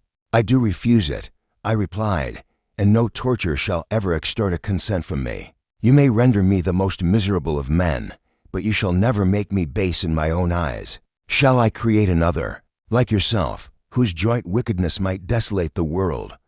Begone, I have answered you. You may torture me, but I will never consent." "You are in the wrong," replied the fiend, and instead of threatening, "I am content to reason with you. I am malicious because I am miserable. Am I not shunned and hated by all mankind? You, my creator, would tear me to pieces and triumph, remember that, and tell me why I should pity man more than he pities me? You would not call it murder if you could precipitate me into one of those ice rifts, and destroy my frame, the work of your own hands. Shall I respect man when he condemns me? Let him live with me in the interchange of kindness, and instead of injury I would bestow every benefit upon him with tears of gratitude at his acceptance. But that cannot be. The human senses are insurmountable barriers to our union. Yet mine shall not be the submission of abject slavery. I will revenge my injuries. If I cannot inspire love, I will cause fear, and chiefly towards you, my archenemy, because my creator, do I swear inextinguishable hatred. Have a care, I will work at your destruction, nor finish until I desolate your heart, so that you shall curse the hour of your birth." A fiendish rage animated him as he said this. His face was wrinkled into contortions too horrible for human eyes to behold. But presently he calmed himself and proceeded. "I intended to reason. This passion is detrimental to me, for you do not reflect that you are the cause of its excess. If any being felt emotions of benevolence towards me, I should return them 100 and 100-fold. For that one creature's sake I would make peace with the whole kind. But I now indulge in dreams of bliss that cannot be realized. What I ask of you is reasonable and moderate. I demand a creature of another sex, but as hideous as myself. The gratification is small, but it is all that I can receive, and it shall content me. It is true, we shall be monsters, cut off from all the world, but on that account we shall be more attached to one another. Our lives will not be happy, but they will be harmless and free from the misery I now feel." I paused some time to reflect on all he had related and the various arguments which he had employed. I thought of the promise of virtues which he had displayed on the opening of his existence, and the subsequent blight of all kindly feeling by the loathing and scorn which his protectors had manifested towards him. His power and threats were not omitted in my calculations. A creature who could exist in the ice caves of the glaciers, and hide himself from pursuit among the ridges of inaccessible precipices, was a being possessing faculties it would be vain to cope with. After a long pause of reflection, I concluded that the justice due both to him and my fellow creatures demanded of me that I should comply with his request. Turning to him, therefore, I said, "I consent to your demand, on your solemn oath to quit Europe forever, and every other place in the neighborhood of man, as soon as I shall deliver into your hands a female who will accompany you in your exile. I swear," he cried, "by the sun, and by the blue sky of heaven, and by the fire of love that burns my heart, that if you grant my prayer, while they exist you shall never behold me again. Depart to your home and commence your labors. I shall watch their progress with unutterable anxiety, and fear not but that when you are ready I shall appear." Saying this, he suddenly quitted me, fearful, perhaps, of any change in my sentiments.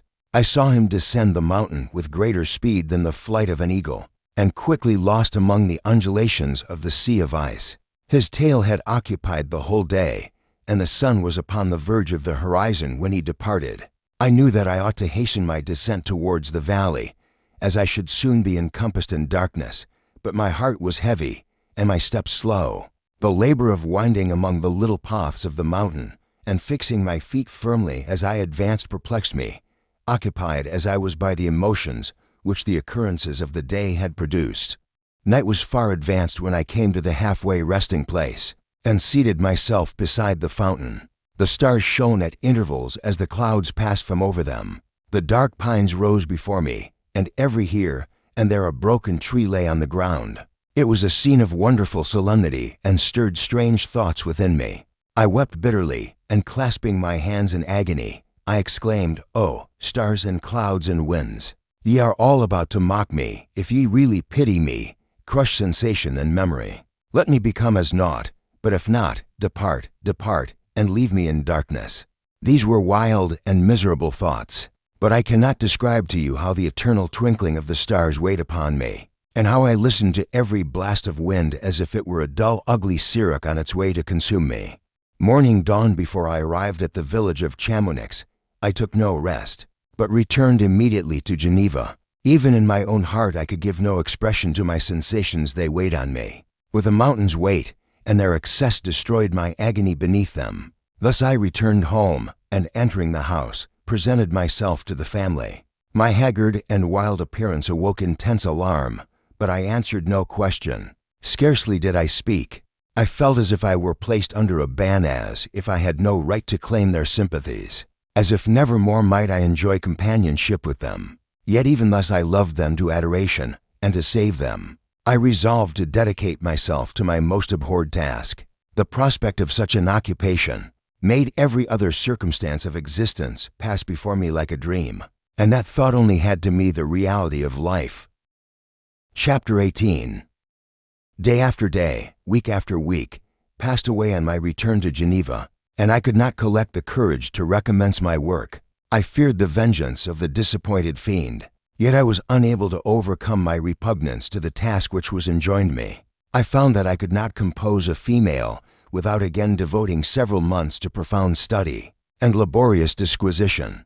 I had heard of some discoveries having been made by an English philosopher, the knowledge of which was material to my success, and I sometimes thought of obtaining my father's consent to visit England for this purpose, but I clung to every pretense of delay and shrank from taking the first step in an undertaking whose immediate necessity began to appear less absolute to me.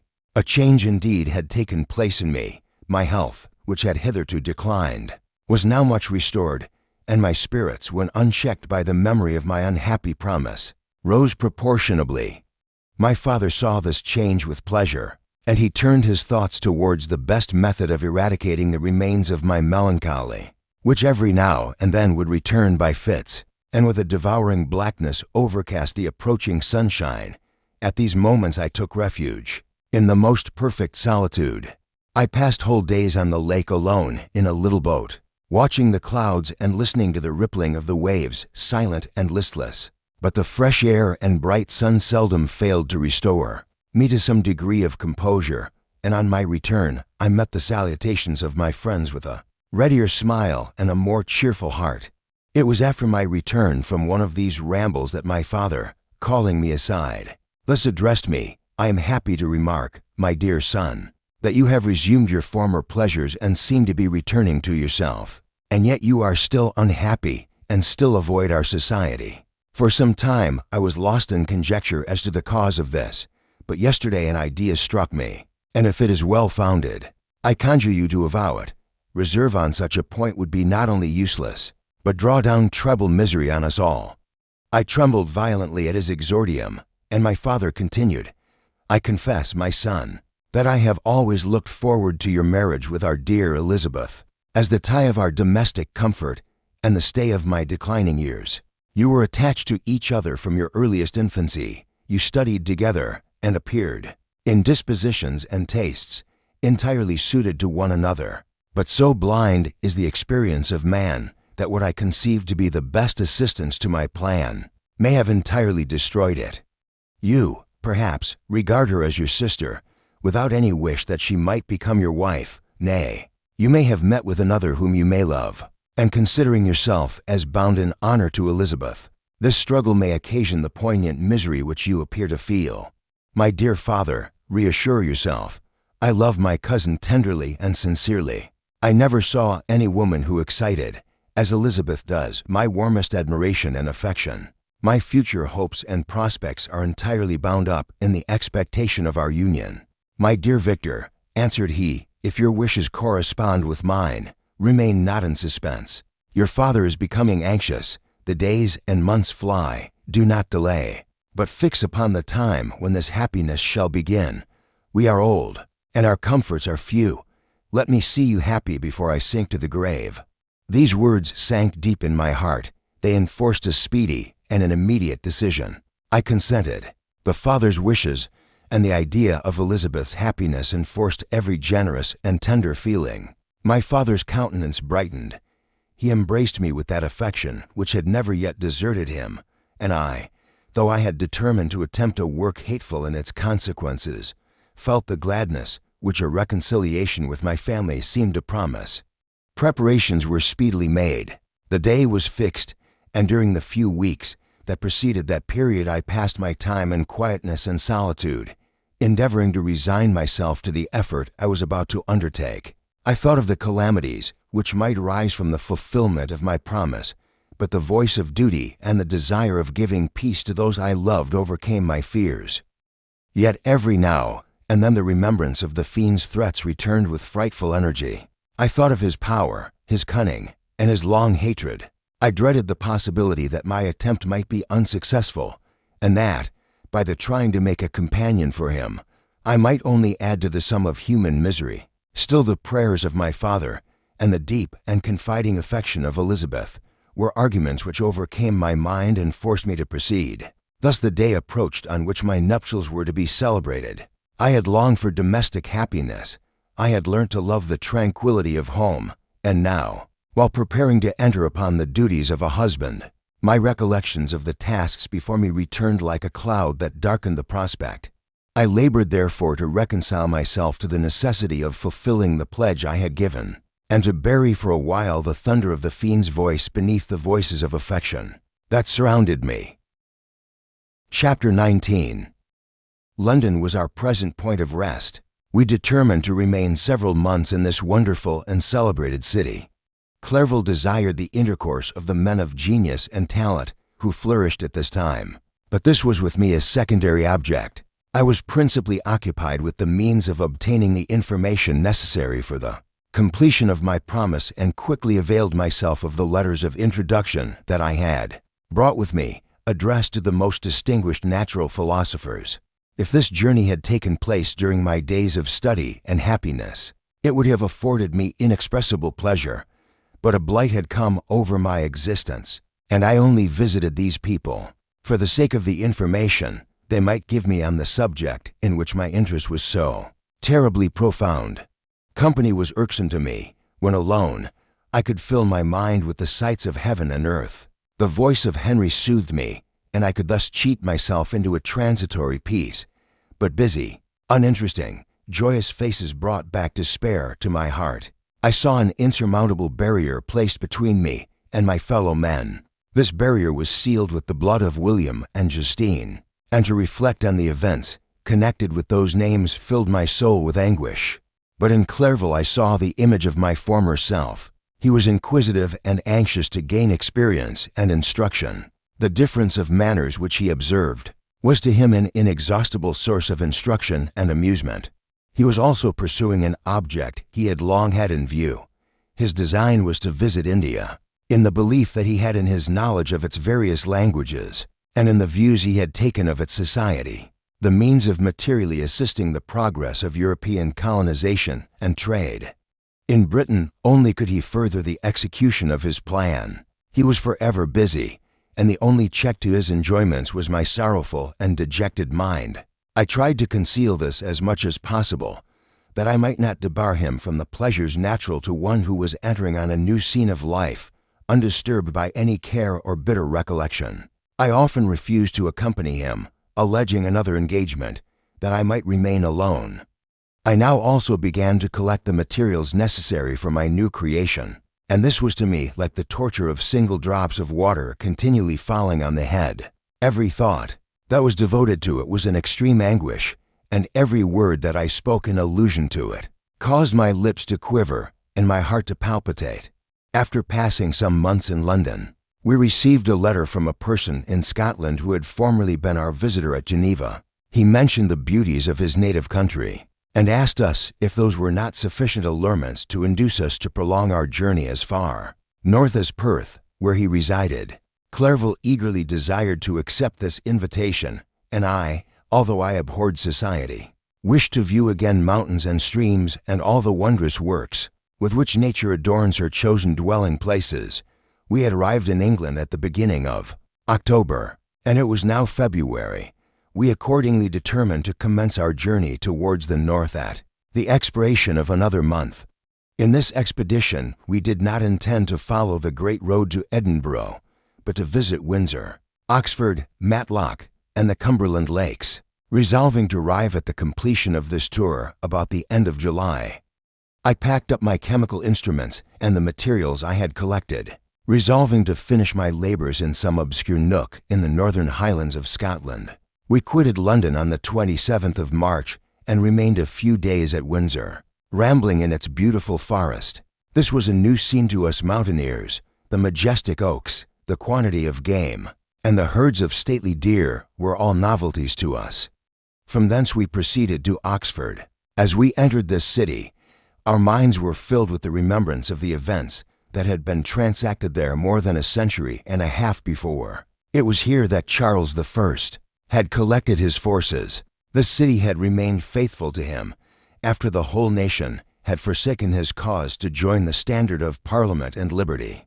The memory of that unfortunate king and his companions, the amiable Falkland, the insolent Goring, his queen and son, gave a peculiar interest to every part of the city which they might be supposed to have inhabited. The spirit of elder days found a dwelling here, and we delighted to trace its footsteps. If these feelings had not found an imaginary gratification, the appearance of the city had yet in itself sufficient beauty to obtain our admiration. The colleges are ancient and picturesque, the streets are almost magnificent, and the lovely Isis, which flows beside it through meadows of exquisite verdure, is spread forth into a placid expanse of waters, which reflects its majestic assemblage of towers, and spires and domes embosomed among aged trees. I enjoyed this scene, and yet my enjoyment was embittered both by the memory of the past and the anticipation of the future. I was formed for peaceful happiness. During my youthful days discontent never visited my mind, and if I was ever overcome by ennui, the sight of what is beautiful in nature or the study of what is excellent and sublime in the productions of man could always interest my heart and communicate elasticity to my spirits. But I am a blasted tree, the bolt has entered my soul, and I felt then that I should survive to exhibit what I shall soon cease to be a miserable spectacle of wrecked humanity, pitiable to others and intolerable to myself. We passed a considerable period at Oxford, rambling among its environs and endeavoring to identify every spot which might relate to the most animating epoch of English history. Our little voyages of discovery were often prolonged by the successive objects that presented themselves. We visited the tomb of the illustrious Hampden and the field on which that patriot fell. For a moment my soul was elevated from its debasing and miserable fears to contemplate the divine ideas of liberty and self-sacrifice of which these sites were the monuments and the remembrancers. For an instant I dared to shake off my chains and look around me with a free and lofty spirit. But the iron had eaten into my flesh, and I sank again, trembling and hopeless, into my miserable self. We left Oxford with regret and proceeded to Matlock, which was our next place of rest. The country in the neighborhood of this village resembled, to a greater degree, the scenery of Switzerland. But everything is on a lower scale, and the green hills want the crown of distant white Alps which always attend on the piny mountains of my native country.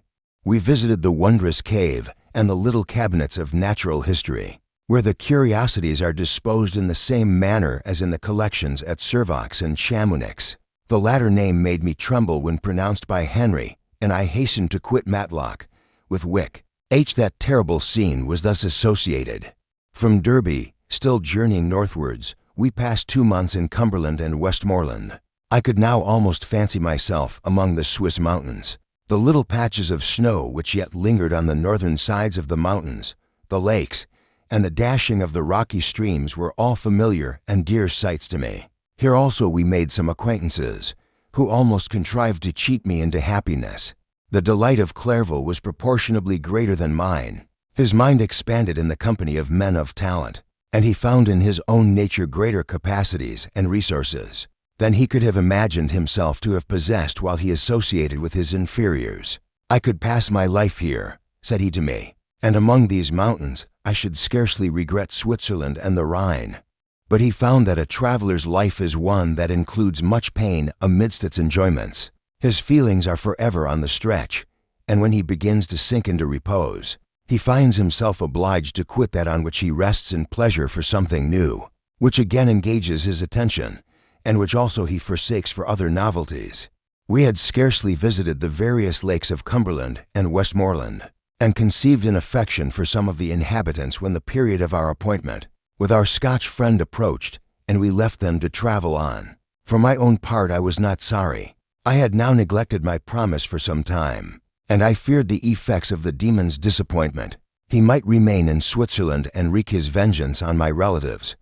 This idea pursued me and tormented me at every moment, from which I might otherwise have snatched repose and peace. I waited for my letters with feverish impatience. If they were delayed, I was miserable and overcome by 1,000 fears. And when they arrived, and I saw the superscription of Elizabeth or my father, I hardly dared to read and ascertain my fate. Sometimes I thought that the fiend followed me and might expedite my remissness by murdering my companion. When these thoughts possessed me, I would not quit Henry for a moment, but followed him as his shadow to protect him from the fancied rage of his destroyer. I felt as if I had committed some great crime, the consciousness of which haunted me. I was guiltless, but I had indeed drawn down a horrible curse upon my head, as mortal as that of crime. I visited Edinburgh with languid eyes and mind, and yet that city might have interested the most unfortunate being. Clerval did not like it so well as Oxford, for the antiquity of the latter city was more pleasing to him. But the beauty and regularity of the new town of Edinburgh, its romantic castle and its environs, the most delightful in the world, Arthur's Seat, St. Bernard's Well, and the Pentland Hills, compensated him for the change and filled him with cheerfulness and admiration. But I was impatient to arrive at the termination of my journey. We left Edinburgh in a week, passing through Cooper, St. Andrews, and along the banks of the Tay, to Perth, where our friend expected us. But I was in no mood to laugh and talk with strangers or enter into their feelings, or plans with the good humor expected from a guest, and accordingly I told Clerval that I wished to make the tour of Scotland alone. "Do you," said I, "enjoy yourself, and let this be our rendezvous. I may be absent a month or two, but do not interfere with my motions, I entreat you. Leave me to peace and solitude for a short time, and when I return, I hope it will be with a lighter heart, more congenial to your own temper." Henry wished to dissuade me, but seeing me bent on this plan, ceased to remonstrate. He entreated me to write often. "I had rather be with you," he said, "in your solitary rambles, than with these Scotch people, whom I do not know. Hasten, then, my dear friend, to return, that I may again feel myself somewhat at home, which I cannot do in your absence." Having parted from my friend, I determined to visit some remote spot of Scotland and finish my work in solitude. I did not doubt but that the monster followed me and would discover himself to me, when I should have finished, that he might receive his companion. With this resolution I traversed the northern highlands, and fixed on one of the remotest of the Orkneys as the scene of my labors. It was a place fitted for such a work, being hardly more than a rock whose high sides were continually beaten upon by the waves. The soil was barren, scarcely affording pasture for a few miserable cows, and oatmeal for its inhabitants, which consisted of 5 persons, whose gaunt and scraggy limbs gave tokens of their miserable fare. Vegetables and bread, when they indulged in such luxuries, and even fresh water, was to be procured from the mainland, which was about 5 miles distant. On the whole island there were but 3 miserable huts, and one of these was vacant when I arrived. This I hired. It contained but 2 rooms, and these exhibited all the squalidness of the most miserable penury. The thatch had fallen in, the walls were unplastered, and the door was off its hinges.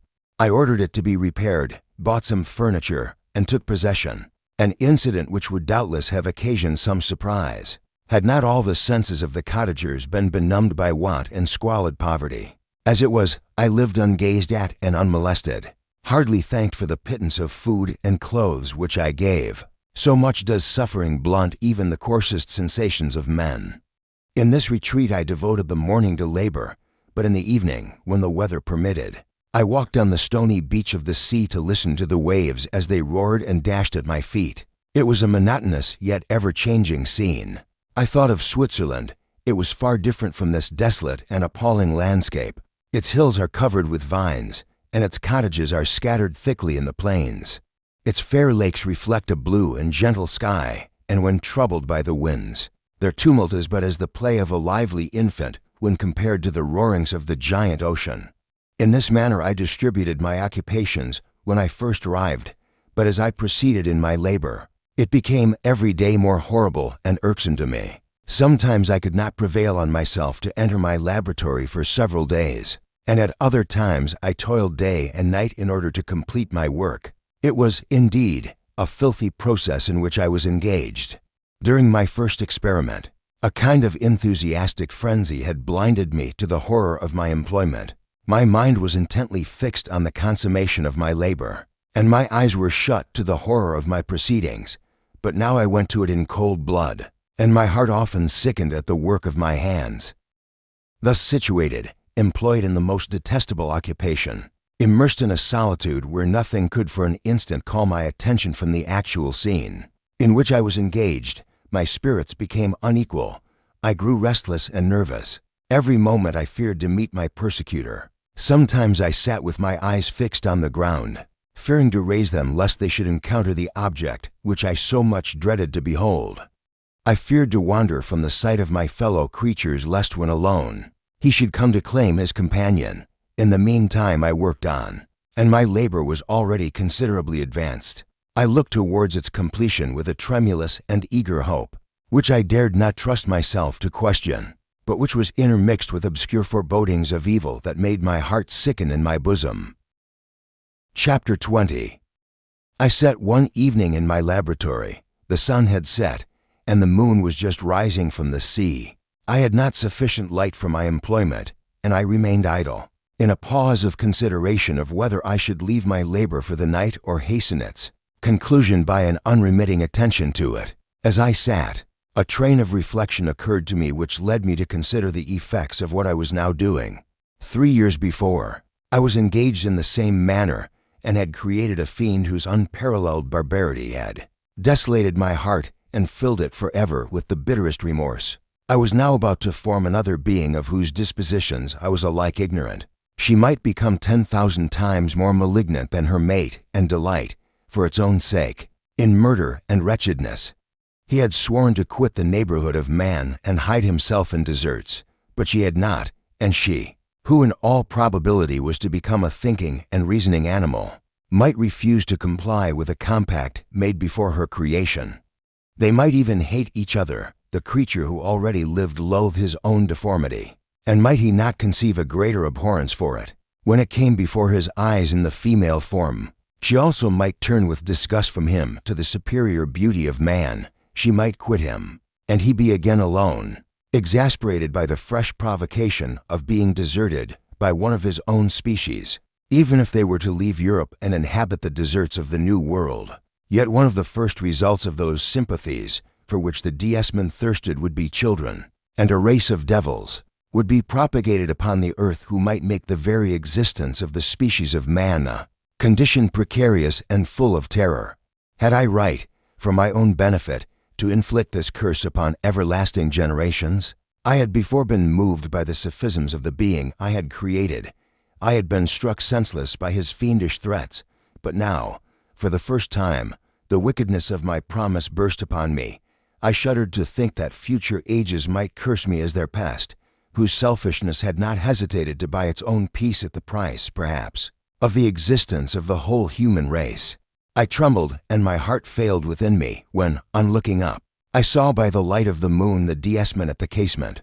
A ghastly grin wrinkled his lips as he gazed on me, where I sat fulfilling the task which he had allotted to me. Yes, he had followed me in my travels. He had loitered in forests, hid himself in caves, or taken refuge in wide and desert heaths, and he now came to mark my progress and claim the fulfillment of my promise.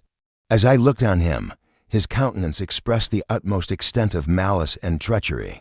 I thought with a sensation of madness on my promise of creating another like to him, and trembling with passion, tore to pieces the thing on which I was engaged. The wretch saw me destroy the creature on whose future existence he depended for happiness, and with a howl of devilish despair and revenge, withdrew.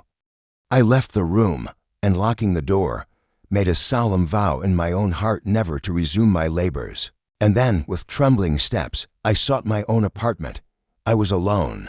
None were near me to dissipate the gloom and relieve me from the sickening oppression of the most terrible reveries. Several hours passed, and I remained near my window gazing on the sea. It was almost motionless, for the winds were hushed, and all nature reposed under the eye of the quiet moon. A few fishing vessels alone specked the water, and now and then the gentle breeze wafted the sound of voices as the fishermen called to one another. I felt the silence, although I was hardly conscious of its extreme profundity, until my ear was suddenly arrested by the paddling of oars near the shore, and a person landed close to my house. In a few minutes after, I heard the creaking of my door, as if someone endeavored to open it softly. I trembled from head to foot.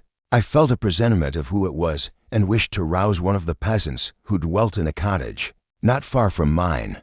But I was overcome by the sensation of helplessness, so often felt in frightful dreams, when you in vain endeavor to fly from an impending danger, and was rooted to the spot. Presently I heard the sound of footsteps along the passage. The door opened, and a wretch whom I dreaded appeared. Shutting the door, he approached me and said in a smothered voice, "You have destroyed the work which you began. What is it that you intend? Do you dare to break your promise? I have endured toil and misery. I left Switzerland with you. I crept along the shores of the Rhine, among its willow islands, and over the summits of its hills. I have dwelt many months in the heaths of England, and among the deserts of Scotland. I have endured incalculable fatigue, and cold, and hunger. Do you dare destroy my hopes? Begone. I do break my promise. Never will I create another like yourself, equal in deformity and wickedness. Slave, I before reasoned with you, but you have proved yourself unworthy of my condescension. Remember that I have power. You believe yourself miserable, but I can make you so wretched that the light of day will be hateful to you. You are my creator, but I am your master. Obey. The hour of my irresolution is past, and the period of your power is arrived. Your threats cannot move me to do an act of wickedness, but they confirm me in a determination of not creating you a companion in vice. Shall I, in cool blood, set loose upon the earth a DS-man whose delight is in death and wretchedness? Begone, I am firm, and your words will only exasperate my rage." The monster saw my determination in my face, and gnashed his teeth in the impotence of anger. "Shall each man," cried he, "find a wife for his bosom, and each beast have his mate, and I be alone?" I had feelings of affection, and they were requited by detestation and scorn. Man, you may hate, but beware. Your hours will pass in dread and misery, and soon the bolt will fall which must ravish from you your happiness forever. Are you to be happy while I grovel in the intensity of my wretchedness? You can blast my other passions, but revenge remains revenge, henceforth dearer than light or food. I may die, but first you, my tyrant and tormentor, shall curse the sun that gazes on your misery. Beware, for I am fearless and therefore powerful. I will watch with the willingness of a snake, that I may sting with its venom. Man, you shall repent of the injuries you inflict. Devil, cease, and do not poison the air with these sounds of malice. I have declared my resolution to you, and I am no coward to bend beneath words. Leave me, I am inexorable. It is well. I go, but remember, I shall be with you on your wedding night." I started forward and exclaimed, "Villain, before you sign my death warrant, be sure that you are yourself safe." I would have seized him, but he eluded me and quitted the house with precipitation. In a few moments I saw him in his boat, which shot across the waters with an arrowy swiftness and was soon lost amidst the waves. All was again silent, but his words rang in my ears. I burned with rage to pursue the murderer of my peace and precipitate him into the ocean. I walked up and down my room hastily and perturbed, while my imagination conjured up 1,000 images to torment and sting me. Why had I not followed him and closed with him in mortal strife?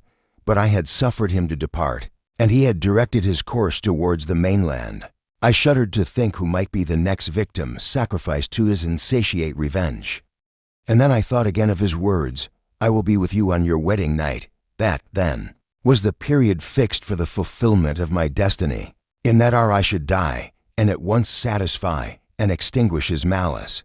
The prospect did not move me to fear, yet when I thought of my beloved Elizabeth, of her tears and endless sorrow, when she should find her lover so barbarously snatched from her, tears, the first I had shed for many months, streamed from my eyes, and I resolved not to fall before my enemy without a bitter struggle. The night passed away, and the sun rose from the ocean. My feelings became calmer, if it may be called calmness when the violence of rage sinks into the depths of despair. I left the house, the horrid scene of the last night's contention, and walked on the beach of the sea, which I almost regarded as an insuperable barrier between me and my fellow creatures. Nay, a wish that such should prove the fact stole across me. I desired that I might pass my life on that barren rock, wearily, it is true, but uninterrupted by any sudden shock of misery, if I returned. It was to be sacrificed or to see those whom I most loved die under the grasp of a deisman whom I had myself created. I walked about the isle like a restless spectre, separated from all it loved and miserable in the separation. When it became noon, and the sun rose higher, I lay down on the grass and was overpowered by a deep sleep. I had been awake the whole of the preceding night. My nerves were agitated, and my eyes inflamed by watching and misery. The sleep into which I now sank refreshed me, and when I awoke, I again felt as if I belonged to a race of human beings like myself, and I began to reflect upon what had passed with greater composure. Yet still the words of the fiend rang in my ears like a death knell. They appeared like a dream, yet distinct and oppressive as a reality. The sun had far descended, and I still sat on the shore, satisfying my appetite, which had become ravenous, with an oaten cake, when I saw a fishing boat land close to me, and one of the men brought me a packet. It contained letters from Geneva, and one from Clairville entreating me to join him. He said that he was wearing away his time fruitlessly where he was, that letters from the friends he had formed in London desired his return, to complete the negotiation they had entered into for his Indian enterprise. He could not any longer delay his departure, but as his journey to London might be followed, even sooner than he now conjectured, by his longer voyage, he entreated me to bestow as much of my society on him as I could spare. He besought me, therefore, to leave my solitary isle and to meet him at Perth, that we might proceed southwards together. This letter in a degree recalled me to life, and I determined to quit my island at the expiration of 2 days. Yet, before I departed, there was a task to perform, on which I shuddered to reflect. I must pack up my chemical instruments, and for that purpose I must enter the room which had been the scene of my odious work, and I must handle those utensils the sight of which was sickening to me. The next morning, at daybreak, I summoned sufficient courage and unlocked the door of my laboratory. The remains of the half-finished creature, whom I had destroyed, lay scattered on the floor, and I almost felt as if I had mangled the living flesh of a human being. I paused to collect myself, and then entered the chamber. With trembling hand I conveyed the instruments out of the room, but I reflected that I ought not to leave the relics of my work to excite the horror and suspicion of the peasants, and I accordingly put them into a basket with a great quantity of stones, and laying them up, determined to throw them into the sea that very night, and in the meantime I sat upon the beach, employed in cleaning and arranging my chemical apparatus. Nothing could be more complete than the alteration that had taken place in my feelings since the night of the appearance of the deisman. I had before regarded my promise with a gloomy despair as a thing that, with whatever consequences, must be fulfilled, but I now felt as if a film had been taken from before my eyes and that I for the first time saw clearly. The idea of renewing my labors did not for one instant occur to me. The threat I had heard weighed on my thoughts, but I did not reflect that a voluntary act of mine could avert it. I had resolved in my own mind that to create another like the fiend I had first made would be an act of the basest and most atrocious selfishness, and I banished from my mind every thought that could lead to a different conclusion. Between 2 and 3 in the morning the moon rose, and I then, putting my basket aboard a little skiff, sailed out about 4 miles from the shore. The scene was perfectly solitary. A few boats were returning towards land, but I sailed away from them. I felt as if I was about the commission of a dreadful crime and avoided with shuddering anxiety any encounter with my fellow creatures. At one time the moon, which had before been clear, was suddenly overspread by a thick cloud, and I took advantage of the moment of darkness and cast my basket into the sea. I listened to the gurgling sound as it sank, and then sailed away from the spot. The sky became clouded, but the air was pure, although chilled by the northeast breeze that was then rising. But it refreshed me and filled me with such agreeable sensations that I resolved to prolong my stay on the water, and fixing the rudder in a direct position, stretched myself at the bottom of the boat. Clouds hid the moon, everything was obscure, and I heard only the sound of the boat as its keel cut through the waves. The murmur lulled me, and in a short time I slept soundly. I do not know how long I remained in this situation, but when I awoke I found that the sun had already mounted considerably. The wind was high, and the waves continually threatened the safety of my little skiff. I found that the wind was northeast and must have driven me far from the coast from which I had embarked. I endeavored to change my course, but quickly found that if I again made the attempt, the boat would be instantly filled with water. Thus situated, my only resource was to drive before the wind. I confess that I felt a few sensations of terror. I had no compass with me, and was so slenderly acquainted with the geography of this part of the world that the sun was of little benefit to me. I might be driven into the wide Atlantic and feel all the tortures of starvation, or be swallowed up in the immeasurable waters that roared and buffeted around me. I had already been out many hours and felt the torment of a burning thirst, a prelude to my other sufferings. I looked on the heavens, which were covered by clouds that flew before the wind, only to be replaced by others. I looked upon the sea. It was to be my grave. Fiend, I exclaimed, your task is already fulfilled. I thought of Elizabeth, of my father, and of Clairvaux left behind, on whom the monster might satisfy his sanguinary and merciless passions. This idea plunged me into a reverie so despairing and frightful that even now, when the scene is on the point of closing before me forever, I shudder to reflect on it. Some hours passed thus, but by degrees, as the sun declined towards the horizon, the wind died away into a gentle breeze, and the sea became free from breakers. But these gave place to a heavy swell. I felt sick and hardly able to hold the rudder, when suddenly I saw a line of high land towards the south. Almost spent, as I was by fatigue and the dreadful suspense I endured for several hours, the sudden certainty of life rushed like a flood of warm joy to my heart, and tears gushed from my eyes. How mutable are our feelings, and how strange is that clinging love we have of life even in the excess of misery. I constructed another sail with a part of my dress and eagerly steered my course towards the land.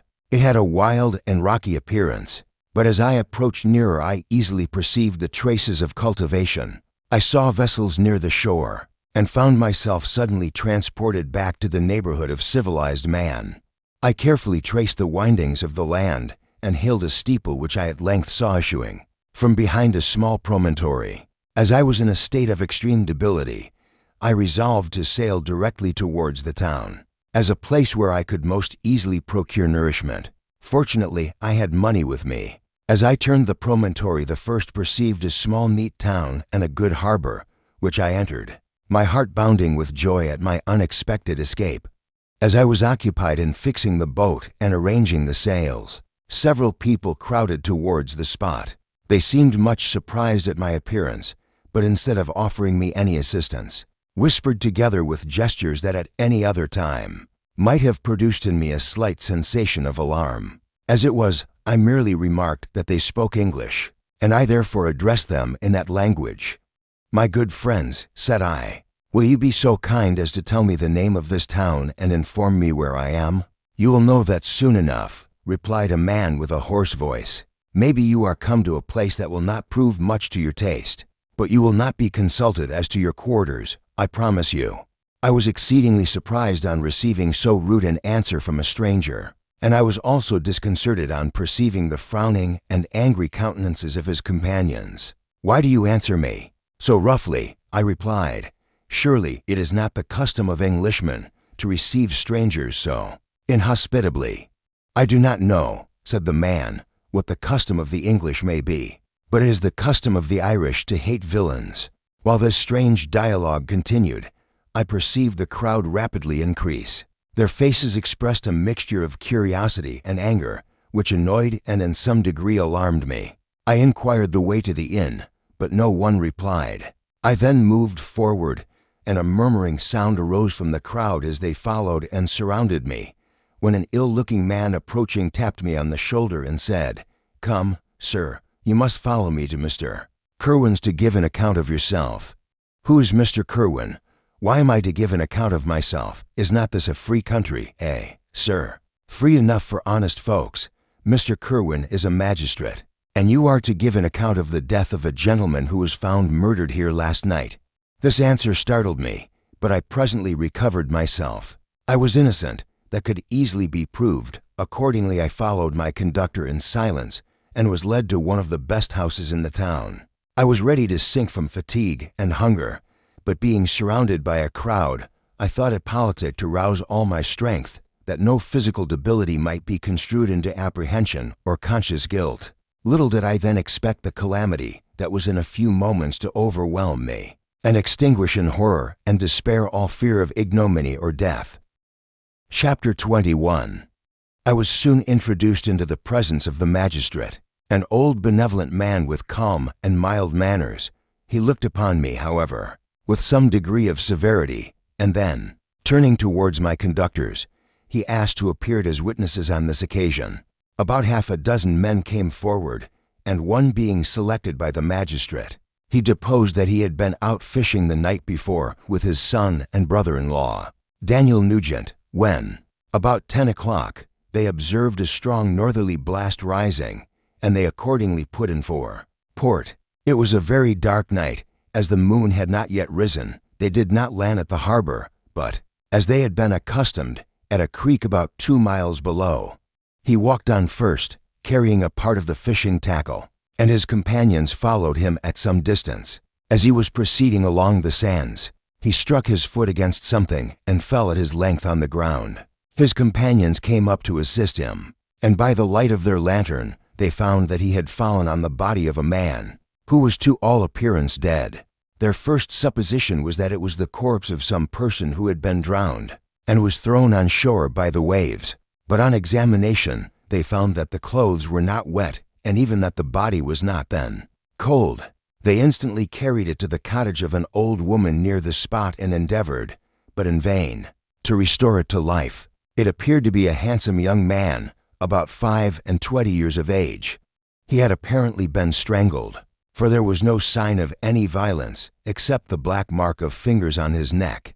The first part of this deposition did not in the least interest me, but when the mark of the fingers was mentioned, I remembered the murder of my brother, and felt myself extremely agitated. My limbs trembled, and a mist came over my eyes, which obliged me to lean on a chair for support. The magistrate observed me with a keen eye, and of course drew an unfavorable augury from my manner. The son confirmed his father's account, but when Daniel Nugent was called, he swore positively that just before the fall of his companion, he saw a boat with a single man in it, at a short distance from the shore, and as far as he could judge by the light of a few stars. It was the same boat in which I had just landed. A woman deposed that she lived near the beach and was standing at the door of her cottage, waiting for the return of the fishermen, about an hour before she heard of the discovery of the body, when she saw a boat with only one man in it push off from that part of the shore where the corpse was afterwards found. Another woman confirmed the account of the fishermen having brought the body into her house. It was not cold. They put it into a bed and rubbed it, and Daniel went to the town for an apothecary, but life was quite gone. Several other men were examined concerning my landing, and they agreed that, with the strong north wind that had arisen during the night, it was very probable that I had beaten about for many hours, and had been obliged to return nearly to the same spot from which I had departed. Besides, they observed that it appeared that I had brought the body from another place, and it was likely that as I did not appear to know the shore, I might have put into the harbor ignorant of the distance of the town from the place where I had deposited the corpse. The magistrate then desired some person to lead me out of the room, while he and the witnesses conversed together. But on my return he told me that he should detain me in custody, till he had transmitted to the coroner and adjourned the inquiry, and he desired that 2 of the fishermen would be my sureties.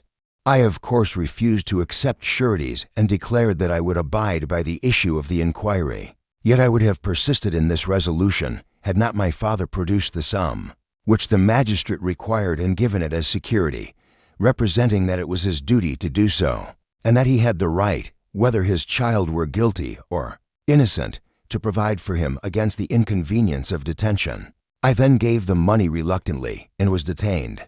I can recollect, but indistinctly, what followed. My senses appeared as it were benumbed, and I heard only as from a distance the voice of my father, and sometimes a murmur of the crowd that collected in the courtyard.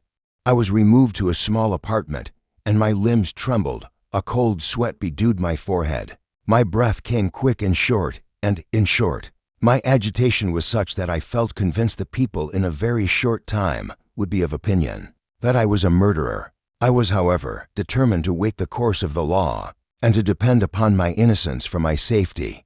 About noon the coroner arrived. His functions were quickly performed, and the inquest was adjourned. I was confined that night in a little damp, close room, and I felt in that moment a sensation of desolation that I cannot express. My father, who was permitted to see me, attempted to soothe me by words of counsel and affection, and he was joined by a friend of his, who declared he would personally use every exertion to procure for me the best advice that could be obtained, but words were of little avail. Towards evening a man was shown in who had been sent by the coroner to take my deposition. He asked me whether I could give any account of the loss of the gentleman. Of course I could not. He then asked me several other questions, and I answered them to the best of my power. After he had taken my deposition, he left me a paper which contained many particulars that convinced me still more of the weight of evidence that opposed me. I had been seen to land with a boat, similar to that which had been remarked by the fishermen, and with which the body might have been carried. I attempted to show in what manner I had been driven, and how I had landed at the spot where they supposed I had disembarked, but it was of no avail. I was removed, after the examination, to a room where I was guarded by 2 men, and sleep fled from my eyes. I remained in a state of the most dreadful suffering, such as no words can paint. The human frame could no longer support the agonies that I endured, and I was carried out of the room in strong convulsions. A fever succeeded to this. I lay for 2 months on the point of death. My ravings, as I afterwards heard, were frightful. I called myself the murderer of William, of Justine, and of Clerval. Sometimes I entreated my attendants to assist me in the destruction of the fiend, by whom I was tormented, and at others I felt the fingers of the monster already grasping my neck, and screamed aloud with agony and terror. Fortunately, as I spoke my native language, Mr. Kerwin alone understood me, but my gestures and bitter cries were sufficient to affright the other witnesses. It was morning, I remember, when I thus awoke to understanding. I had forgotten the particulars of what had happened, and only felt as if some great misfortune had suddenly overwhelmed me. But when I looked around and saw the barred windows, and the squalidness of the room in which I was, all flashed across my memory, and I groaned bitterly. My father, whose affection had supported me, appeared almost as much dejected by my misfortune as I was. He sat by my bed, pale and weakness-stricken. He watched my restless nights and my days of delirium with a kind of frantic sorrow. At times he would indulge in unavailing complaints and bitter self-accusations, and in this manner the days of my confinement proceeded. At length an event occurred which turned my fate. Mr. Kerwin was a man more just than most of his neighbors. He was happy in the confidence of having the power of acting with humanity and discretion. He had observed that on one side the evidence of my being at the scene of the corpse had some color, yet he had also noticed the peculiar manner in which I spoke, and the evident extreme of agitation had pervaded my whole frame, and the more he saw me, the more he felt convinced that I could not be guilty of deliberate crime. He therefore employed himself in my behalf. He spoke to the coroner and pressed the evidence, and, being well acquainted with the district, he assured the officers that it was possible I might have been driven to that spot by the storm, and that the circumstances which appeared to connect me with the murder were liable to error. A messenger was dispatched to Geneva with the particulars of my state, and when the letters arrived they produced a great effect. They informed the magistrate of the state of my family and the respectability of our name. My father, by dint of his representation and his importunity, had obtained for me the attendance of physicians and counsel of the best character, and these, by their representations, concurred in the opinion of Curwen that it was impossible the world should be robbed of the health of the only remaining son of a gentleman of such acknowledged consequence, without the most complete inquiry.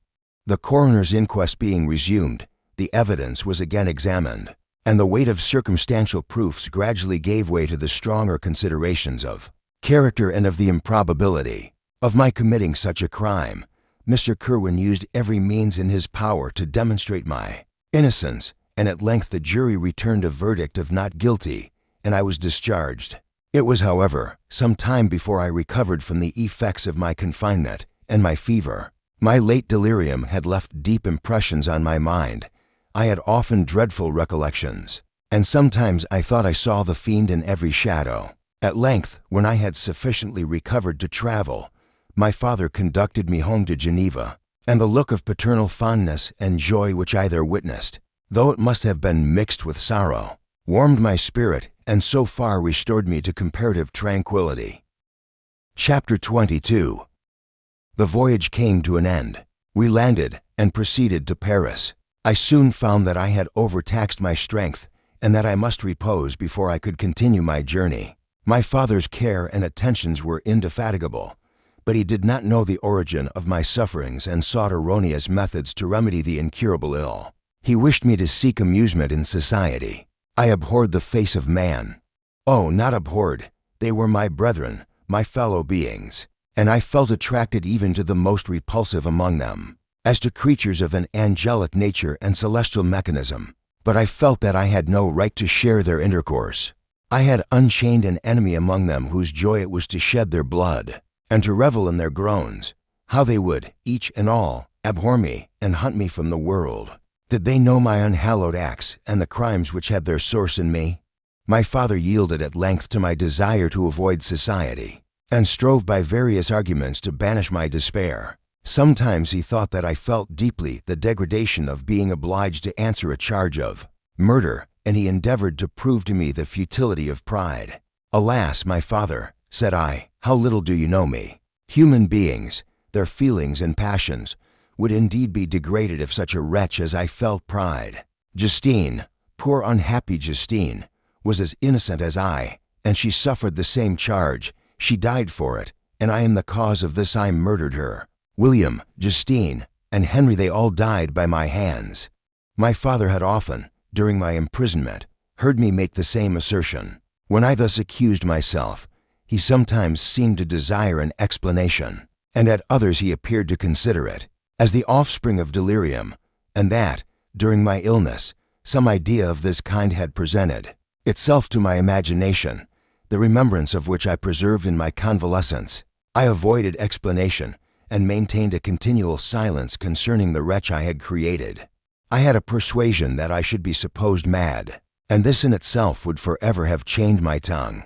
But, besides, I could not bring myself to disclose a secret which would fill my hearer with consternation, and make fear and unnatural horror the inmates of his breast.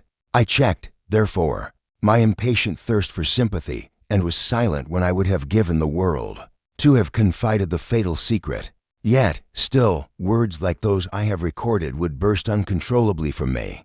I could offer no explanation of them, but their truth in part relieved the burden of my mysterious woe. Upon this occasion my father said, with an expression of unbounded wonder, "My dearest Victor, what infatuation is this? my dear son, I entreat you never to make such an assertion again. I am not mad, I cried energetically. The sun and the heavens, who have viewed my operations, can bear witness of my truth. I am the assassin of those most innocent victims. They died by my machinations. 1,000 times would I have shed my own blood, drop by drop, to have saved their lives. But I could not, my father, indeed I could not sacrifice the whole human race. The conclusion of this speech convinced my father that my ideas were deranged, and he instantly changed the subject of our conversation, and endeavored to alter the course of my thoughts. He wished as much as possible to obliterate the memory of the scenes that had taken place in Ireland and never alluded to them or suffered me to speak of my misfortunes. As time passed away, I became more calm. Misery had her dwelling in my heart, but I no longer talked in the same incoherent manner of my own crimes. Sufficient for me was the consciousness of them. By the utmost self-violence, I curbed the imperious voice of wretchedness, which sometimes desired to declare itself to the whole world, and my manners were calmer and more composed than they had ever been since my journey to the sea of ice. It gave me the greatest pleasure to receive a letter from my uncle dated at Paris. You are no longer at a formidable distance, and I may hope to see you in less than a fortnight. My poor cousin, how much you must have suffered. I expect to see you looking even more ill than when you quitted Geneva. This winter has been passed most miserably, tortured as I have been by anxious suspense. Yet I hope to see peace in your countenance, and to find that your heart is not totally void of comfort and tranquility. Yet I fear that the same feelings now exist that made you so miserable a year ago. Even perhaps augmented by time, I would not disturb you at this period, when so many misfortunes weigh upon you. But a conversation that I had with my uncle previous to his departure renders some explanation necessary before we meet. Explanation. You may possibly say, what can Elizabeth have to explain? If you really say this, my questions are answered and all my doubts satisfied. But you are distant from me, and it is possible that you may dread and yet be pleased with this explanation, and in a probability of this being the case, I dare not any longer postpone writing what, during your absence, I have often wished to express to you, but have never had the courage to begin. You well know, Victor, that our union had been the favorite plan of your parents ever since our infancy. We were told this when young, and taught to look forward to it as an event that would certainly take place. We were affectionate playfellows during childhood and, I believe, dear and valued friends to one another as we grew older. But as brother and sister often entertain a lively affection towards each other, without desiring a more intimate union, may not such also be our case? Tell me, dearest Victor, answer me, I conjure you by our mutual happiness, with simple truth, do you not love another? You have traveled, you have spent several years of your life at Ingolstadt, and I confess to you, my friend, that when I saw you last autumn so unhappy, flying to solitude from the society of every creature, I could not help supposing that you might regret our connection and believe yourself bound in honor to fulfill the wishes of your parents, although they opposed themselves to your inclinations. But this is false reasoning. Chapter 23. I need hardly relate the rest. The presence of Elizabeth was indeed to have consoled and soothed. She looked comforted and happy, and never had tears been so sweet as those which she shed in bidding me farewell. When I quitted Geneva with Henry, I saw the dawn of our wedding day rise like a promise of peace. But the fatal promise of my destroyer was fulfilled. On my wedding night, that night of horror, I was in the very height of my expectation of felicity, and my full heart mourns as it remembers the change. When I left the apartment where Elizabeth slept, I went to the chamber where my father lay, and there he was found dead. The shock and grief overcame him, and he died. Note, in some editions chapter divisions vary. The key events: Victor marries Elizabeth. Later Elizabeth is murdered on their wedding night. Victor finds her dead. He hears the monster's threats. Victor vows vengeance and pursues the creature. I rushed from the house, and amidst a storm of wrath and despair I sought the fiend. The streets were dark, and the tempest roared above me. Every sound was like a voice of reproach. I resolved, if I did not find him, to die, but if I found him, to wreak on him the same injury he had done to me. I followed the trace which I believed would lead me to the murderer. My search was long and heart-rending. I could scarcely breathe from anguish, and I felt as if my very soul had been torn away. On the bleak heath which lay near, the desolation matched my feelings, the wind shrieked, and the night was wild and cheerless. At length, driven by a frantic instinct, I came upon his footsteps, and for a moment I beheld the wretch who had wrought all my miseries. He stood before me with the triumphant air of a being who had accomplished his revenge. We regarded each other in silence, he with that ghastly calmness of hellish exultation, and I with burning eyes of vengeance. He spoke, and his voice was that of triumph. He told me that he had fulfilled his threat, and that he would be with me on my wedding night. He rejoiced in the desolation he had occasioned. He had blasted my hopes, and now he mocked me with their ruin. I felt then the last spark of human tenderness expire within me, and a voice, swallowed up in despair, cried, "The murderer shall not escape. I will pursue you to the ends of the earth. I will never rest until I have avenged myself upon you."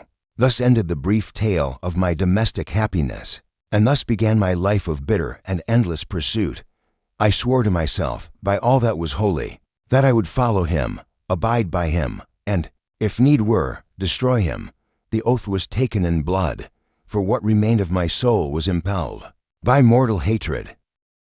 Chapter 24. My present situation was one in which all voluntary thought was swallowed up and lost.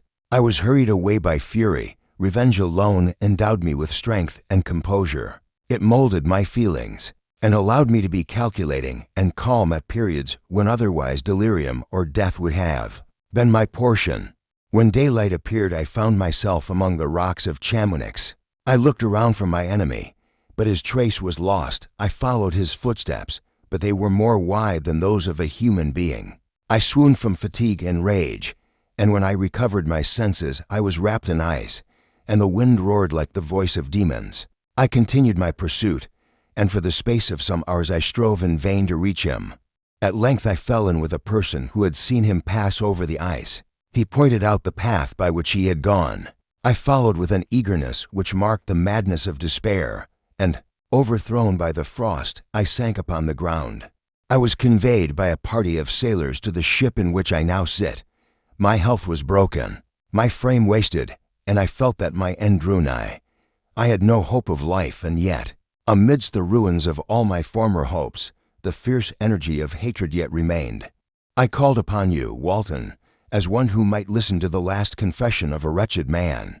I have revealed to you the sad history of my life, and I look to you for the only justice I can expect sympathy in my misery. My deposition was ordered, and before night the officers of the ship had learnt all that had happened. They kindnessed themselves, and every attention was bestowed on me, but my strength was gone. I lingered for some days, and while I lay I felt the world and its cares receding from me. One night, I remember it well, the ship forbore her course, and we were locked fast in the ice. The sound of the waves had ceased. There was a dead stillness upon the ocean, and the very elements seemed to slumber. It was then, as often as I turned my eyes to the stern of the vessel, that I seemed to catch glimpses of my pursued fiend moving along the ice, and his figure was often seen by the fishermen who kept watch. At length, on an evening when the sky was of that dark and mournful hue which presaged the approach of a storm, I saw the monster glide into the ship. He came on board unobserved by the mariners, and with a dignity of mien and a calmness of countenance that never forsook him, he confronted me. He looked not like a creature about to die. His air was composed, and his words were addressed to me with a tone of deep and settled sorrow. "I expected this," said he. "I am prepared to suffer. I have lived in hatred and in solitude till my heart knows no other feeling. You pursued me, and I fled before you. I have done wrong, and I have here to answer for it. Thou wicked and miserable creature," I cried, "remember that I am thy victim. Thou hast destroyed my hopes. Thou hast murdered my friend. Thou hast stifled the happiness of my family. With a fiend's malice, yet I forgive thee, not for thine own sake, but because I can no longer harbor hatred that would afflict my failing frame." "And why," replied he, "should I seek to justify myself? I will not excuse my actions. They were foul and inexpiable. I have no right to expect forgiveness. Yet know, Victor Frankenstein, that everything I did because I suffered. I was miserable and alone, and that misery was the source of my crimes. O Victor, remember the lessons of experience. Remember that the human form, however hideous, is not without right to compassion. If you had shown me kindness and sympathy, I might have remained humane, but your neglect implanted in me the seeds of vengeance." He ceased, and I felt my spirit fail within me. My breath came quick and convulsed. I sank upon the straw of the vessel, and for a time I could not answer. At length, with a voice that trembled from weakness and from the sorrow that possessed me, I said, "Thou hast said enough. Thy tale is told, and its moral is bitter. No expiation is possible. Yet before I die I demand of thee one thing: quench not in my death those feelings which yet may remain in thee. Do not seek to prolong mischief. Go, and when thou canst no longer endure the weight of life, take thy own existence. Let it be the close of this fatal chain." The monster bent his head. He gazed upon me with an expression softer than the rage in which I had so long seen him, and replied, "It may be so. I have done wrong. I feel remorse, and yet that remorse is now my only solace. When I am gone, remember that I could have been kinder if fortune had favored me. Better had it been that I remained unseen and unknown." He paused, and a long silence ensued. The wind howled mournfully among the shrouds, and the ship creaked and groaned as it labored in the heavy sea. At length he spoke again, and with deep emotion. "I go," he said, "to die. I shall ascend the mountain, and there embrace the fire which will extinguish my misery. There, in the solitude of nature, I shall end my unnatural existence." "Does that then be the consummation of thy fate?" I asked. "It is my choice," he replied, "and as such I prefer it to any other I know. I have seen enough of human life to be convinced that it can afford me nothing but blight and sorrow." He turned from me, and I saw that his features were convulsed with anguish, but his steps were firm as he moved toward the gangway. He paused for a moment, as if to take a last look at that which had been his persecutor, that which had taught him the misery of existence, and then he leaped from the deck into the blackness of the night. Those were the last words I heard from him. He vanished from my sight, and I, weary and broken, bowed my head and felt that within me all was ended. I ceased, and the silence which followed was profound. The sailors whispered together, and their faces were grave, but no hand could now restore me. I lay but a few hours longer, and then, with the conviction that all human vengeance was at an end, I yielded up my spirit, and with my last breath I commended my story to you, Walton, believing that in you perhaps some compassion might be found for the wretched fate of Victor Frankenstein. Thank you very much for listening. Even after nearly 2 centuries, the story continues to ask us difficult questions about the joys and responsibilities of creation and the importance of empathy in the face of loneliness. I hope today's reading has offered you a moment to reflect, or perhaps to see the familiar in a new light.